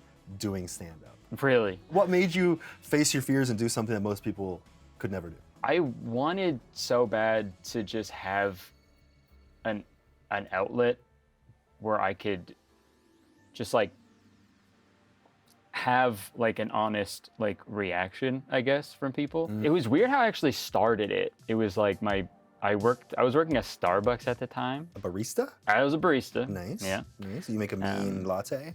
It's pretty mean. Yeah? It's pretty angry. Okay. It's pretty fucked up, actually. Like yeah, it's pretty dark and- offensive lattes I Oh. make, yeah. I had this regular who came in all the time, and like I would just like joke around with him. He was like a cool guy. And he was like, you're really funny. You should try stand-up one day. And in my head, I was like, that's a thing you could just do. I was watching like Eddie Murphy when I was a kid and stuff, like doing like stand-up, and like, that's Eddie Murphy, you know? Yeah. That's Donkey. You have to be Eddie Murphy or Donkey before you do Yeah. stand-up. Yeah. So I was like, I can't just do that. But then he's like kept like, you know, just like encouraging me, like, you gotta do it, you gotta do it. You better. Yeah. Or I'm not paying for this fucking coffee. So I was like, you know what? Fine. I went there and I did a 5-minute set, and it was not good. It was really bad. Like booing? Not that bad. It Oh. was like, I think I got like one like little chuckle. Oh, like a. Yeah, pretty much that. But that was like enough for me to be like, I guess I'll do this for the rest of my life. I'm trying to remember what the joke was that got the one laugh. Are you gonna perform it right now? Yeah. Oh, hell yeah. Yeah. So picture me, I'm like 19. Okay. No mustache. No mustache, no mullet. No tattoos. No tattoo. I mean, he could be 19. So basically, like the same. Scrawny as ever? Scrawny as ever, no nothing. Okay. Well, I had clothes on. But That's a very different image than what it was. Yeah. Thank you. So Quentin Tarantino, he's making a documentary about orange juice. Is that the part where you're supposed to laugh? No, hold Because on. that's pretty good. Hold on, he's making a Okay. documentary about orange juice, and he's calling it pulp nonfiction. Stop. We got him. It's so bad, but I can't help. I laughed, and I think that there was a part of me trying to suppress the laughter because I felt like I shouldn't, Right. and a little tear came out. Yeah, I think that was the response that I got too. Yeah. Was that one guy laughed and he was I looked and he was crying. Also. And then you've made comedy your life, your career. Yeah, somehow. Yeah, it's crazy. I would do shows whenever I could. And it was right when like Vine came out. It was like low stakes, I think. It was just like an easy thing to just start. I miss that a lot now because YouTube's so much. Oh, Vine. Were you devastated when Vine I literally never got on Vine. I missed all the memes. shut down? I was, yeah. I was like seriously like scared because I was like, I worked so much. And dude, it was like that year, like I remember I was at like, in my head, I was like at this like crossroads. I was like, I could either like, because everyone else was starting to do YouTube and stuff. Yeah. And I was like, I could start doing that, or I could just like really focus on Vine and like just do that. And I think it's gonna go. I think it's gonna be the next thing. Did you put all your effort into Yeah, Vine? I sure did. Yeah. And then I put all my eggs in that basket. And then they were like, yeah, we're actually taking this basket away. We're actually gonna stomp on it. Do you remember where you were when you found out that Vine was shutting down? I was at like a serving job that I was doing. What were you serving? Looks. Oh yeah? Damn. Look at that. I got Chris- fired. You got fired? No, I'm from. My phone was like blowing up for everybody, and like, what are you gonna do? And I was like, what are you talking about? I'm like, what am I gonna do about what? Like, it seems so dramatic looking back at it now. So I was like pretty scared. I was like just at work, and I was like, okay, I gotta finish my shift and then process this, I guess. And then that sort of pushed it back a little bit, and then I ended up getting a full-time job at Inkbox. That's when I started like really focusing more on YouTube in my spare time. And then thank God, I had like one video take off like overnight. Had like, I went to bed, I had like 2,000 views, and I woke up, I had like 600,000. Holy shit. Yeah, I think it was just a good thumbnail because the thumbnail had like Boobs? it was like, yeah, Canadian boobs. That was the old Smosh way, so I Yeah. thought maybe you picked up on that. Right. Yeah. No, I should have. Yeah. Once that happened, I was like, video every week, which is crazy. I don't know how I did that. Video every week while working. While working full time, and then I think it got to a point where I was like, I have to just quit and see where this is gonna go. Thinking back, I shouldn't have quit when I did. Why? Because I didn't have like that much like money put aside. Did you ever get to a point where you were like, oh shit, that might have been a bad choice? Luckily, not really. Yeah.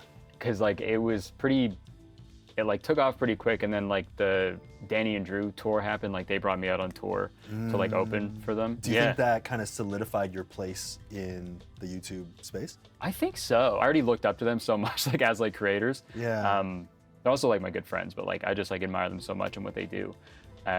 So it's like to have them, I guess like co-sign what I was doing, I guess was like a nice thing to be like, okay, this is gonna be all right. How did that happen? I mean, with like the Vine invasion of YouTube. Whatever. Literally, Matt Pat calls that the Viner invasion era. Yeah, right. It was like a whole era of YouTube. Yeah, it has its own era. I think it's the 3rd out of 5 eras so far. Oh wow. Yes. Damn. So you were part of that. Yeah, I feel okay. Cool. So you ruined YouTube. I mean, what? No, I'm, just I'm just kidding. A lot of people said that the Viner invasion ruined YouTube at the time. Yeah, I mean there were some that did. There were some ruiners. Jake Paul. Not to say any names. No, I didn't say that. Sorry. Logan Paul. That's what you meant. You Jake Paul. I still hate you. No, I'm kidding. Clip that. Yeah, damn it. That's the next boxing match. He'll kill me. Oh, yeah. He'll kill me. Oh, yeah. Knock my mustache right off. He would box you to death. Yeah. Yeah. But there's like Viners who were doing stuff that I thought was very funny, like Cody and Noel, Danny, Drew, and stuff. And that was like the commentary genre. So once I saw that they were doing that, I was like, maybe I'll try that. Were you tempted at that time when you started doing the commentary stuff to go down a more mean-spirited route? Because it was very trendy at the time to be like, this is so cringy. Cringe TikToks, everything was about like how cringy people were. I've never been the person to be like, to like punch down. I've never wanted my content to be like that. I feel like there were some points where I was like towing the line a little bit, or I was like looking back now, I'm like, I didn't need to do that. I didn't need to go that hard. Because I saw that one of your earliest commentary videos were about furries. Yeah. And that was one of my first videos of the series. Yeah. Actually, that's where the sloth came from, because I came out with that outfit on as my fursona. And I didn't necessarily go into that video with like mean intentions, but it was still a little bit of like, these people are weird, right? I think that was my furry video too. My first one, it was like, I would think I was still poking fun a little bit, but actually sitting down and like doing the research and like learning about it, it's like, it's a whole different world. When I first did that video about furries, it's like, I didn't research anything. I was like, I just searched furry cringe compilation, and I was like, this is kind of weird. Cringe compilations were all, they were the thing that was the to do at the time. Yeah, and then I had the furries come in, some of them flew in. So when they flew in, like, were they like bird furries or? Yeah, they flew into the coop. And my arms are tired. I thought they were just random people that had no idea who I was or anything. I was like, well, the point is to be like, this is kind of weird, right? Yeah. But learning more about them and where they came from, why they wore a fursuit, why they felt more comfortable portraying a character with a fursona. It gave me so much perspective of just the humanity that lies within all of us. Yeah, absolutely. I feel like especially with the like earlier commentary reaction type stuff, or I guess commentary, there was like the whole like Leafy type person who would be like, this person sucks, and you're like, this is like bad. Like I feel bad watching this. iDubbbz did that as well.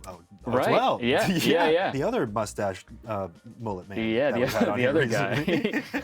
So I think it was like, I never wanted to be that, because it's like, it was such a gross form of content. I made a video about Disney adults like last year. Well, like huge Disney fans? Yeah, like adults like that are just like, I go to the park every week, like I'm obsessed with Disney. I think what I said in the video was like, I don't want to just make fun about, I don't want to make fun of Disney adults. I want to learn about them and then make fun of them. Okay, but with the knowledge, with the effort first. Right, so it's not like I have the knowledge to be like, I know what I can make fun of. Right. And not to be like, these guys are f***ing losers. It's like, the only thing I was like making fun of was like the absurdity to be like, older, like in your 30s or 40s, and be like, I'm a little baby. It's like, simping for a corporation is the weird part for me, Like, being that much of a fan of Disney, knowing the shit that they engage in, like, I don't know. Maybe find like a small indie animation company I don't know. And like some people live on the Disney property too. It's like you can live there. Yeah, it's called Golden Oaks. I'm teaching you a lot about it. This is all the things you've learned. Yeah. It's called Golden Oaks. There's like really like multi-million-dollar houses on Disney property, and it's like they're Disney themed. You should do one about Disney adults. That'd be cool if you've never done one. I spent a day with Disney adults? Yeah. Okay. That'd be cool. I gotta get people that live on the property. Yeah, fly them out. Yeah. You could have taken the route of just kind of shitting on these people with all the things that you've been told about them, but you took a different approach. Right. Yeah, and I guess that's also like the part of just like getting older. It's just like you're like thinking critically more about what you're doing. The point where I'm at now, it's like that was the thing like early on YouTube. I feel like you kind of could get away with like punching down because it's like there's only like you're already down here. So it's like you're almost always punching up in a sense when you're starting out. If I like now especially, I feel like I have way more responsibility with like having such a large audience and like young people watch me too. It's You're like Spider-Man. I'm like Spider-Man. Yeah, great. With great power comes great responsibility. Yeah. True. Okay, I thought you meant like strong or like no. Smart. Okay. Cool. Like, witty. Just the responsibility part. Just power. That's fine. That's okay. If I'm just like posting a bunch of like mean shit and I'm just like making fun of someone, it's like it's not a good look for me. It's not gonna do good for people who are watching it. You know, I've always just wanted my videos to be like just funny and like entertaining and maybe if it can be informative and like inclusive. You know, I'm just trying my best to make, I don't want to make anyone upset with the things that I do. Do you think about that going into creating your content? Like this is going to have an impact, so maybe I should make it more this way or anything like that? Yeah, I think there's some jokes that I've written, even when I'm like just editing, and I think they're fine up until that point, and they just like totally are like, this is kind of like too far, this is like kind of fucked up that I said. Not like saying crazy shit, but just like it doesn't fit in like what I'm trying to do. There's like still a bunch of times where people are like, you probably shouldn't have said that joke. So people will point it out? Yeah, and it's never like, I never take it as like, that was like, you're an idiot. It's like, I always try to take it as like, gotcha, that's a good point. Maybe I shouldn't have done that, right? Because I feel like even if the things I have done that have been like called out, I feel like they haven't been like that gnarly. I do have to say, very nice mustache, sir. Oh, wow. Yes. Thank you. Yeah. I appreciate it. Do you hear that a lot?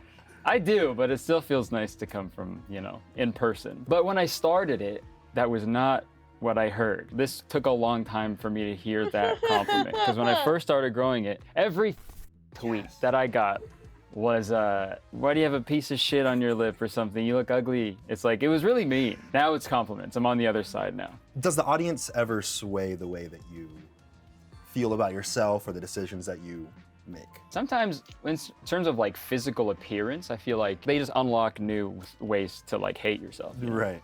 Which is really cool. We all need a humble reminder that we shouldn't be perfectly happy and confident with ourselves. Yeah. When I did the mustache and the mullet, I was like, I feel like the best, most authentic version of myself ever. Like, I feel like I look awesome. And like at the first point, like a lot of people were like not mirroring that. It's like, whatever, it's like, maybe if I was going through this when I was like 17 or 18 or something, I'd be like way more like affected, but I'm almost 30. It'd be kind of like weird if I was like, these teens are upset with me and my mustache. So it's like, I'm at the point where it's like, I think I know who I am now. I think I know like what I'm about, what I stand for.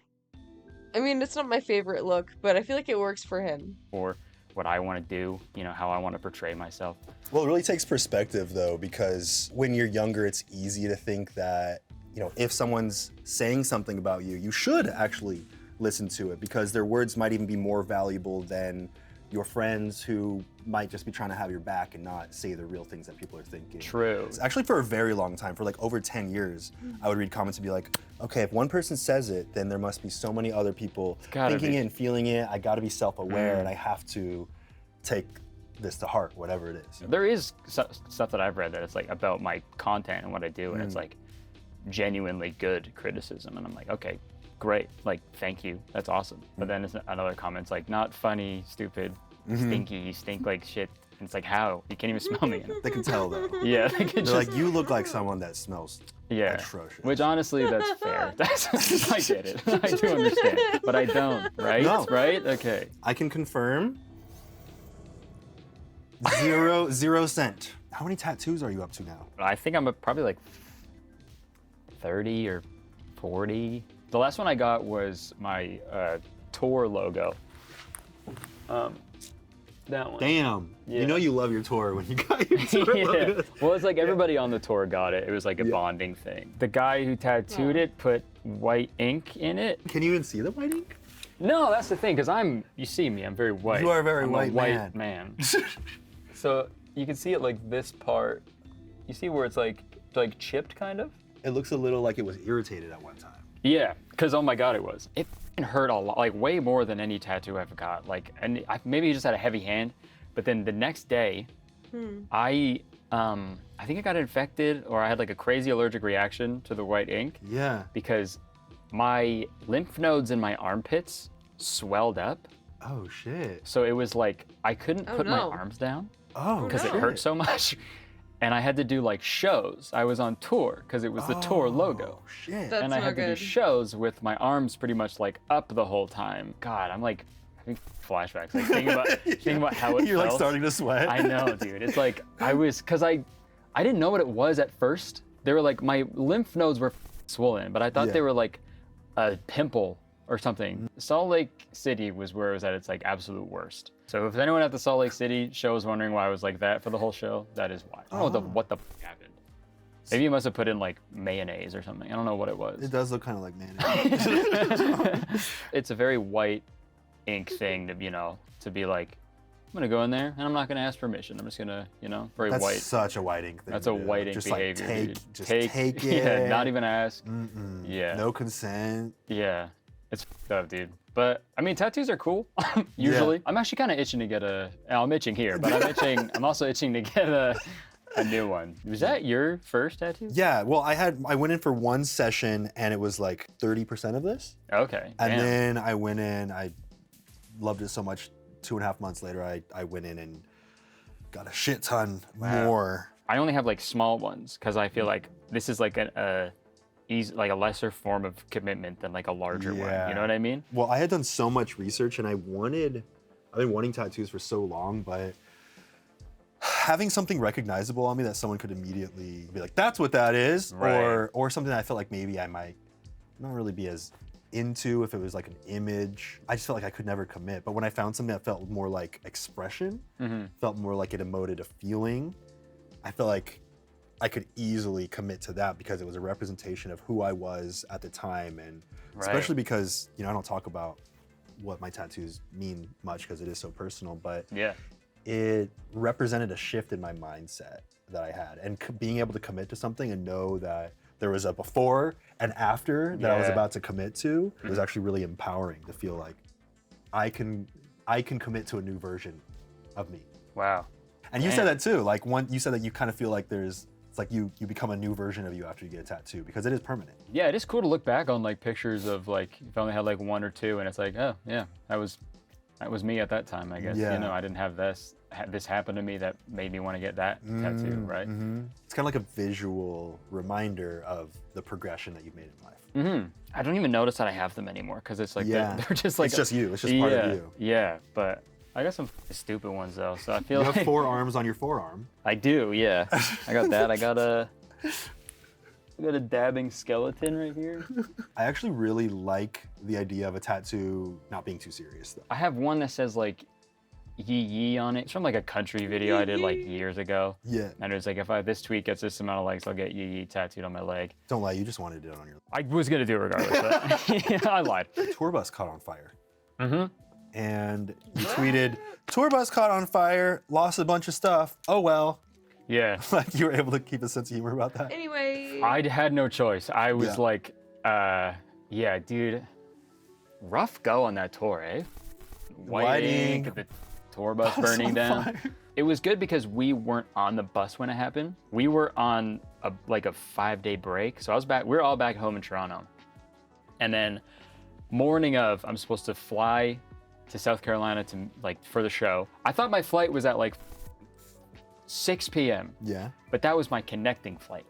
So Oh. my actual flight was like at like 1 or 2, and it was like 10 a.m. So I was like, I haven't packed yet. I need to like, so I was already stressed. And I was like, I ran home, and then I got a phone call from my manager, and he's like, yeah, your bus burned down.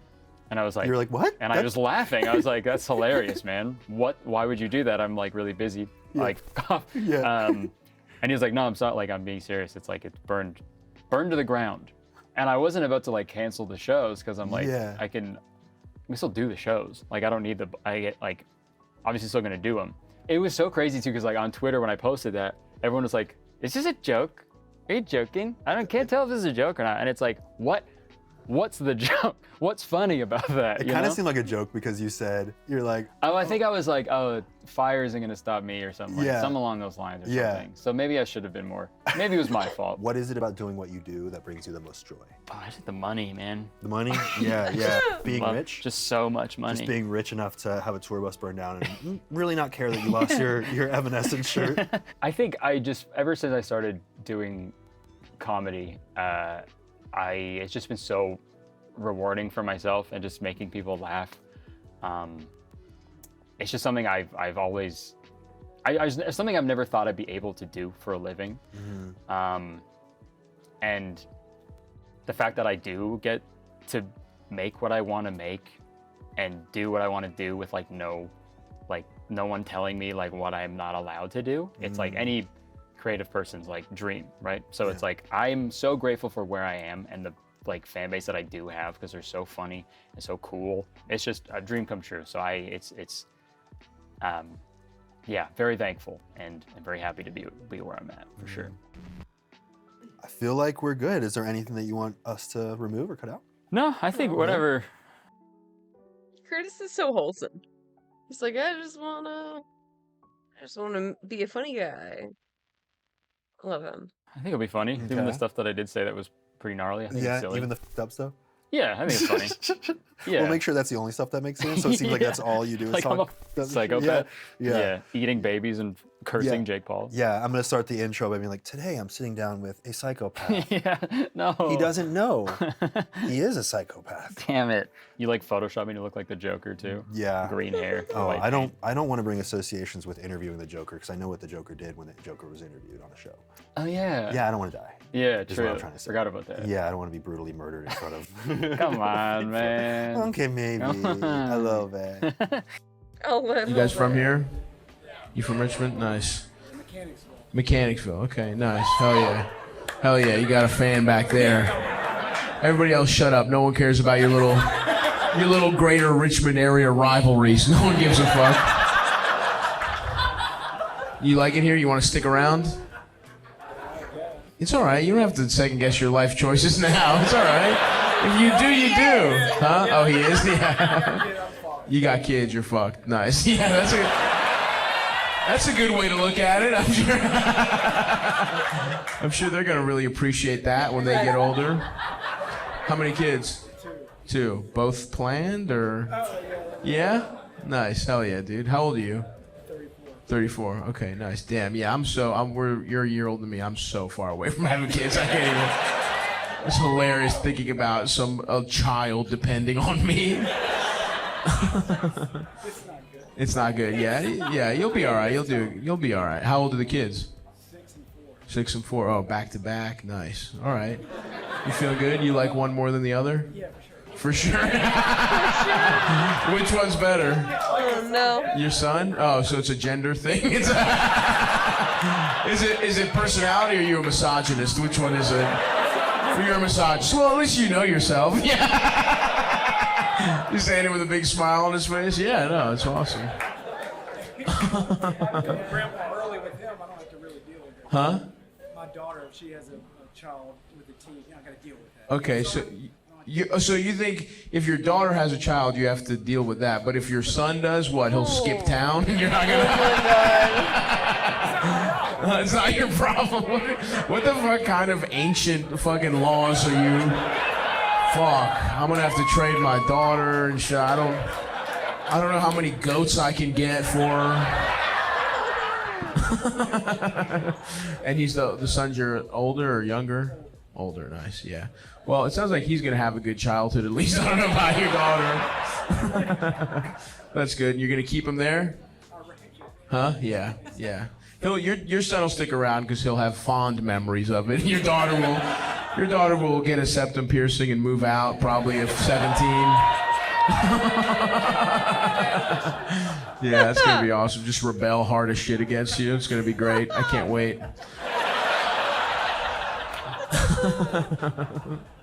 4, let me see. Let me do the math. Could I marry? No, it's a little much. I don't want to be one of those guys. I don't want to be like a 50-year-old with a 20-year-old wife, but so if there's a younger, maybe a 20-year-old in here, you'll really cash out at some point here.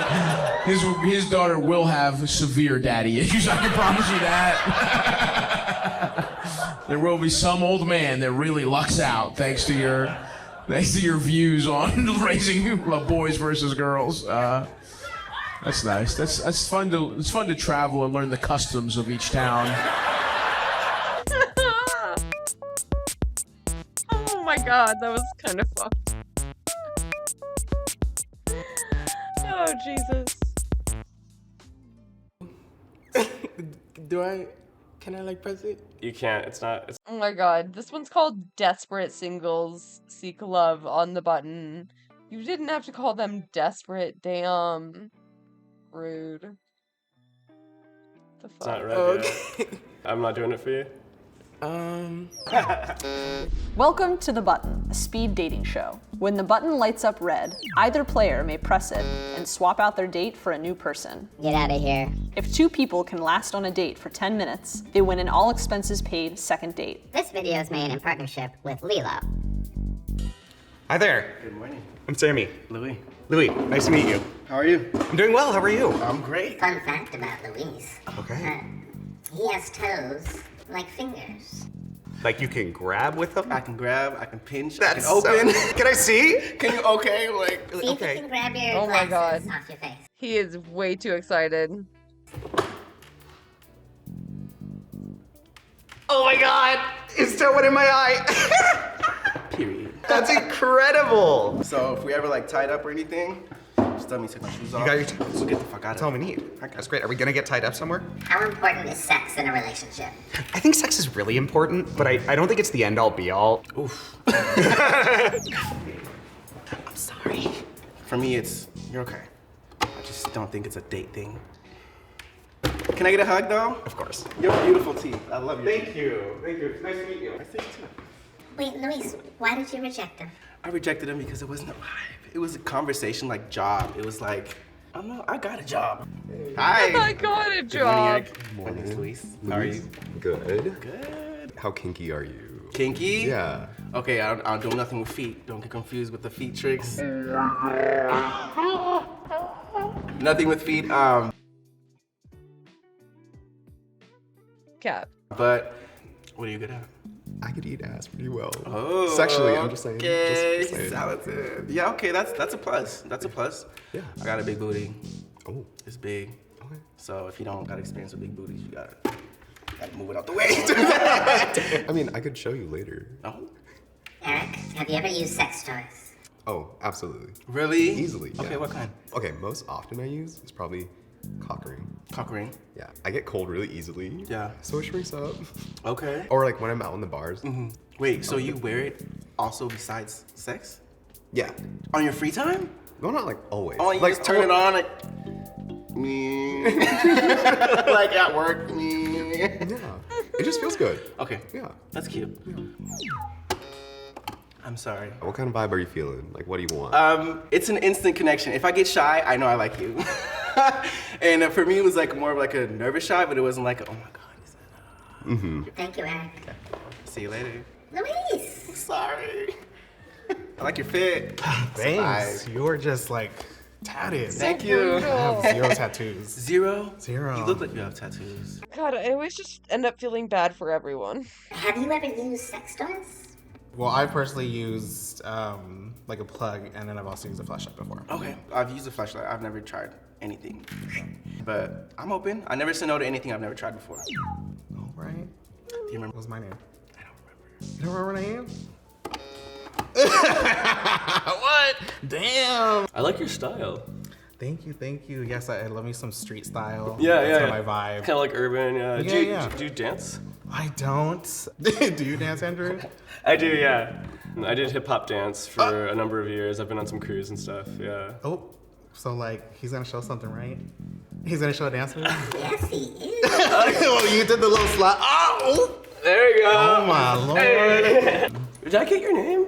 Danny. Danny. Andrew. Cool, yeah. Yeah. Oh. It's over. Sorry, you're really cool. I feel more like a friendly thing. Yeah, exactly. It was Like more of a I could friendly hang Oh, it was such a long pause. It was so awkward. with you all day. Yeah, Like yeah. we were vibing for Yeah. sure. And so, Yeah, it was a for sure. vibe. Yeah, thank you so much, Danny. Yes. Really appreciate it. Likewise. Thank you, Daddy. Thank you. He was nice though. He was cool. He's a sweetie. He's Yeah, a sweetie. he's gonna find love, I'm sure. Hi, I'm Andrew. I'm Trey. Nice to meet you. Trey, nice to meet you, Trey. That is a really cool shirt. Thank you. Can I like press it? You can't. It's not right. Oh, Yet. I'm not doing it for you. Not to say this being rude, but a little color, like. Like I'm too white for you. A little like chocolate, you know what I mean? Ah! Something a little tan. Okay. I'll get a Can I tan. press it? You're awesome. Hey. Question. How important is sex in a relationship? Oh, let me just be quiet. It's important. I mean, for me, I'm endowed, so to have somebody that's able to accommodate that has been an issue here. Trey, Yeah. how much experience do you have? Like a little kiss here and there. Oh, that's it? Yeah. Okay. Will you ask Trey if he's a virgin? Ooh. Trey. Don't ask me that. I'm a virgin in my ass. Wait. I'm a top. So, I've never been penetrated. Oh, okay. I was there. Okay. Hold on. Let's just keep real. Yeah, I'm a virgin. Okay. Nothing wrong with that. Can I ask how old you are? Maybe 21. I just turned 21. Right. How old are you? 35. Okay. You're like too old. No, you're not too old. You're just giving like. Go ahead. You're like. It's all good. You're like my uncle. Like. No, like you give me like uncle vibes. Like. I look like a whole lesbian up here, and I gave you uncle Stop. vibes? What you mean? No, like. What kind of shit is that? I'm gonna close my eyes. Sag. Old. Hi. Hello. Boomer. How are you? What's your name? I'm Trey. What's your name? I'm Brady. Nice to meet you. Nice to meet you. I have a question for you. What? Tell me about your worst first date you've ever had. So I never had a first date before. Oh my god. So this is the first time you've ever like gone on like a date kind of thing? Yeah. Oh my gosh. Oh my god. Way too excited. Could not wait for that thing to turn. Oh my god. Good. How are you? Good. Jared. Brady. Nice to meet you. Nice to meet you. Fun fact about Jared. Okay. His tongue is incredibly flexible. What does that mean? I can just make it really big. Oh my god. What the fuck? How are you doing that? Jared won. Why'd you reject me? I felt like we had a good conversation. I just felt us being more like friendly than anything serious. Work. What's your name? Zach. I'm Jared. Nice You to are meet very you. cute. Thank you. You as well. So how old are you? 26. 26. Okay. How old are you? 22. Damn. Let's talk about your piercings. Yeah, I have like 11. So I have these two, the two right here, and then I also have my nipples pierced. But obviously you can't see. You were so cute, dude. Ask if he'll show you his nipple piercings. Should I? I'll show you one of them. You want to see one? Yes. Swoon. Would you ever get your penis pierced? Ooh, would you? Never. No. Yeah. There's no way. I'm sorry. It's okay. You know, I really think our conversation was great. It was like going really well, but I feel like we vibed too well as like friends. I don't know if I could see it going in like a romantic direction. Yeah. Yes. That was a good conversation. It was a very good conversation. Yes. It's very nice to meet you. Oh. Hi. How you doing? Good, how are you? Doing well. What's your name? Gary, what's your name? Jared. Jared, nice to meet you. Nice to meet you. Have either one of you used sex toys before? Oh, have you? Yeah, I have. I mean, a few times. Have you? Yeah. Like a cock ring maybe, or like anything to do with like the dick, I guess. So not butt stuff. Not butt stuff, yeah. Okay. Yeah. I'm sorry. No, you're totally good. You're so good. Can I ask why? You can. You don't have to tell me if you don't want to. It's okay. No, I won't tell you. I'm so sorry. No, you're good. You're really nice though. Thank you, you Yeah, too. yeah. It's very nice to meet you. Hi. Gary, what's your name? Gary, I'm Curtis. Hi, Curtis. Love your nails. Thank you. Love your nails. Oh, thank you. Yeah. That's cute. Sorry, I can't. Can't what? I mean mean, but like what the fuck was that? That's who you're gonna pair me up with? Give me a sexy daddy. Hi. I'm Chris. Chris, I'm Curtis. Nice to meet you. Chris is my dad's name, by the way. Oh, cool. Yeah. Cool. How important is sex in a relationship? I wouldn't say it's like the most important thing, but like we all have, yeah. I'm Cool. sorry. Yeah, no worries. Okay, I'm gonna be nice. Ugh, my butthole is quivering. Hi. Hello. How are you? I'm good. How are you? I'm good. How's it been out here? It's been questionable. Questionable? Why? Not a whole lot of great options. It's slim pickings here in Seattle, I guess. Sure is. You know, a single gay guy's not a lot of them. No. Where are you at dating-wise right now? I would say I'm ready for a relationship. I like to take things maybe a little slower. Like if we can go out for a few times and we're just vibing, the more and more that we go along, I feel like it'll naturally form into Correct. something. Okay, good. How do you feel about it? That's where I'm at. If I had fun with you, let's hang out again. If we had fun that time, let's hang out again. Let it happen organically. How important is sex in a relationship for you?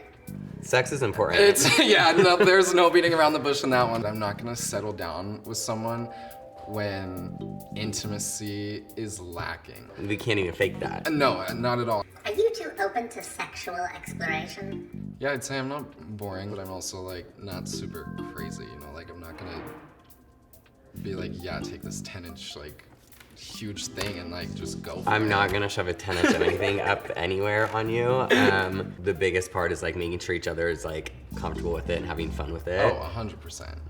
Okay, you two look cute together. I'm gonna go red again. They do. You're not vibing. Hit me. Don't do I'm gonna call that a match. Congratulations. You two are going on a second date. Cuties! Cute. Oh my god. That was adorable. Why did they have to say desperate singles when it was the gay one? Wait a minute. Wait a minute. A Big Spark Studios original. This is a month old, but you know what? Fuck it. I'm trying to clear out my fun playlist. Getting girls, we're going to Cabo. Hey everybody, what's up? And welcome back to Unhinged with Chris Clemens, the podcast that's... Oh wait, this is an hour. Kek, wait, I don't have an hour.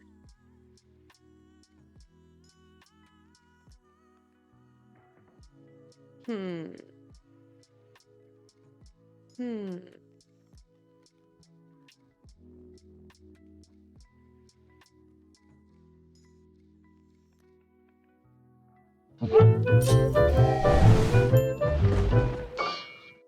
The Norwegian Dawn cruise ship, said to be one of the most haunted cruise ships in the entire world, with stories of shadowy figures that walk between the solid cabin walls, and countless more horrifying tales of the cruise ship, the Norwegian Dawn. But right now, that does not matter at all, because I am not on the Norwegian Dawn. I'm on a totally normal... For Sidle Up? Sidle? Sidle Up. The fuck is this?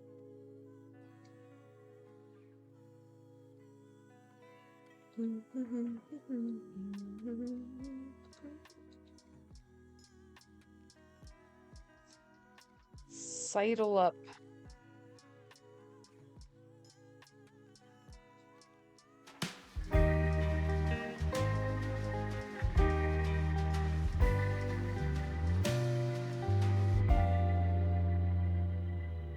You sidled up next to me, close enough to be seen and still safe, while I hung my hands by my side in the hope to entreat you to take. But you In the theater, that's dope. just on a ledge by a book that was out of place.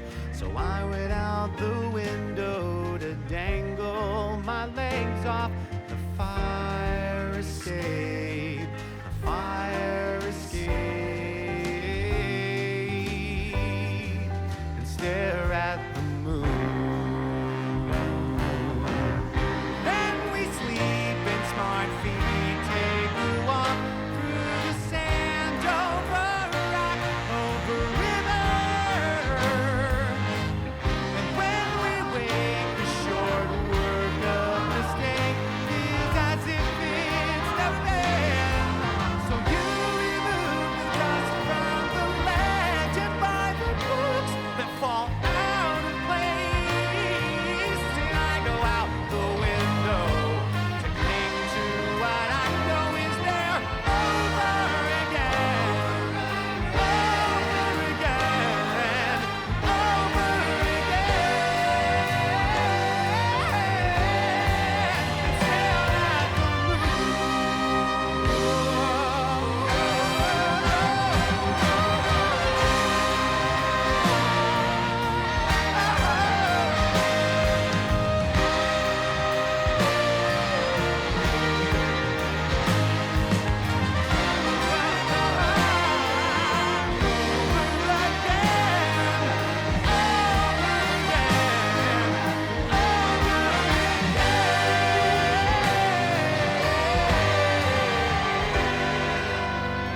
sidled up next to me, close enough to be seen and still safe, while I went out the window This theater's so beautiful. to dangle my legs off the fire escape.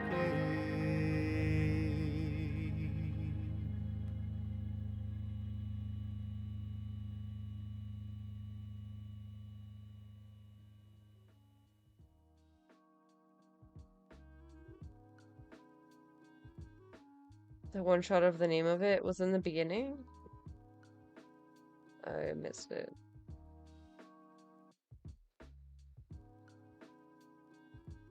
That's cool though. Very cool.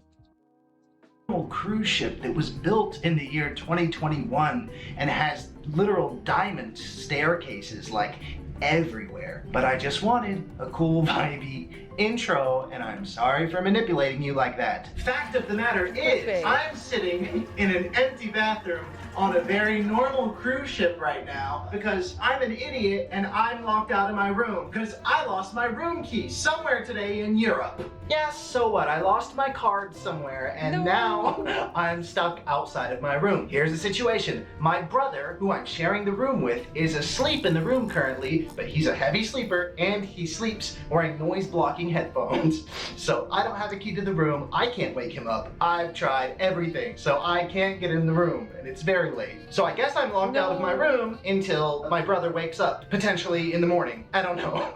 But who cares? Because first of all, I'm a night owl, and second of all, everyone is about to be asleep on this cruise ship, and it is about to be empty. So in this video, you get to be stuck outside of my room on a cruise ship with me. Isn't that fun? Isn't it? And I say this cruise ship is almost empty because it's only about 10:30 p.m. right now, and everyone is still awake, and I know because I can hear a lot of people dancing to like European electronic dance music on the decks below. So there's still a lot of people awake on this ship. Which is why I'm shooting this part right now in an empty bathroom, because it's the only place I have any semblance of privacy. And you might be thinking, well, why are you in a bathroom? Why aren't you shooting this part like in a private little peaceful nook on the deck outside under the starry night sky in a peaceful, quiet little area? This is why the ship is literally falling apart behind me. Oh God, it's really bad. I'm really scared. I'm going back to my bathroom.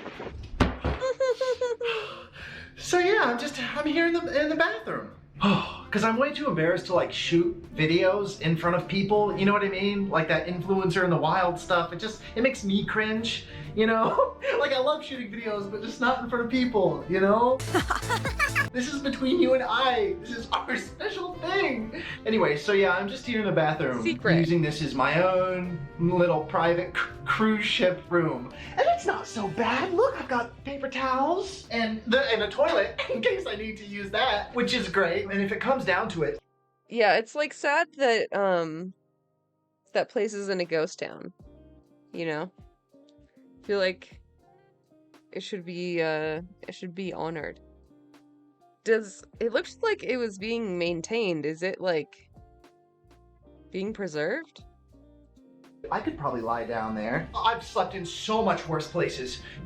So yeah, it's not so bad. And you know, people will be falling asleep, I'm sure, any minute or at least very soon. And then, you know, when I hear the European dance music stop and the dancing stop happening down below, then we can go explore the ship when it's all emptied out, which should just be a couple, maybe like, I'd say like 30 minutes or so. So yeah, that's gonna be fun. Oh my God. Europeans go real hard when it comes to dancing and late nights, and I love them for it. I do not hear any more dance music, which I think means that people are asleep. This is fun. What time is it? I don't care. I'm gonna get off this bathroom floor. I think everyone's asleep. I think the cruise ship should be empty. Let's go explore. Oh God.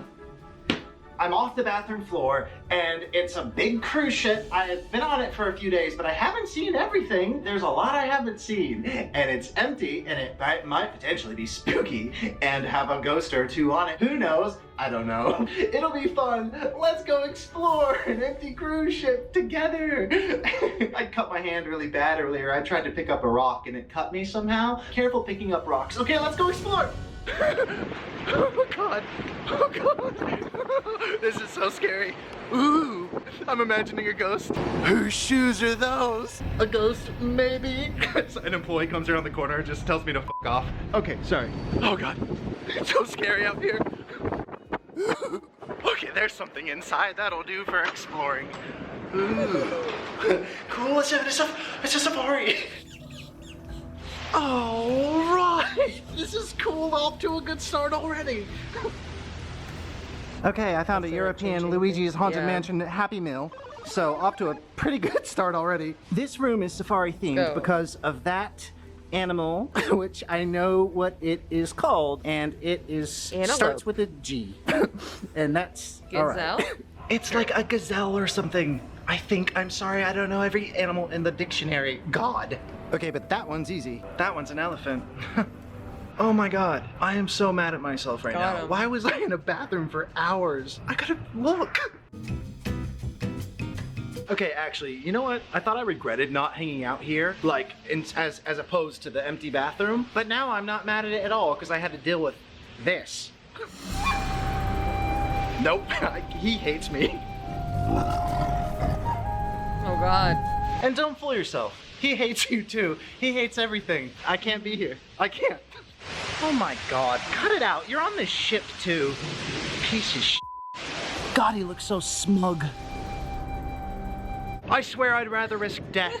I'd rather risk death out here in the wind than have to deal with a smug lion for another second. Oh God, it's still looking at me. Okay, let's go to this deck. That's where it's really hopping. That's where all the action's gonna be.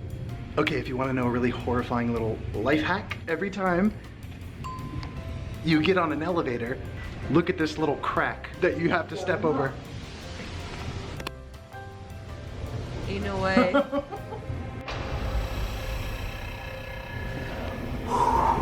Doesn't that suck? Isn't that scary? It's hate not that. as scary as full body mirrors everywhere, but it's pretty scary. Oh god. I got no bits. This is just sick. Look at this. Oh.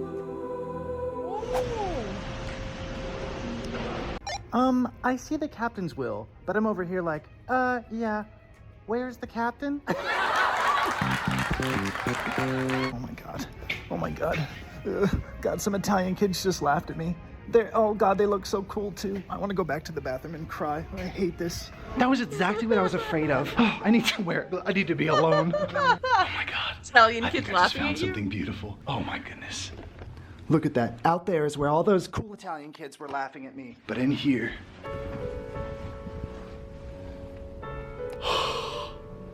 Oh my god. This is a dream come true, and no cool Italian kids are laughing at me in front of my face anyways, and that's all that matters. Oh, this is so peaceful. I need to sit down. Oh, if I'm being honest, it's actually a little bit creeping me out in here. Maybe there's like a ghost. Look, does anyone else getting a crazy, creepy vibe from this place? Is it just me? Okay, sorry. As I said, I'm feeling really self-conscious, and I need to sit down. Okay, since you're begging me for it, I guess I'll show you my OOTD. That's outfit of the day. Okay, here's the thing. I'm traveling with my brother, and when he saw me at the airport, he said, because I'm in Europe right now, and then he said, you look like the type of American that people fear. And I know what he meant by that. Look. You see? Because I got like the kind of hunting, like fishing gear on. Okay, I know what my brother meant by that, and so do you. Don't act like you don't. But I'll explain, okay? True. Yes, I'm not about to go hunting, okay? I'm wearing a fishing vest, which I always wear when I'm ghost hunting as well. Guess why? Pocket Central. I just made eye contact with a woman across from me who was like mopping the floor, and like she froze and I froze. It was like very animalistic, and we were either about to just ignore each other forever or like fight. But she's gone now, so I think I won. Okay, sorry. I'll show you my fit. Okay, the pants. I do quick dry dry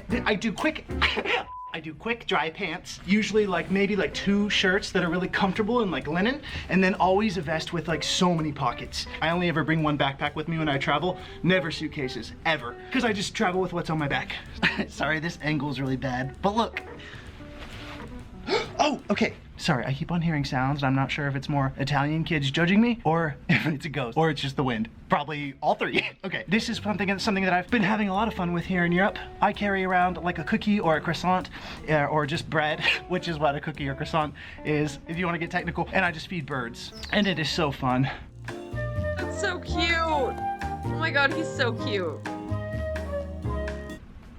So wholesome. So that's always in the pocket. Let's see what else. Oh, I was getting a drink at a little grocery store, and okay, sorry, it's like all blurred out so you didn't see it. So there was this woman, and I was buying some bread and some water. She was like a cashier, and she had this little frog by her cashier stand, and I was like, oh my god, that frog's the best thing I've ever seen. And guess what she did? She gave it to me. So I've been carrying that around in my pocket. I've actually been looking for a little toddler who's maybe like 3 or something. No, they could choke on this. I suppose I've been looking for a little kid that like looks like he needs a good vibe, and I would just take this out of my pocket and make his day.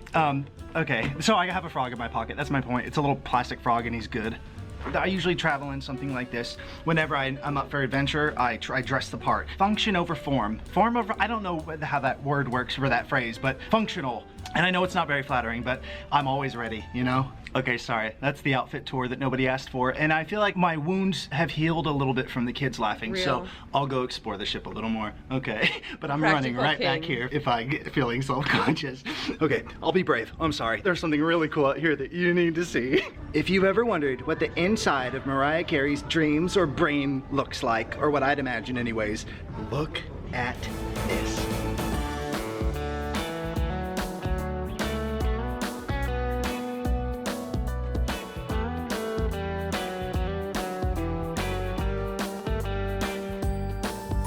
This has nothing to do with the diamond staircases, but I've had my eye on this teddy bear.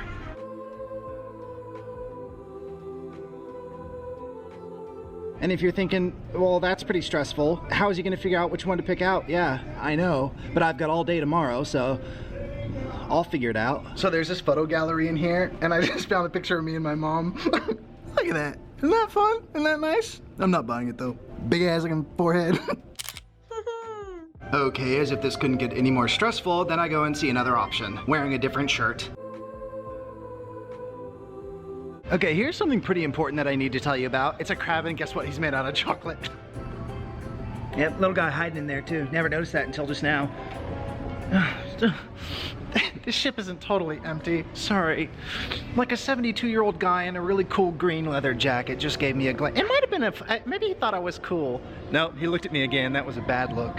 But I'm not gonna run into my cave. I'm gonna be brave. I'm not gonna do it. I read that there was a casino on this ship, but I've never seen it. We're gonna find it.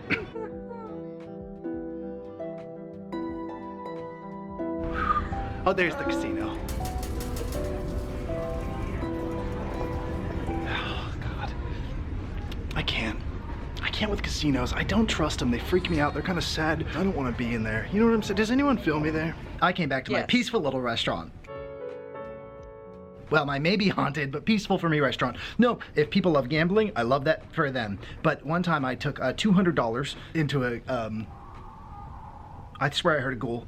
I heard one ghoul. I took $200 into a casino once, and then I was like up, as they say, and I was doing really well, and I got it up to $3,000, and then I like kept on feeling hot, you know. I was like, oh, I got this. Maybe I'll make $1 million, and then I lost it all. In fact, all of it. Like not even a little bit. Like I lost everything plus $200. Like I kept on going. You know what I mean? No. I could have bought so many cool action figures, but instead I just got nothing but sadness. So I think it's just a personal thing. People love casinos and gambling. Rock on, good for them. Oh, can I show you what's in my bag? Because I was carrying this around all day today in Italy, and I bought some cool stuff. Can I show you? Okay, welcome to my sad little, my little backpack, a tour of my little backpack, because I'm feeling a little sad and scared and self-conscious on this empty cruise ship.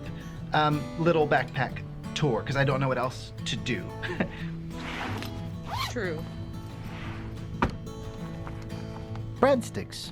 This is just a napkin full of breadsticks. I have been, I wouldn't say stealing, because it's a cruise. Every morning over breakfast, I take a breadstick, I put it in the napkin, then put it in my backpack, because I feed the birds. I do it with the cookies in my pocket, and yeah, I have them in my bag too, because not only is it fun for you to feed birds and make their day, but you can hand them out to other people, and they go, oh, thanks for the bread, and then everyone's feeding birds and connecting internationally. I'm a diplomat. I'm out here representing America by giving strangers bread. He's basically bringing us world peace via bread. Breadsticks and saying, feed the birds with me. Most of them do it. What else? Popeye's Village 90s snapperist thing. Okay, you see this? Look. I'm not trying to brag, but I visited a place called Malta, and I got this in Popeye's Village. In 1980, there was a Robin Williams film called Popeye, and it's one of my favorite movies I've ever seen in my entire life. It's a musical. If you haven't seen it, watch it. Anyways, they kept the set go. I don't know if you'll think this is interesting. I'm obsessed with it. So the set that they filmed Popeye in, this movie from 1980, they like still have up, and you can go and visit it, and it's the best thing I've ever seen in my life. It made me the happiest boy I've ever been in my entire life, and I've never done anything better ever. So that's what that's from. One rusty little nail. Okay, you see this little rusty nail? So remember the Popeye set that I just talked about like 1 second ago? I didn't take it from the set. I didn't steal it, okay? I don't steal. It was on the ground, and I picked it up off the ground, and I put it in my bag. Yes, it's cool because it was from my favorite movie set maybe ever built, and all I did was pick it up off the ground where it could have hurt a baby or a puppy. So if you're gonna fault me for that, and you're gonna say that I stole, joke's on you, because this could have given a baby tetanus, and if that's what you want, then you're a monster. Tiny Italian train. But I don't need to explain this. Look at that little Italian train. You ever seen anything better? Little lock. That's a lock that is cute and a good decoration, but look at this. Also for locking up bad guys. If anyone tries to take any of my precious things from me, any one of them, I'll lock them up to a pole, and then I'll call the police. Deluminator. Hug. My brother got me this, the same one that's asleep right now, and making it impossible for me not to get back into the room. He got this for me years ago. It's called a deluminator, but it's just a fun little flashlight in case it's dark, which it often is when the lights aren't on. Binoculars. These are just binoculars, you knucklehead. There's no explanation there. This is just for looking at mountains and fish. And birds. Oh my god. Such incredible news. My brother just text messaged me and said, Wind woke me up. You're an idiot. The key cards are like €10 to replace. Doors open. That's fantastic. fantastic. And he's right about the 10 euros and the idiot thing. I shouldn't have lost my card. No, he's very sweet. Anyways, this is great. Hell yeah, I'm going to bed. I'm so excited to go to bed. It is 5:13 in the morning and I need to be up so early. Hell yeah, this is such good news. I'm so excited to go to bed. I've been awake for so long. But before I go up to my little room and sleep, what is your favorite place you've ever been to? Please tell me in the comments. I am so curious. I'm traveling right now and I love traveling so much. I need to do it more. It's so healthy. What is your favorite place you've ever been to? Please tell me in the comments, or where is the #1 place that you want to go to if you've never been? My favorite places I've ever been in my entire life are Ireland and Japan. And I once made a video about staying in a Japanese capsule hotel. I made a video about my trip to Japan on my main channel, and if I'll put it at the end of this video, watch me do it. I will do it. So if you haven't seen that and you want to see that, you can see it. Okay, tell me that thing in the comments and I'll be talking to you a lot there. I love you and I will talk to you later, and I'm going to bed and I will see you. Sayonara.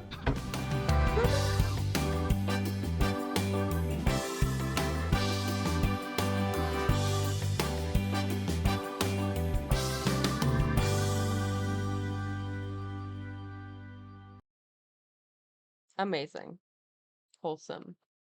I love Garrett. He just makes me smile. Just a wholesome dude. Alrighty. I am a sleepy. Very sleep. Let's see. I'll be back on Sunday? Sunday? You know what? I have so many video essays. Let's do Saturday and Sunday. A double. A twofer. Shall we? Then we can get through more content. And there's a lot. Thank you for being here. Thank you for the raid and the subs. Appreciate you. I'll see you tomorrow. Bye. We both went through. Anyway, I'm thankful for the times I had with you. I just want to thank you for loving you. Your love made me love myself more. And I could never thank you. Never thank you enough. I was down when you met me, but your smile wouldn't let me think down on myself, look down on myself. You told me I could, that I should, I would spread my wings and head for the sky. Then it all turned, I don't know why. Still to this day, I'm wondering why. Will we ever know? Will we ever get to understand what we both went through?